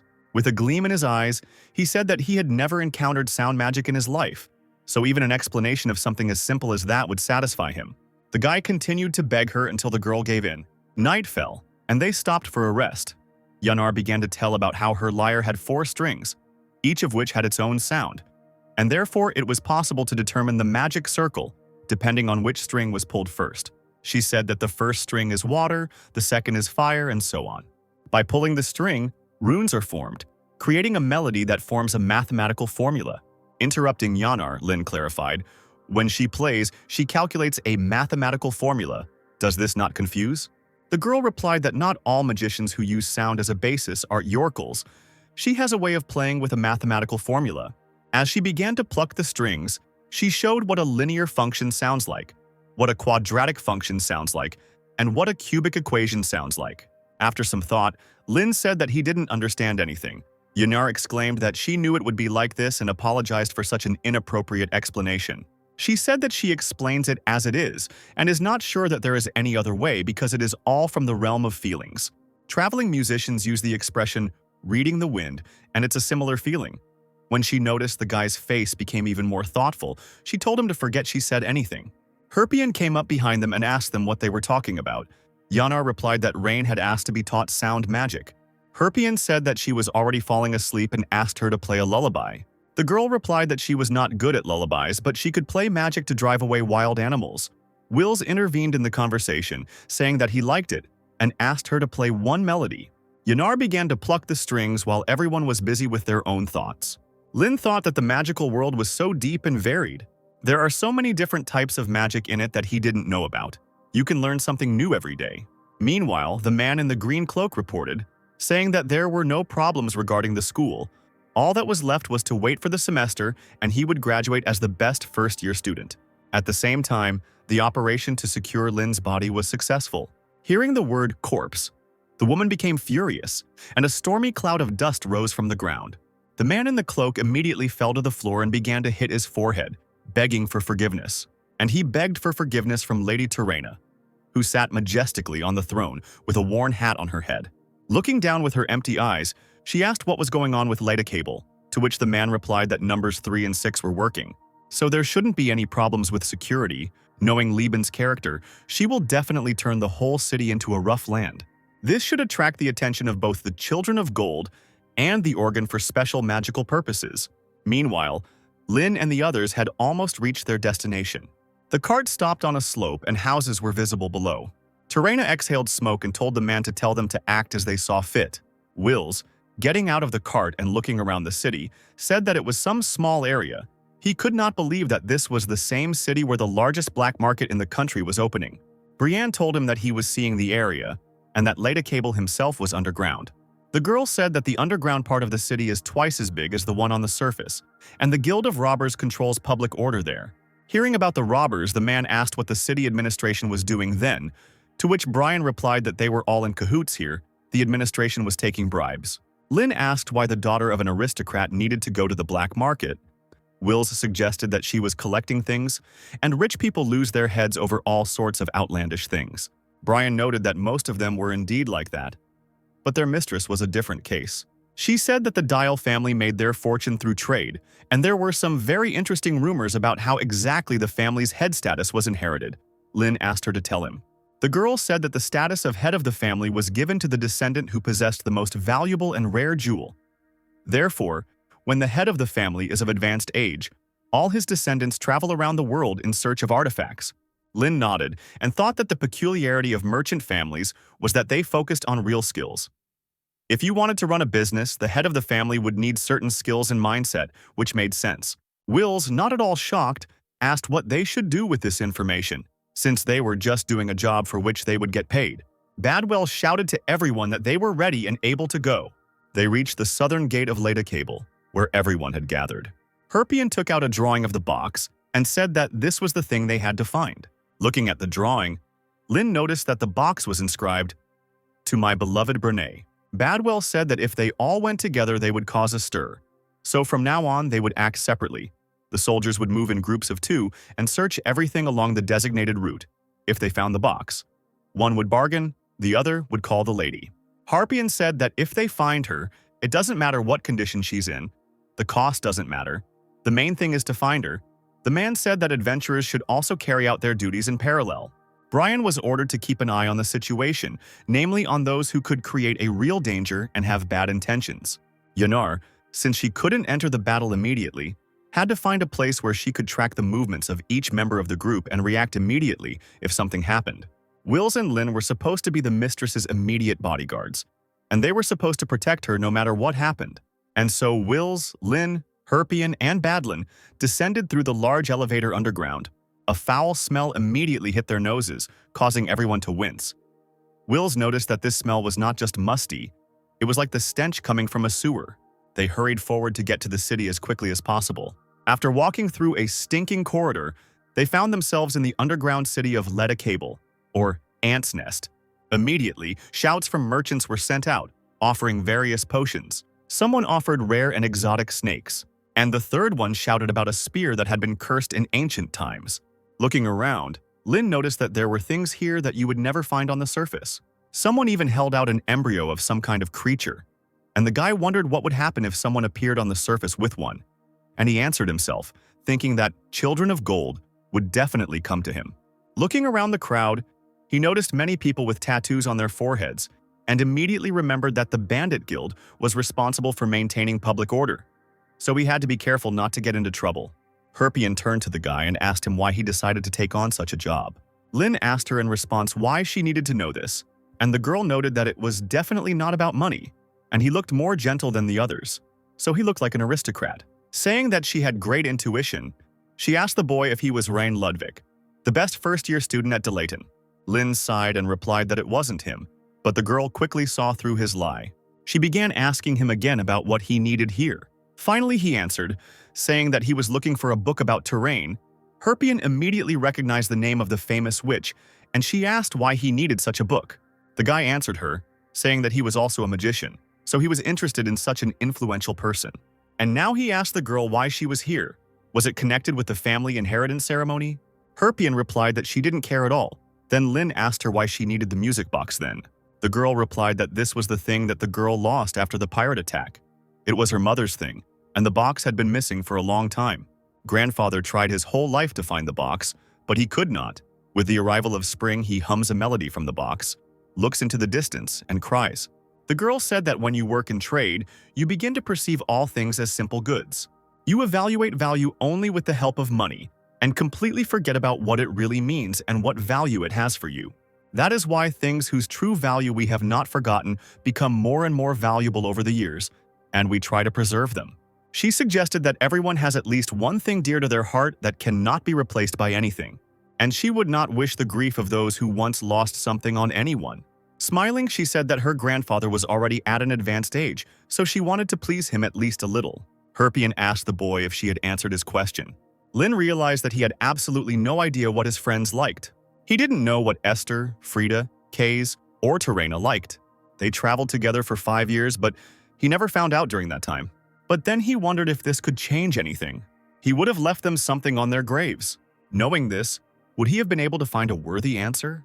Herpian was surprised to see that the boy was about to burst into tears, to which he replied that it was simply too dusty here.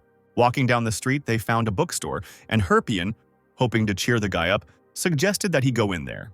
Running up to the seller, she asked him if they had any books about terrain. The seller replied that they did. But the girl immediately said that she knew that it would be like this and that she needed to quickly go to other shops. But then the man's words reached her. The man said that the black market has everything except what is no longer in the world, and Herpian asked if they had an unrivaled handsome man, to which the seller replied that he had never heard of such a thing. The man said that there were rumors that the children of gold were after this book, so he should take care of it quickly. Taking out a blue book, he said that this was the last copy and said that it was worth 7 gold. When Lin heard the price, he screamed, asking where such a price came from since it wasn't even the first edition. The seller scratched his ear and said that it was still cheap.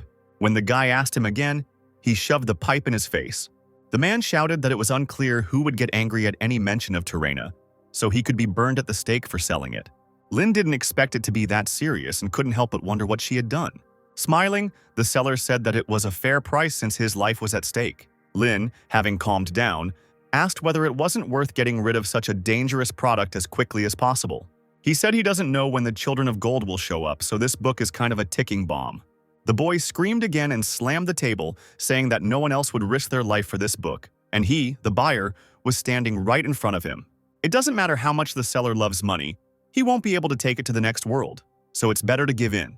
But the man responded confidently by stating that there would always be a buyer. He said he hears this a lot because it is a black market, a place where people who are not afraid to dig their own graves gather. He shouted that they didn't care about any danger. They, the merchants, stood their ground until the very end to get an extra coin, and he initially asked for 15 gold for this book. He slammed the table and shouted that he either bought her for 7 gold or let her roll away. He asked the guy if he shouldn't be eternally grateful to him. He noticed that all sorts of fools had already started to gather because of him, who had no idea that he was selling here, so a buyer would be found. The salesman told the boy that it would be better for such fools who understand nothing in the world to sit silently. Before Lin could react, Herpian touched his shoulder and told him that he had already lost. The guy wanted to bargain some more, but the now irritated girl exclaimed that they still needed to buy the box. To sort things out quickly, Herpian handed the man 7 gold coins. The merchant started to say something, but the girl interrupted him, saying that they had already finished bargaining. She asked him if he thought those scoundrels would pay him more, since they had already heard the price of 7 gold. The man began to say that there was something they still didn't know, but the girl interrupted him again. Seizing the moment, she firmly said that then they would better pay the robbers' guild. She asked him if he understood what this meant, because for these 7 coins they would sort out almost everything in the world. Smiling, she said that along the way they would also grab the book that the customer needed, so to speak. 2 birds with 1 stone. Placing her hand on the sword at her hip, she asked the seller what the problem was. He had already set a price and they paid. Leaning over, she slyly asked him if the sight of gold had really made all his common sense evaporate. The salesman continued to smile, but now looked more tense, and finally thanked them for their purchase. Herpian took the book and handed it to Lin. She told him not to worry about the price since he didn't have 7 gold coins anyway, and the guy asked her why she did that. The girl responded by saying that her grandfather always told her that she brought good luck to people. Since childhood, she has had a great sense of where to look for it. It's kind of like intuition, but it's hard to explain, but it's an investment in connections. She said that if they got along well, they would work together and have great luck in the future. Lin shrugged, immediately realizing that she had made him her debtor. It was obvious that she was the daughter of merchants. Smiling, he thanked her and said that her intuition was very accurate. Smiling, the girl replied that she hoped it would continue to be this way. Meanwhile, at the entrance to cave number 11, 2 men were standing near the ant nest. Hearing rustling sounds from the passage, they immediately turned around. In the passage, they noticed 2 figures in green cloaks. The figures walked forward, but the men stopped them, asking them if they knew where they were going. After assessing their outfits, the men asked them if they really thought anyone would be afraid of them since they dressed up like dark magicians. The green cloak, which was shorter, stubbornly walked forward, but the man stopped him again. Raising his hand, the man noticed that a dark needle was sticking out of his palm. Grabbing the offender by the cloak, he shouted, asking him if he really dared to prick him. The green cloaks did not resist in any way, but suddenly the man's face and body began to transform. It swelled up and then burst, causing something black to spray out in all directions. The same fate began to befall the second man. A female voice was heard asking how they knew that they were black magicians. And the second man's body was torn apart before the green cloak landed on the ground.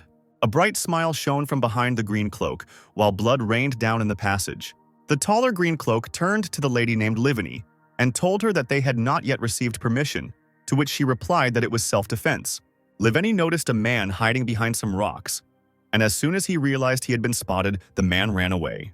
The man in the green coat told her that she should have been patient, to which the girl told him to shut up. A strange green bird appeared in the passage. Once it reached the recipients, it exploded, revealing the message. The man said that Mrs. Terena had sent the message, and Liweni immediately asked if it was her mother. She immediately rushed to find out what they had sent there. The man read that they were told to act at their own discretion. Livany's smile became even wider and brighter as soon as she heard these words. The man who witnessed the murder of the other 2 ran away, and suddenly there was an explosion that blew the walls apart. Liveny, swinging her scythe, broke the wall and killed the man, laughing loudly. She screamed that the smell of blood made her feel alive. She exclaimed that she wanted to bleed someone else. Brian, following orders, walked through the crowd in the streets of the market. Looking around, she saw all the different possible dangers located everywhere. The girl thought that it was more difficult to find something that did not pose a danger. Hearing the sound of the explosion, she quickly jumped onto the roof of the building. When she got there, she discovered a fire and the smell of blood. Among the crowd, she noticed 2 people in green cloaks. People were shouting that these 2 appeared out of nowhere and started killing. The man in the red double cap asked what they were allowing themselves to do. He asked them if they realized where they were now. Liveny replied with a smile that they were in a cesspool of human waste. These words angered the man, and he rushed to attack, shouting that he would chop her up and feed her to the pigs. There was another loud sound like an explosion. Brian, who was quietly watching everything, could not believe her eyes. She saw how in the blink of an eye all these people were killed. Even the security guards responsible for public order, possessing all the necessary skills, fell in an instant. Brian was about to run to report this to Herpian when the man in the green cloak appeared behind her. But the girl felt his presence and deftly kicked him in the arm. Turning around, she stabbed him with a knife, but the man suddenly seemed to disappear.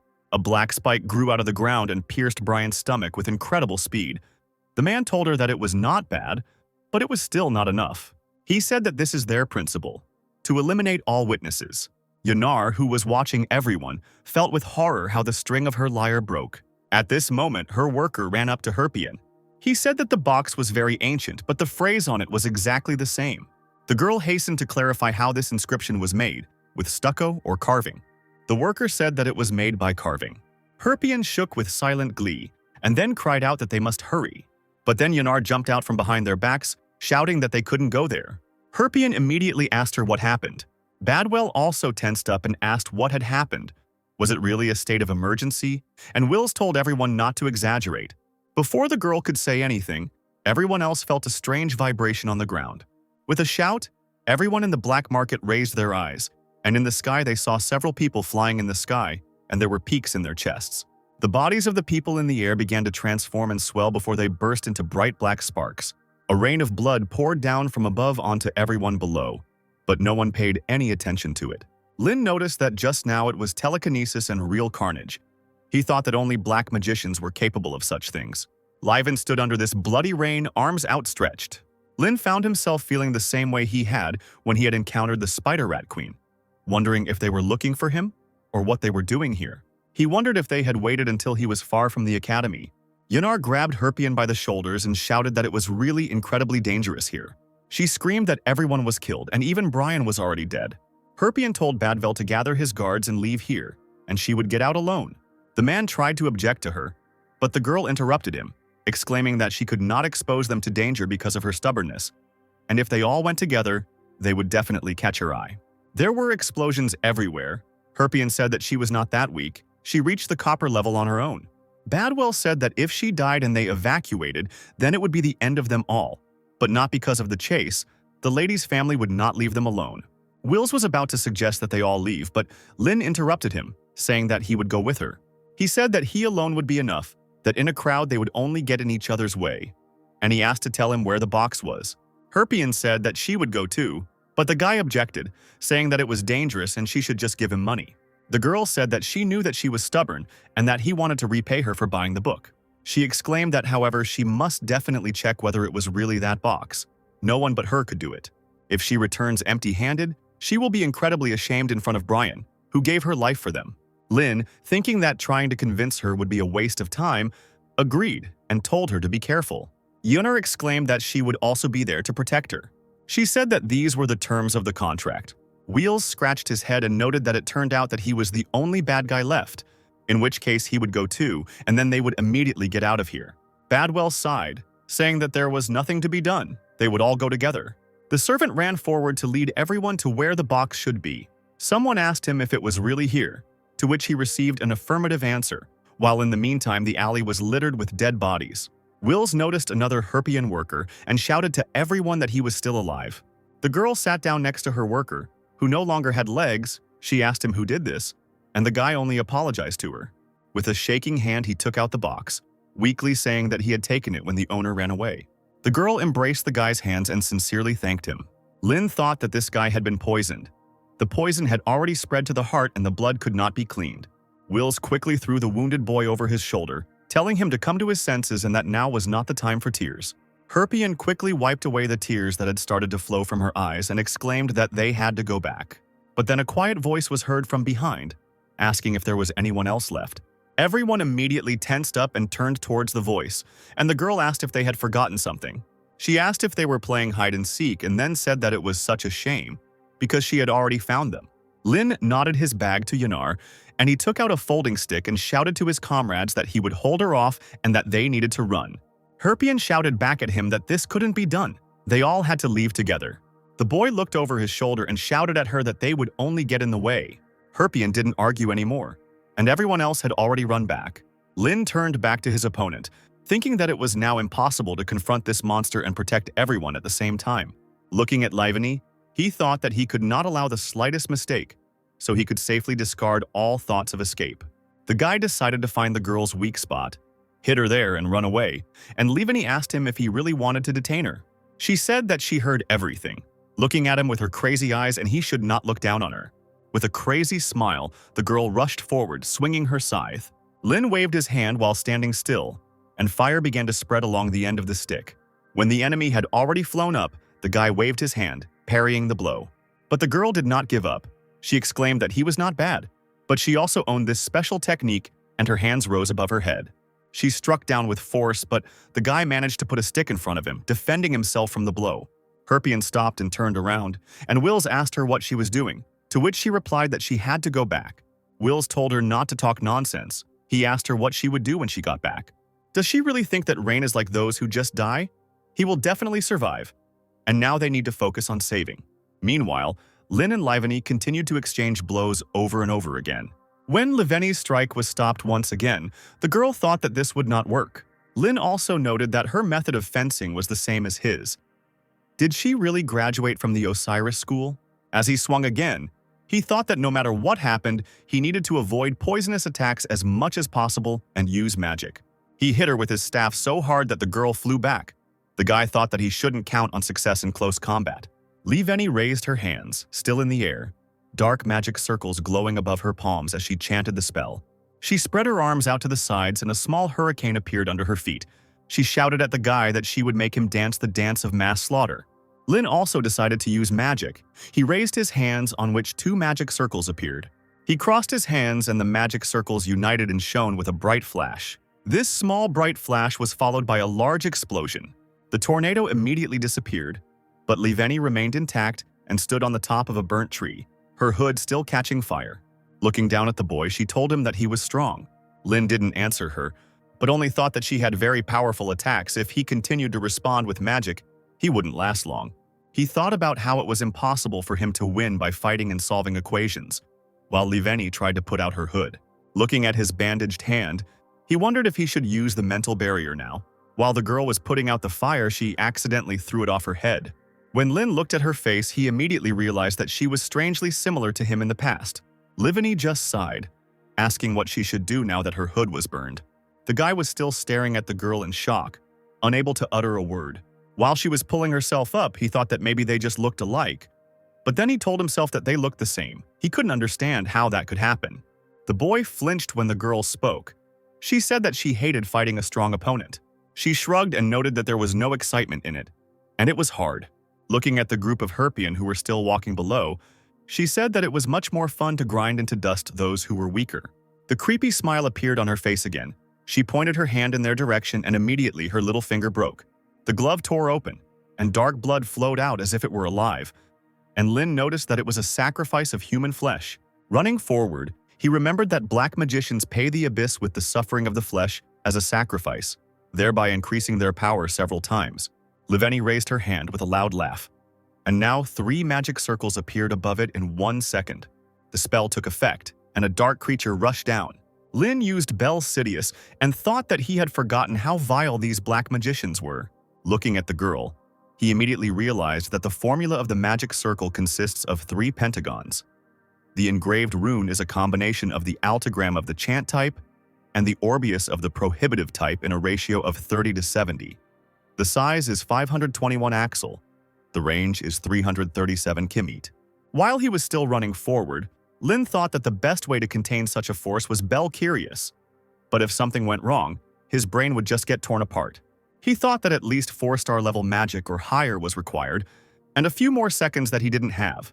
There was a spark of ability in his eyes as he frantically tried to find a solution.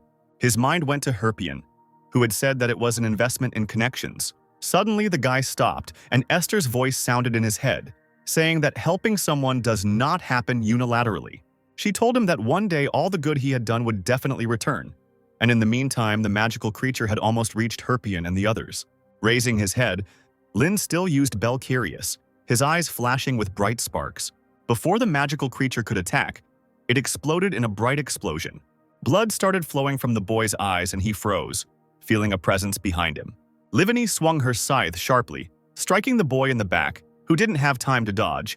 The guy started falling to the ground, bleeding, and the girl said that this is what happens when you try to help someone.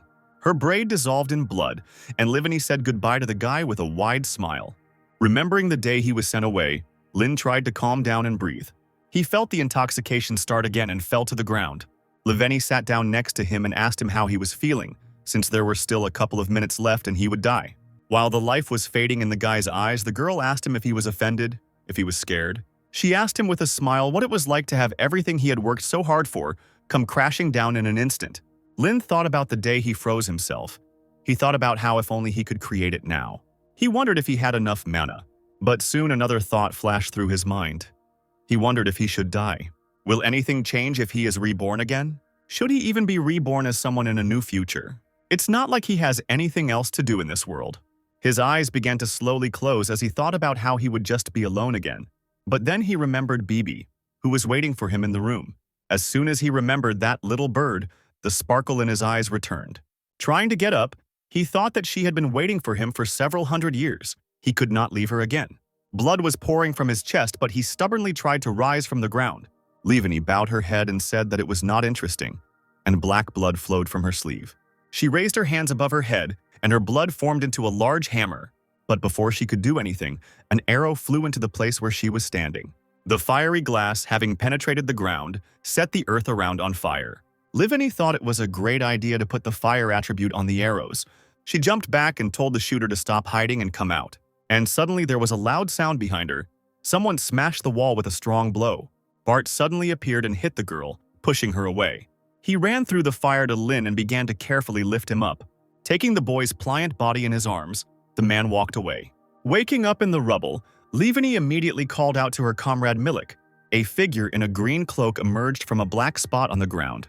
The man asked the girl what happened, and she began hysterically asking him what he was doing and where he was. Raising his head by his long hair, the man said that he, as instructed, dealt with Obanin, one of the best thieves. He said he had dealt with two and was just finishing with this woman. Livani interrupted him, screaming at him to shut up. She screamed at him that because he couldn't do everything right, some bastards got in her way. Milik sighed, throwing his head back and telling her not to be so stubborn. It was impossible to handle 5 at a time. Jumping on the spot, Livani told him that he needed to try even harder. 3 dark figures appeared on the roof of one of the houses and asked who these punks were. From the tattoos on their faces, it was clear that they were from the Robbers Guild, and one of them asked if Jill and Rune had died because of them. Livani asked who they were, to which Milik replied that they were the remaining 5 top thieves. Hearing this, the girl's mood immediately improved, and she asked who those guys were before. Meanwhile, Bart took Lin to Sam. He asked him if he could handle it, to which he replied that he was learning to remove curses. Sam began to treat the guy while Bart and Ram stood over him. Seeing that the guy had woken up, Sam joyfully called him. Rem waved to the boy, saying she was glad to see him again. Bart said they promised to pay him back when they got the chance. He said that was exactly it. Lin didn't know what to say. He said it was okay. He was just on the verge of killing her. Rem laughed and said that everyone knew he was literally on the verge of death. Lin told her that he was just pretending. Rem asked Bart if they should return him back to the state he was in when he was picked up. Sam told the guy that he had nothing to be ashamed of because they were simply paying back a debt. The man said that they had been following him from the Golden Rose in case something happened. The girl screamed, asking him why he was telling him this. Lin closed his eyes from fatigue, and Esther's words about how one day all the good would return sounded in his head again. The boys' squabble was interrupted by a loud explosion that sounded behind them. Rem said that everything here was a fucking ruin, but she felt danger. It was unclear if they could move on. The man, continuing his treatment, replied that he needed a little more time. Lin had tears streaming down his face, which he tried to hide by covering his face with his hand. And Rem told Bart that there was nothing to be done about it. Suddenly Lin spoke up, thanking them all, which surprised the boys. Bart said that there was no need for these formalities because they were comrades in arms, and such people always come to the rescue. Rem agreed and told him to stop. It didn't suit him. He was a cheeky guy, so he should have said something like, "What's taking you so long?" Smiling, Lin agreed that they were too slow. He said that they weren't that busy. They could have come faster. Rem asked Bart again if they could leave him here. Lin told them to wait just 10 minutes. Looking them in the eye, he confidently declared that he would definitely sort everything out. Ram and Bart grabbed their weapons. The girl told him not to joke like that. She said that they could withstand them for more than 1 hour. Milik walked the streets, controlling a huge eye and destroying everyone in his path. Livani, having impaled several more people on bayonets, said that having lost their leader, they all decided to flee. The man told her that there was no one left here and his eye began to dissolve. But then something quickly flashed past my eye. The eye immediately went into combat readiness, shooting at something. But as soon as his eye was distracted, a spear flew at him from the side, piercing him right through. As soon as such a blow landed on the eye, Milik immediately cried out in pain, and another fiery arrow flew at his feet, but he managed to jump back, and the eye burst like a soap bubble. Noticing Bart and Rem on the roof, Livani pointed her finger at them, shouting that they were the bad people who took her loot. Smiling, Rem asked her about what she was yapping about, who among them was the bad one. Jumping off the roof, Bart introduced himself and said that he was Bart Urians from the Twister Wheel sword faction. Milik remembered that the Whirlwind Wheel was the most famous sword faction in the entire empire that belonged to the Seven Swords Holy School, and the Urian surname was definitely only awarded to the best students, and the students of the Seven Swords Holy School would only give their name and faction when they expressed the exact intent to kill someone. Liveni sighed and noted that they had a lot of trash to deal with today. Hearing the name, she asked if they were the same Bart and Ram from the team of adventurers multiplying money. Ram exclaimed that it was all true, but only Ram and Bart were from the Money Multiplier team. She exclaimed that the name should not come first. Hearing this, Liveni asked if they had killed the queen of the spider rats. Rem started to brag about it, but the girl interrupted her, saying in a frightening tone that they were the very same killers of her cutie. The girl waved her arms vigorously, splashing dark blood. She shouted that then she would gladly kill them. Liveni's blow shattered the stone column on which Rem stood. She pulled the bowstring in mid-flight, exclaiming that she was simply crazy. But then she felt someone appear behind her. Milik emerged from the dark greed on the shard. The girl turned around abruptly and kicked him. She turned to Bart, shouting at him that it was his opponent. Milik and Rem landed on the ground. The man immediately raised his hands, summoning a dark magic circle, from which a dark liquid poured out. Rem raised the board above her, remembering the battle with the queen. It was better for her not to come into contact with magic. Milik told her that nothing would happen if she touched it, and if it did, there was nothing she could do about it. And as she pushed the board aside, the Rem thanked him for the instructions. Quickly shooting a fiery arrow from her bow, she exclaimed that she did not believe his words. Before the arrow could pierce the man's body, he disappeared again into the dark liquid. The girl began to look around while Milik was saying that he didn't care whether she believed him or not. Finally, a voice came from behind her, telling her that the outcome would be the same. A dark spike began to emerge from a black spot on the ground, but the girl managed to dodge it. But Milik had anticipated this. He grabbed her by the ankle, lifting her off the ground and saying that this is what he was talking about. Rem kicked the man in the arm with her free foot. The man instinctively unclenched his hand and then the girl kicked him, pushing him away from her. With her feet on the ground, she shouted at him that she too could teach him a lesson. Grabbing her bow, she said that most archers were weak in close combat. She pulled back the bowstring, releasing several fiery arrows into the air at once, and exclaimed that she was a genius archer. The arrows hit the ground, setting everything around on fire, and Rem continued to shout that she was the best archer in the world. She told him that he talks too much during the fight. Does he really think he is something if he caught Obonin? The hood flew off the man's head, and the girl shouted at him that she was several times stronger than they were. Rem shouted at him to try and fight her. Milik calmly said that he needed to think again, and a dark liquid flowed from his palms. The liquid formed into two swords in his hands, and the man said that he had changed his mind and would kill her. Having said this, he jumped up and rushed forward towards Rem. The girl loaded her bow again and released an arrow. Meanwhile, Bart began to fight with Liveni, his axe meeting her bat. To the girl's surprise, the man's blow was so strong that it broke her bat. Leaping up, Liveni made a black hammer and burst into loud laughter. She swung and told him not to boast about his strength because it would destroy him. But Bart struck again with his axe, smashing everything around him into pieces. When the girl lost her second weapon, the man attacked her, and she dodged with difficulty. Having landed on the ground, Liveni decided to use magic. But Bart interrupted her spell by swinging his weapon again. The girl barely dodged, arching her back. She thought that this big guy was not so simple. It is said that this group of bandits is slightly above average. Gold level? Then this guy should be the highest level. The man struck again, and the girl noted that they still worked very well as a team. Finally, she managed to use magic and summoned a magic circle that emitted dark smoke. Bart closed his eyes, realizing it was a poisonous fog. Deciding to take advantage of this, Liveni made a black pitchfork and decided to attack in close combat again. Bart still stood with his eyes closed, and with a quick movement of his hand, he turned the axe to the flat side. Without opening his eyes, he leaned forward and struck the girl in the face with the flat side. Rem managed to notice how something flew at high speed into the wall of the house next to her. Bleeding, Liveni fell to the ground like a rag doll. Bart thought about how he knew the attack would be effective. But was this really the end? And yet it was not the end. Liveni slowly rose to her feet.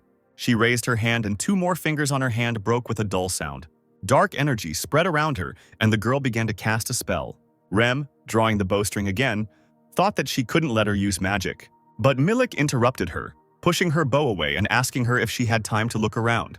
Bart also decided to prevent her from using magic and threw his weapon at her. While defending himself from Rem's blows, Milik noticed that he had thrown away his axe. He couldn't figure out what he was going to do. But then Bart took off. Rem launched a kick at her opponent, but he managed to block it. She shouted to him that it was Inchin Sando, the weapon that goes before a man. Livani continued to use magic. The magic circles became more numerous and glowed brighter. Bart thought that she was too fast, so he didn't have time to grab his weapon. He ran up close to her, thinking that then a fist would solve the problem. Milik and Rem took a break from their battle to excitedly call out to their comrades. Bart threw his fist, but Livani leaned down and punched him in the chest, spreading her dark magic. Blood was flowing from every orifice on her face, and she looked at him with a wild look and wished him a safe journey. Rem rushed towards her friend, but Milik kicked her in the face. Having lifted Bart off the ground and shackled his body, the girl shouted at him, "And as a reward for fighting so well, I will turn your body into a pile of meat." She clenched her palm, commanding her magic to explode. But for some reason, the explosion did not occur, and the black vines that were holding the man's body together fell apart. Lin, who was already behind Livani, said that he had waited for several hundred years and was finally able to steal it. Using a fire spell, he hit the girl with a wave of heat. Rem barely managed to dodge the fire, falling to the ground. Laughing slightly, Ram told the boy that he was too fast. Getting up, she said that she owed him money and would treat him to dinner. Smiling, Lin apologized to her and said that it was now his responsibility. Coming closer, Bart asked again and asked if this was the end. Looking into the smoke that remained after the flames, Lin, noticing a dark silhouette, said that this was not the end. Liveni was still standing on her feet. Her cloak had burned away, revealing her body, and her hair was singed, but she was alive. Touching his bandaged hand, Lin said that he knew all this so well that it was infuriating because they didn't just die like that. He asked the girl if she understood what he could do, and the bandages flew into his hands, revealing a bright light. Liveni threw off the remains of her cloak, and Milik ran up to her. He told her that she might have internal wounds that were open, so he thought it would be best to retreat today. He continued speaking, but the girl, not listening to him at all, said that she would kill the guy. She screamed that she would destroy him, and magic circles began to glow on her palms. Lin told Ram and Bart to stay away, and they obediently ran away. A bright light shone between his palms, and the boy said that they should consider it an honor. They were the first to see it. Closing his eyes, Lin began to build consciousness, a higher state of flow, and symbols began to glow above his head. Milik watched with wide eyes as the boy created a mental barrier, a technique only available to sages who had achieved 6-star magic, and he was too young. Liveni destroyed both her arms up to the elbow, asking the guy what he was going to do about it. He was bluffing. 2 magic circles formed in the air which were crossed, and the girl screamed that magic is power. As she prepared to cast the spell, she shouted that she would not fall for such a thing. Releasing a dark sphere of magic forward, she shouted, "Only that which radiates power can be called magic." Putting his hand forward, Lin called upon a fire spell that began to absorb the dark sphere that was flying towards him. The boy continued to change the spell, causing the fire to burn brighter and brighter. It replaced the runes that had already been carved, and the symbols above his head glowed alternately. Liveni and Milik couldn't believe that the guy had changed the runes. Milik rushed forward, protecting himself and his mistress from the fire with the dark liquid. He thought that history knows of only 3 people who managed to change the abandoned runes. And these were yours, the witch Frida, her student Terena, and the archmage Lin. Milik told his mistress again that they needed to go, but she screamed that she would kill him. The man thought that he now understood that the 4th-level magic that killed the Spider Rat Queen did not come from the scroll. He thought it was that guy, and Lin was fiddling with his fingers. Folding his hands, Milik decided to cast a spell. Lin, however, was constantly sending fire at his opponents. The man's hands dropped and he thought that they had no chance of winning. They had to retreat. But he still summoned something suitable onto the messenger bird with his magic, thinking that he didn't know that there were such powerful magicians. Having sent her flying, he decided to report about it. A dark liquid began to flow out of his palm, forming a puddle. He told the girl that he would create an escape route for them. But Liveni didn't even think of giving up. The man shouted to her that this guy was too tough for them. Lin continued to cast spells and change runes, and Liveni crawled out of her shelter and rushed forward. Dark circles appeared on her palms, and a huge blue magic circle appeared above their heads. Milik couldn't understand what was happening, and the guy waved his hand forward. The magic circle came into action and drops of water began to appear in the air, and Liveni and Milik found themselves pinned to the ground. Livani tried her best to resist the pressure, and the only thought in her head was that she had lost. She remembered how Terena had told her that if she couldn't change the runes, then there was no chance of success. The girl listened to her with her eyes wide open, realizing that this was her shortcoming and that she was a loser. But Liveni didn't want to put up with it, and in the blink of an eye, her arms were completely torn off. Her dark blood began to pool above her head. As if mad, Liveni screamed again that she would kill him, and the blood above her head began to form a powerful spell. Blinking, Lin began to use Bel Curious and stars lit up in his eyes, and in an instant, Liveni's spell disappeared without a trace. Whether from shock or weakness, the girl, noticing that all her attempts were in vain, fell to the ground. Lin used the fire spell again, freezing the opponent's movements and lifting them off the ground. He winced and felt the blood rise in his throat and gush out in a small stream. He staggered, realizing that he had indeed been on the verge of death. He continued to stagger, but Rem managed to run up to him and caught him. Bart came up to them, and smiling, the girl told the guy that they had told him not to overdo it. Looking at Liveni and Milik, he told them that if they moved a finger, the flames would incinerate them, so they better not move. Milik asked them who they were, to which Lin sternly said that he would be asking questions here. Using a spell, he moved Liveni a little closer and asked her who created her appearance like that. The girl didn't answer but just laughed loudly and madly. She shouted at him not to be arrogant since he had only managed to change the runes. She shouted that she was real, had the same appearance and immeasurable strength. She screamed that she was a masterpiece created by her mother. She was the vessel into which Lin's soul was placed. The girl's words flashed through the guy's head again, and he felt himself starting to feel sick. The girl wanted to continue saying something, but a magic circle appeared around her neck. Lin was surprised to notice that it was done with black magic, and Liveni babbled that she had failed. It was her fault. Next time she will do better, she will not lose again. But the magic circle did not heed her pleas and was destroyed around her neck. Blood began to flow from all the holes on the girl's face as she began to beg her mother to forgive her. She screamed hysterically, apologizing and saying that she would become better and try harder. Milik looked away and smiled sadly, muttering that there were no exceptions. He said that she was merciless, and the girl's body meanwhile dissolved as if acid had been poured on it. Milik closed his eyes as his entire body was engulfed in purple flames, burning him alive, while Lin noticed that black magic had been triggered after certain conditions were met. The purple flame burned brighter and brighter, and Rem noticed that they didn't even scream once. Lin began to feel sick again, his body swaying again as he thought about how he couldn't understand what these black magicians were up to. No one else had time to react, and the guy's body fell limply to the ground. Ram and Bart carried Lin to Sam, who touched his forehead and said that he had a high fever, just like last time. Bart said that he had overdone it again and had used up all his energy, which never ends well. Sam told them not to overexert themselves again, and Rem told him to tell him so himself. The girl asked about the mental barrier. Bart answered her that he himself didn't really know, but he heard that it could be the limit of magic. The girl answered that it didn't become any clearer. She noticed that they had already talked about this last time, but what kind of person was he? Bart said it didn't matter because the main thing was that he was their comrade. Rem, putting her hands behind her head, replied with a smile that no one was arguing with that.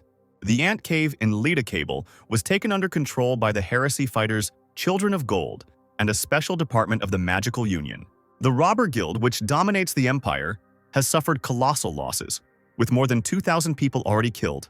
The head of Leda Cable was brought before the Imperial Court and accused of running a black market. Thorin and Tyrantid passed by two people who were talking about how the Imperial Court had planned all this, so they wanted to get rid of the entire guild of robbers at once.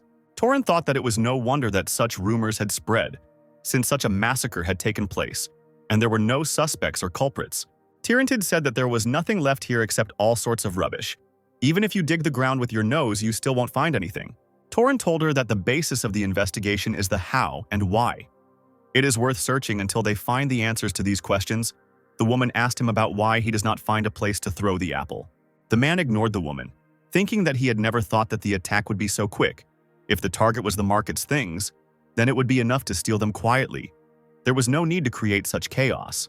Tyrantid said that this place is finished. The Imperial Court will destroy this place. Thorin asked her if this is true.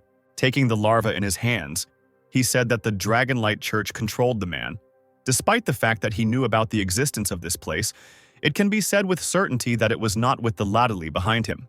A man nearby picked up a box. He threw a larva into her and asked the woman what she thought would happen if he left her like that, and she replied that she would die without food. Smiling, Torin told her that she couldn't be sure of that, because the larva could get so hungry that it would become a giant monster larva and crawl out of the walls. Tyrantide said that this was nonsense, but the man tried to object to her. But then, breaking off a piece of his apple, he said that he could reduce this probability to 0.0. He threw a piece of apple into the box and said that now the larva can live by eating the piece of apple. So there is no longer any point for her to mutate and turn into a monster. He said that the human world is like that too. No one is killing anyone, and nothing is exploding. It is a world that is controlled by advanced methods to ensure that everything remains in its original state. It is possible to change these frames to something better, but the Dragonlight Church prefers support over improvements. Tyrantid asked what would happen when they broke. She said that it was unlikely that a new ant nest would appear and the Imperial Court would leave everything to chance. Torin exclaimed that this was brilliant, which is what he expected from his assistant. Tyrantid asked him if he thought that even larvae could dream of something and wish to become free. Torin answered her that this would not happen, otherwise nothing would have remained of humanity many years ago. The woman concluded by saying that they were all doomed to live within the framework forever, and Torin, instead of answering, offered her an apple. A man with a mustache approached him and handed him some papers. Torin took the papers in his hands and began to leaf through them, examining them carefully, and that man said that a catastrophe almost happened. That brilliant aristocrat really was here. He said that fortunately his name is not on the list of the dead. Torin thought that he could not believe that the noble gentleman would put himself at such a risk. He couldn't understand what was so special about this book. Entering the tent, Herpian asked how Rain was doing. Sam told her that he had not yet regained consciousness. It seemed that he was tormented by nightmares. The girl asked if he could not cure him, like a priest. The man told her that the poison had already been neutralized, but the pain did not go away. He said he doesn't work with people like that. Herpian took the hood off her head. She came in with wills and said that they had to leave Ladacable before the investigation went too far. She asked him if he could pass something on to Rain and said they would be very grateful. The girl put a book and a bag of money on the table. Looking at the book, Sam immediately realized that it was the book about terrain that the Children of the Sun were looking for all over the continent. Approaching the sleeping Rain, Herpian thanked him very much. She leaned her hand on the bed and told him that they should meet again when he woke up. She said that if he ever found himself on the archipelago, she would greet him with all the honors, like a royal person, and then she leaned over and kissed him on the cheek. Noticing the shock on Sam's face, the girl said that it was their tradition on the archipelago. When they wanted to express the highest recognition, they kissed him on the cheek. It was something like greeting and farewell. Several hours passed, and a bird sent by Milik flew into the broken window of the destroyed building. With a bright flash, the bird disappeared, landing on the hand of a man in a green cloak. The man stood on the stone steps, and from above one could see the throne on which Terena sat. The man told her that the third and sixth had failed. Another man in a green cloak appeared and asked who did this to Livany. Another man appeared and said in a mocking tone that there was nothing surprising about this. It would have happened anyway. But it was a pity that Milik died too. The first man sat down on the ground, crossing his legs, and snapped at the second. A girl appeared, her hood folded into cat ears, and she told the men to shut up because she wanted to listen. The girl asked the messenger what other information there was. The messenger quoted the message, "Rain, dangerous magical power, eliminate immediately." The men in cloaks noted that if Milik had come to such a conclusion, then this guy really was good. The girl, whose naked body was visible under her cloak, said that there were only 13 magicians registered in the Adventurers Union under the name Rain, and 9 of them were already dead. Looking through the records with magic, she said that the remaining 4 people could not be said to fit Milik's definition. Then someone asked her if it was a code then, not a name, but then the girl said that one seemed quite outstanding. Standing in the room with all the files, she chose one single piece of paper. She said that this was Rain Ludwig. His growth level was impressive. It hadn't even been a month since he registered, and he had already reached copper. One of the men sighed, saying that it was just another piece of trash in the pile. But then someone among the green cloaks asked the girl if she was joking. Livany could not suffer because of this. The girl replied that she was only stating the facts and told him not to be impudent. The two started arguing, and the girl with cat ears told them to shut up. The man in half a cloak asked if this was the genius from the aristocratic family, to which the girl replied that this was the one who received the highest rating among the current generation of Delayton. One of the green cloaks exclaimed that this was nonsense, and they were not in a fairy tale for him to hide his abilities. But that guy wouldn't let up, because he couldn't believe that Livany lost to some brat, no matter how talented he was. A calm voice was heard from the side, which said that with her character, the possibility of death due to carelessness could not be ruled out. She stuck her nose where it didn't belong too often. He said it was some kind of heavenly punishment. Another suggested that everyone should go and catch him, and there would be no need to complicate things. The girl who analyzed the information said that Rain Ludwig is a descendant of the great magic family and he is in Delayton. She asked about how he wants to do this. The girl with the ears exclaimed that there was no need for that. Since he was number one in the school, everything could be much easier. Turning to one of the cloaks, she told him that he was no match for him, even if he was the one Milik had spoken of, and he could make it look like an accident and kill him. Terena spoke up and told Valen to get rid of anything that was an obstacle. Valencitas replied that he would deal with him immediately if he was sure that he had really been in Ladacable. Terena tapped her fingers on her throne and all the green cloaks disappeared. She muttered that Livani was a child she had created from bits of human flesh and that she had raised her from infancy. But while saying this, the woman felt absolutely nothing. She remembered the day she parted ways with Lin and the others. Several years after Lin was placed into icy sleep, Terena sat with a pile of papers. She tried to find out what was wrong with that magic since he hadn't opened his eyes yet. Terena decided to definitely save her mentor. 200 years had passed since Lin had been placed in icy sleep. Corpses hung from the ceiling of Terena's office, and the papers around her were growing ever larger. With trembling hands, she picked up the piece of paper in which she found the answer. She ran away happily, deciding that now she would be able to wake him up. She ran to the dragon, but he told her that it was wrong. Terena, hearing this, seemed to freeze. The dragon said that even if she could melt the ice that held the body, she would not be able to break the cold that held the soul. He said that this is the responsibility of the gods. The papers in Terena's hands scattered, and she began to collect them, deciding that she should at least try. Biting her lip until it bled, she thought that if his soul was still trapped inside, if it was wandering, she would definitely save him. Reaching out and peering through the gap in the stream, Terena thought that she was now closer than ever. The sun was setting. Lin woke up in the cart. Sam noticed that he was awake. Lin asked where they were, to which Bart replied that they were on their way to the Golden Rose and would be there soon. Touching his head, the guy noticed that it wasn't a dream after all. Rem asked the guy how extensive his connections were. She said that there might have been problems at the Ladacable checkpoint because of that book, but people from the special department escorted them. Lin asked if it was the man with the squint and unpleasant smile, to which the girl exclaimed that it was him. The man said that this was a manifestation of their future boss's love for them and asked to let them through under his responsibility. Anyway, thanks to him, they left this place without any problems, so he would have to thank him. Clinging to the word of gratitude, Lin told the guys that from the very beginning, if they hadn't been there, he wouldn't have passed the test. He wouldn't have survived at all. Ram asked him a second later what he had said, and Lin, covering her face with her hands, replied that he had said nothing. The two began to bicker again as Sam drove them calmly. Towards nightfall, they reached the city, the lights of which were shining brightly. They got out of the cart. Bart said it was time to say goodbye. Lin asked if the atmosphere had to be like this. The man said they followed him to Ladacable just to say goodbye. If nothing had happened, this conversation would have taken place there. The guy asked if they hadn't already said goodbye after the mission with the spider rats, to which he was told that the situation was a little different now. They wouldn't be able to see each other for a while. Bart said they received an invitation from Trident Point. Rem joyfully exclaimed that they were going to the sacred land of adventurers, where only true masters could carry out their activities.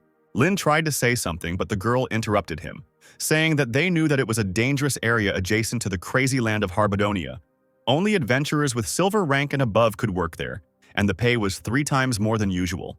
Bart said that they were chosen by the adventurer union, Moby Dick, which is ranked 3rd among all the unions, so it is a big opportunity for him and Rem. Lin pointed out that Sam was not a silver rank, to which he said that was why he was returning to the church, since his abilities were not enough, so he would study hard for the priest's exams. Rem laughed, asking the guy if he was worried that they wouldn't be around and wanted them to protect him. Lin responded with an irritated expression. Scratching his head, he said that she could at least have said something sensible, and he thought that this was something to congratulate. Asking not to leave would be too selfish. But then he felt a hand on his head, as if Kaze was stroking him again.